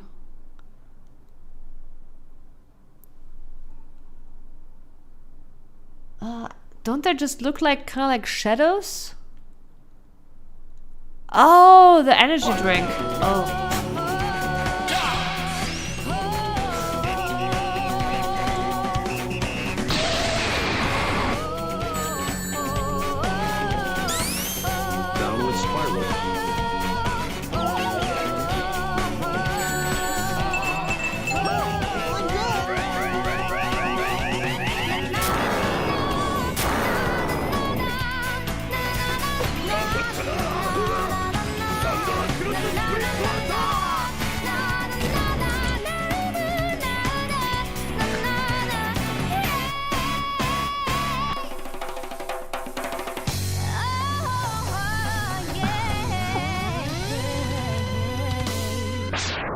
Wait.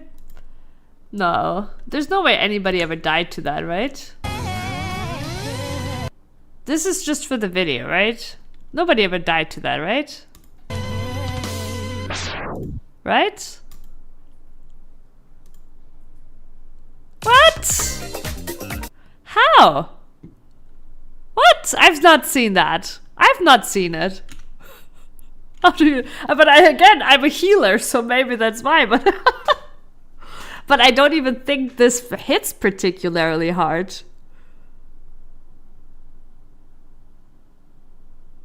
Why are you spamming Cure 2? That could also be why are you spamming Cure, right? Because I have seen healers in high level duties spam Cure 1. I've also had an incredible healer. People left too after that wave. I also have had an incredible healer in trial who spammed Medica 2 from the moment we pulled. Okay, he was casting Medica 2, Medica 2, Medica 2, Medica 2, Medica 2 out of mana. And then Cure 1, Cure 1, Cure 1, Cure 1, Medica 2, Cure 1, nothing. They literally like...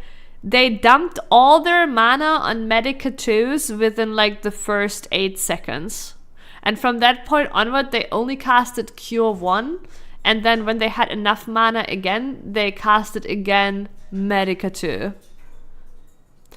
This was legit the one healer, the one true healer doing a healing rotation. In FF. Yeah.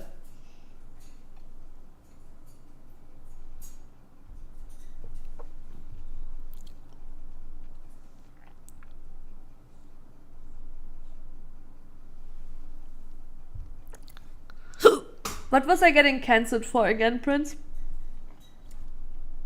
What are you canceling me for again? Yeah, finding clips is hard. Also, you have very limited time because I'm going to bed. Oh, the Dark Knight thing. That's true. Dark Knight's like, I'm sorry. It's not my fault. Dark Knight is supposed to be the squishy tank that has high damage in exchange for it, right? It does not have the highest damage. Its defenses still suck. Okay? I'm sorry. It is what it is. It's playable now. Congratulations. But it's still like, you know... I mean, okay, no, don't get me wrong. There is content in which Dark Knight is good, okay? So, for example, from what I know, in Ultimates, Dark Knight is pretty good because you can, whenever you're able to, like, delay burst to where you want it, it's very good in Ultimates. Like, and since Dark Knights has burst from their MP, they can delay their... burst basically to points where it's actually needed. So from what I know, Dark Knight is actually really good in Ultimates, right? But in fights where you just burst on cooldown, Gunbreaker has way higher damage, and I'm pretty sure Warrior also still has higher damage. So yeah, sucks to be Dark Knight.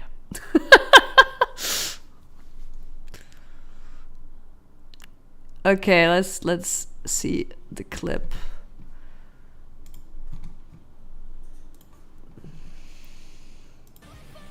Why are you spamming Cure 2? Why are you spamming Cure 2?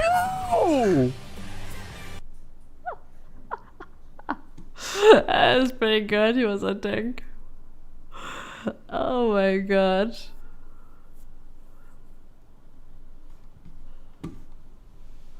It is, I mean, it is a special kind of crazy But also, I just want to note, right? The Ast is still alive. There is no, like, there is no regen from the Ast on them either. So the Ast didn't cast the Helios either. But you know what is on everyone? Divination. The Ast was bursting and dishing out cards. Like, this is so funny. Because, like, you know, there's like the Helios region is not on people. Oh wait, is this the new, did they change the icon? No, they didn't. No, they didn't. There's no Helios region, but very important, divination is on everybody. And you know what? Divination is on everybody with 17 seconds left. So 3 seconds ago, the Ast decided it is time to press divination. It was the second attempt. Oh my god. Also, chat has, for reasons. Okay, no, it's back. But yeah. So, as funny as the Cure 2 on the White Mage is, I think the Ast is as much to blame. Like, hello? Like, 3 seconds ago, he pressed divination. There's no Helios region. Like, the Ast quite obviously wasn't doing any healing. Though, at least, he did use his OGCD for some regen heal, you know. So it's not fair to say 0 healing. He did use an OGCD. But yeah, ridiculous.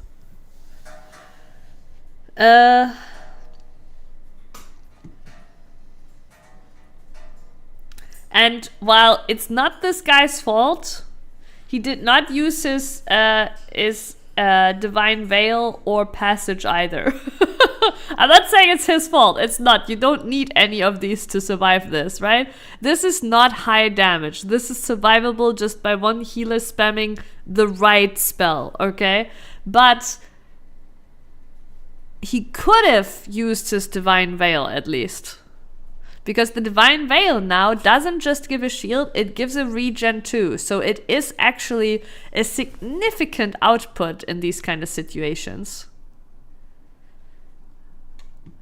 Maybe they just decide healer strike until the end. Maybe, yeah. But yeah. Again, not their fault, but they could have helped. That wouldn't have saved everyone regardless. It might have, well, okay, here's the thing. Since it has a regen built in, right, it gives the healers another GCD, and who knows if the Ast maybe, you know, that extra GCD makes them go, oh shit, maybe I should heal, pop their neutral sect and actually heal, you know? So, you know, it wouldn't have been enough to heal through all of it, right? But still, it would have given them another GCD.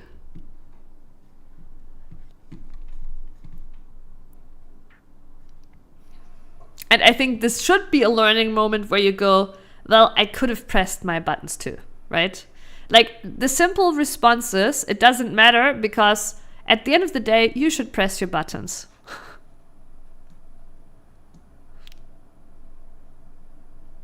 Yeah, second attempt, I know. But, like, there's still no excuse to not press your buttons. Right? Not pressing your buttons makes it so that you leave room for... You know? Leave no room for doubt. Leave no room for doubt, you know? But, yeah. Like, why did he not press these buttons as Paladin? I have Paladin on 100. Paladin is my favorite tank. Paladin only has 2 OGCDs to press during their burst. Paladin is the easiest to press all your OGCDs whenever the fuck you want. Because Paladin has barely any OGCDs to press ever.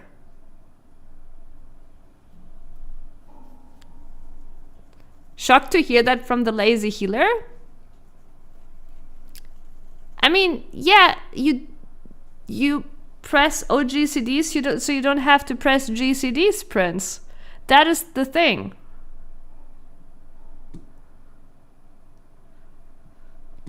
There's never a reason not to use, especially Divine Veil, right? For Passage of Arms, he could argue, oh, it's a long cooldown, I didn't want to use it, but to be honest, like, you're on Enrage, like, you know, when are you going to use it? But Divine Veil is only 60 seconds. Every cooldown up to 60 seconds should be used proactively in FF. What do you mean? You could look at any recording. All my cooldowns up to 60 seconds are always utilized.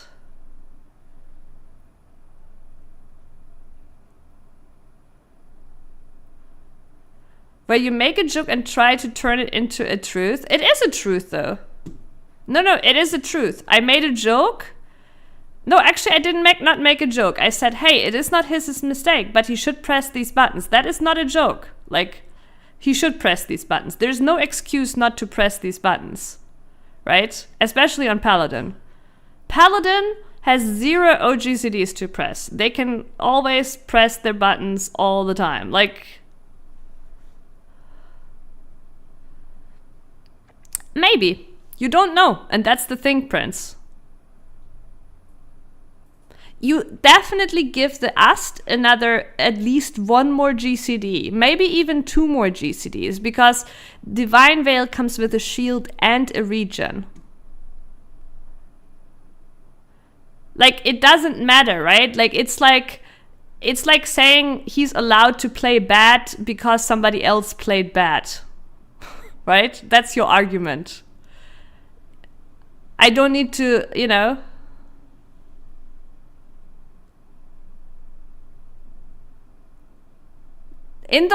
This Ast can save this pull in 2 GCDs. I'm telling you. If the Ast decides, oh shit, we're dying, the Ast can save this pull in 2 GCDs. No, I like Prince, but this argument is meaningless. The problem is, if you don't press your buttons, you will always hear back from your healer, but you did not press your buttons. You expected me to carry this shit, right? You did not use the mitigation, you did not press your button, so you made it harder on me. And if he passages, I promise you, if he passages and even stops DPSing, right?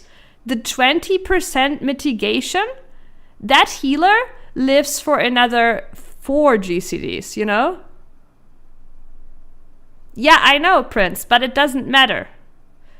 You should always do your part. This is no excuse to not do your part. And because you shouldn't leave any doubt that it was all the healer's fault, you should still do your part. No. No, this is like if my boss at work comes to me and is like, hey, I saw that you like not really did this, but you're supposed to do it. And I'm like, yeah, my coworker didn't do it either, so I'm not doing it. That is child behavior. That is child argument. That is not, no. You still do your part. There is literally 0 reason to not press your button. You don't go, oh, my healer isn't pressing their button, so I'm not pressing my button.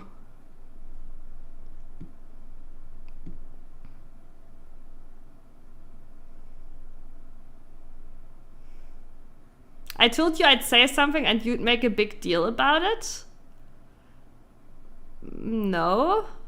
You said I was making a joke, right? I was making a joke and then turning that into a truth. Yesterday.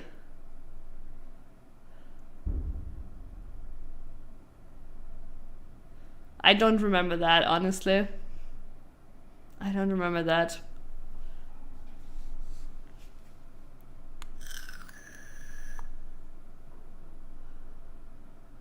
At some point during 25-hour delirium, you told me you would say something to me today. Wait, what? What?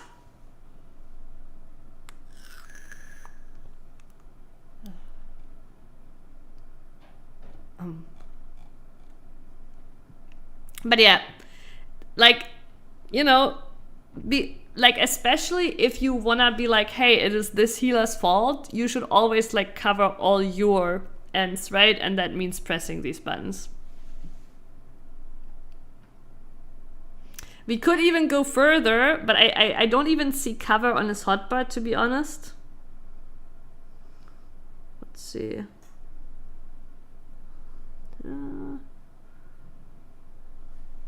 Wait, no, I think he tried to cover, actually. Is that cover? No, there's no way that is cover. That's part of his combo, I think.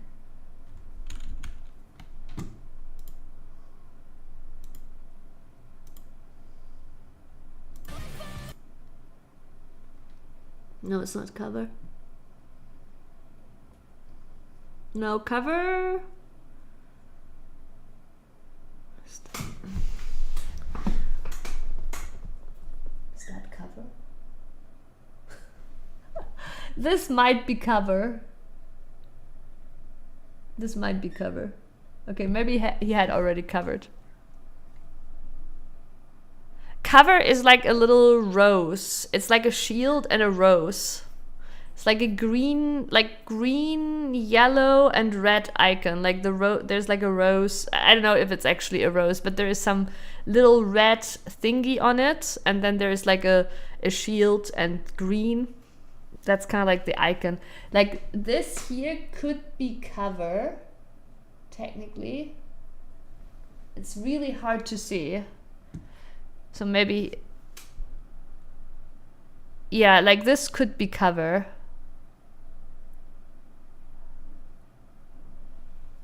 It is a macro, which would make sense for cover too if he uses it to cover his code tank, right? But yeah. Yeah, maybe he did. Like I was about to say, like, you know, maybe he did. And again, I'm not saying it is his fault, right? But especially if you want to become a pro at blaming people, you need to cover your bases, right? Don't leave any room for doubt.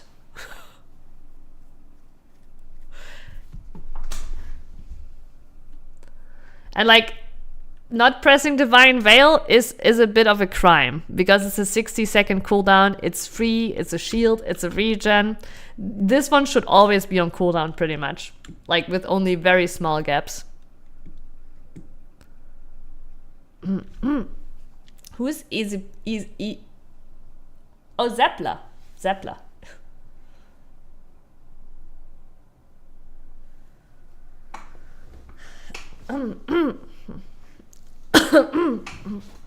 Even in that newbie video, I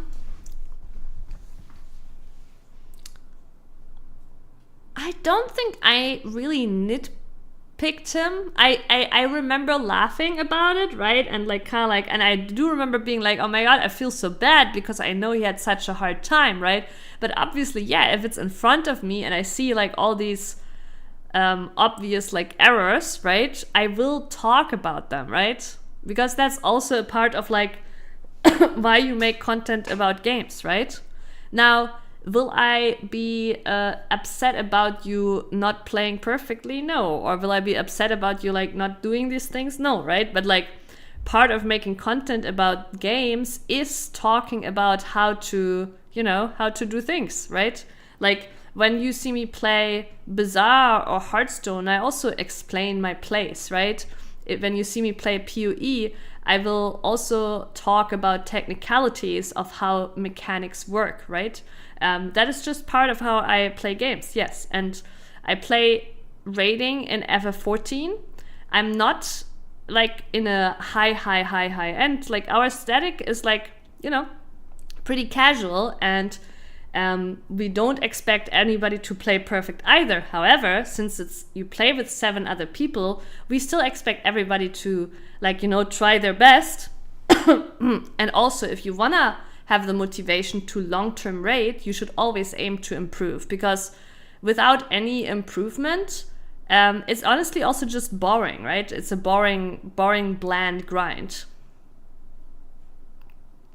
No. And the thing is, he is yelling, why are you casting Q2, which is fair. But I'm also yelling, why aren't you using your Divine Veil, right? Like, it is not his fault, but he could have still done more. That is all I'm saying, and I will always point that out, right?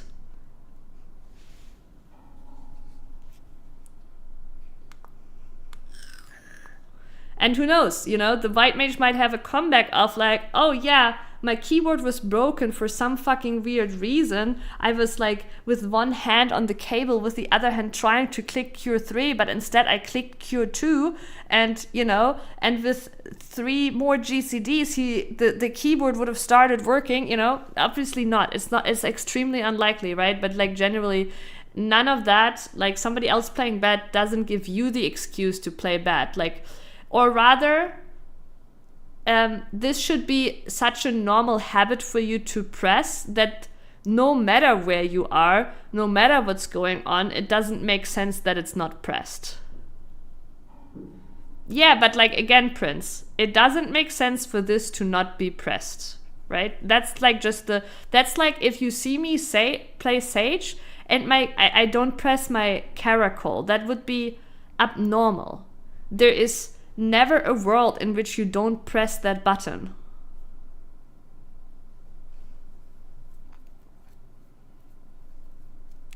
Well, as I said, no, I think it's part of the content to always talk about what you should do.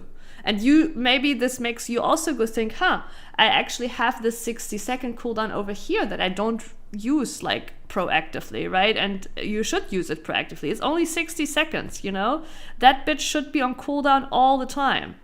Like maybe like not like you have a bit in the fight where it's not on cooldown for like 10 seconds, right? Fair, but that bitch should be always so you get as many uses out of it as possible. Everything up to 60 seconds should be always pressed, right?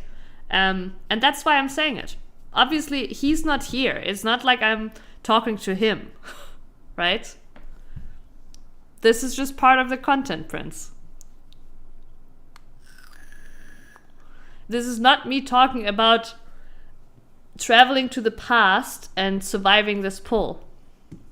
This is me talking about optimal play, right? And like, this is not even like a high standard, really. It's not.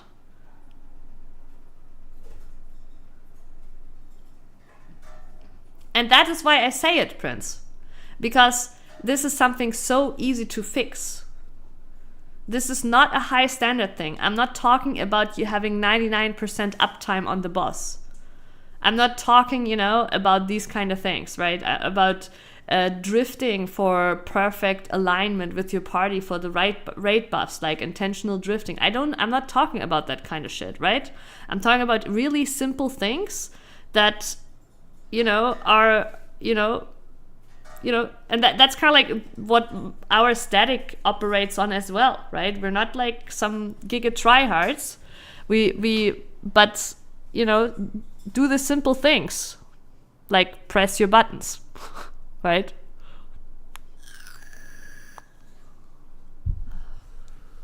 That is exactly why I pointed out. Alrighty.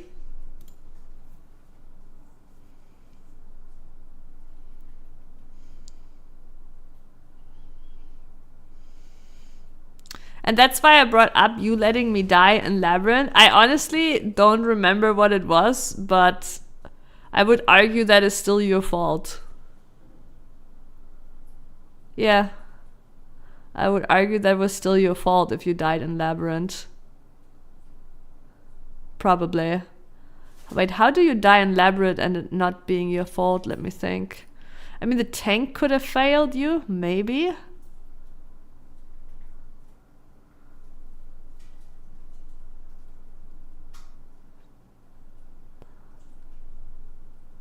Oh, I see. Yeah, kill the skeletons, Prince. But also this has nothing to do with buttons, because if we had a clip of me playing that Labyrinth, you will see that all my OGCDs are used. And that's what I'm talking about, right? Utilize all your OGCDs. If you would look at a clip of that, of me playing that, all my OG CDs would be used and utilized. But yeah.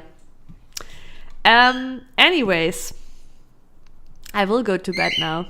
It was nice hanging out. I wish you will, I think your Happy New Year is in like 2 hours, right? So yeah, have a good, safe journey into the new year. And yeah, that was a whole nother hour. G-Hager, good night. I hope you feel well rested and ready for our next Pinky Promise. But yeah, Triaga is gonna get PTSD from Pinky Promise. I wish you a beautiful night, and I will probably be back tomorrow. I don't know when, but at some point. And we probably will play Final Fantasy 16. 24-hour Kingdom Hearts. Oh my god. Yes. I do still have Kingdom Hearts 2, actually. But I felt like playing FF14 too. I'm resubbing to Satori for her flip-off emote. But yeah, anyways, thank you so much for watching. Have a beautiful night, and I'll see you tomorrow. Bye-bye. Trigger, if you haven't played 16, you know, prepare. Homework. Good night.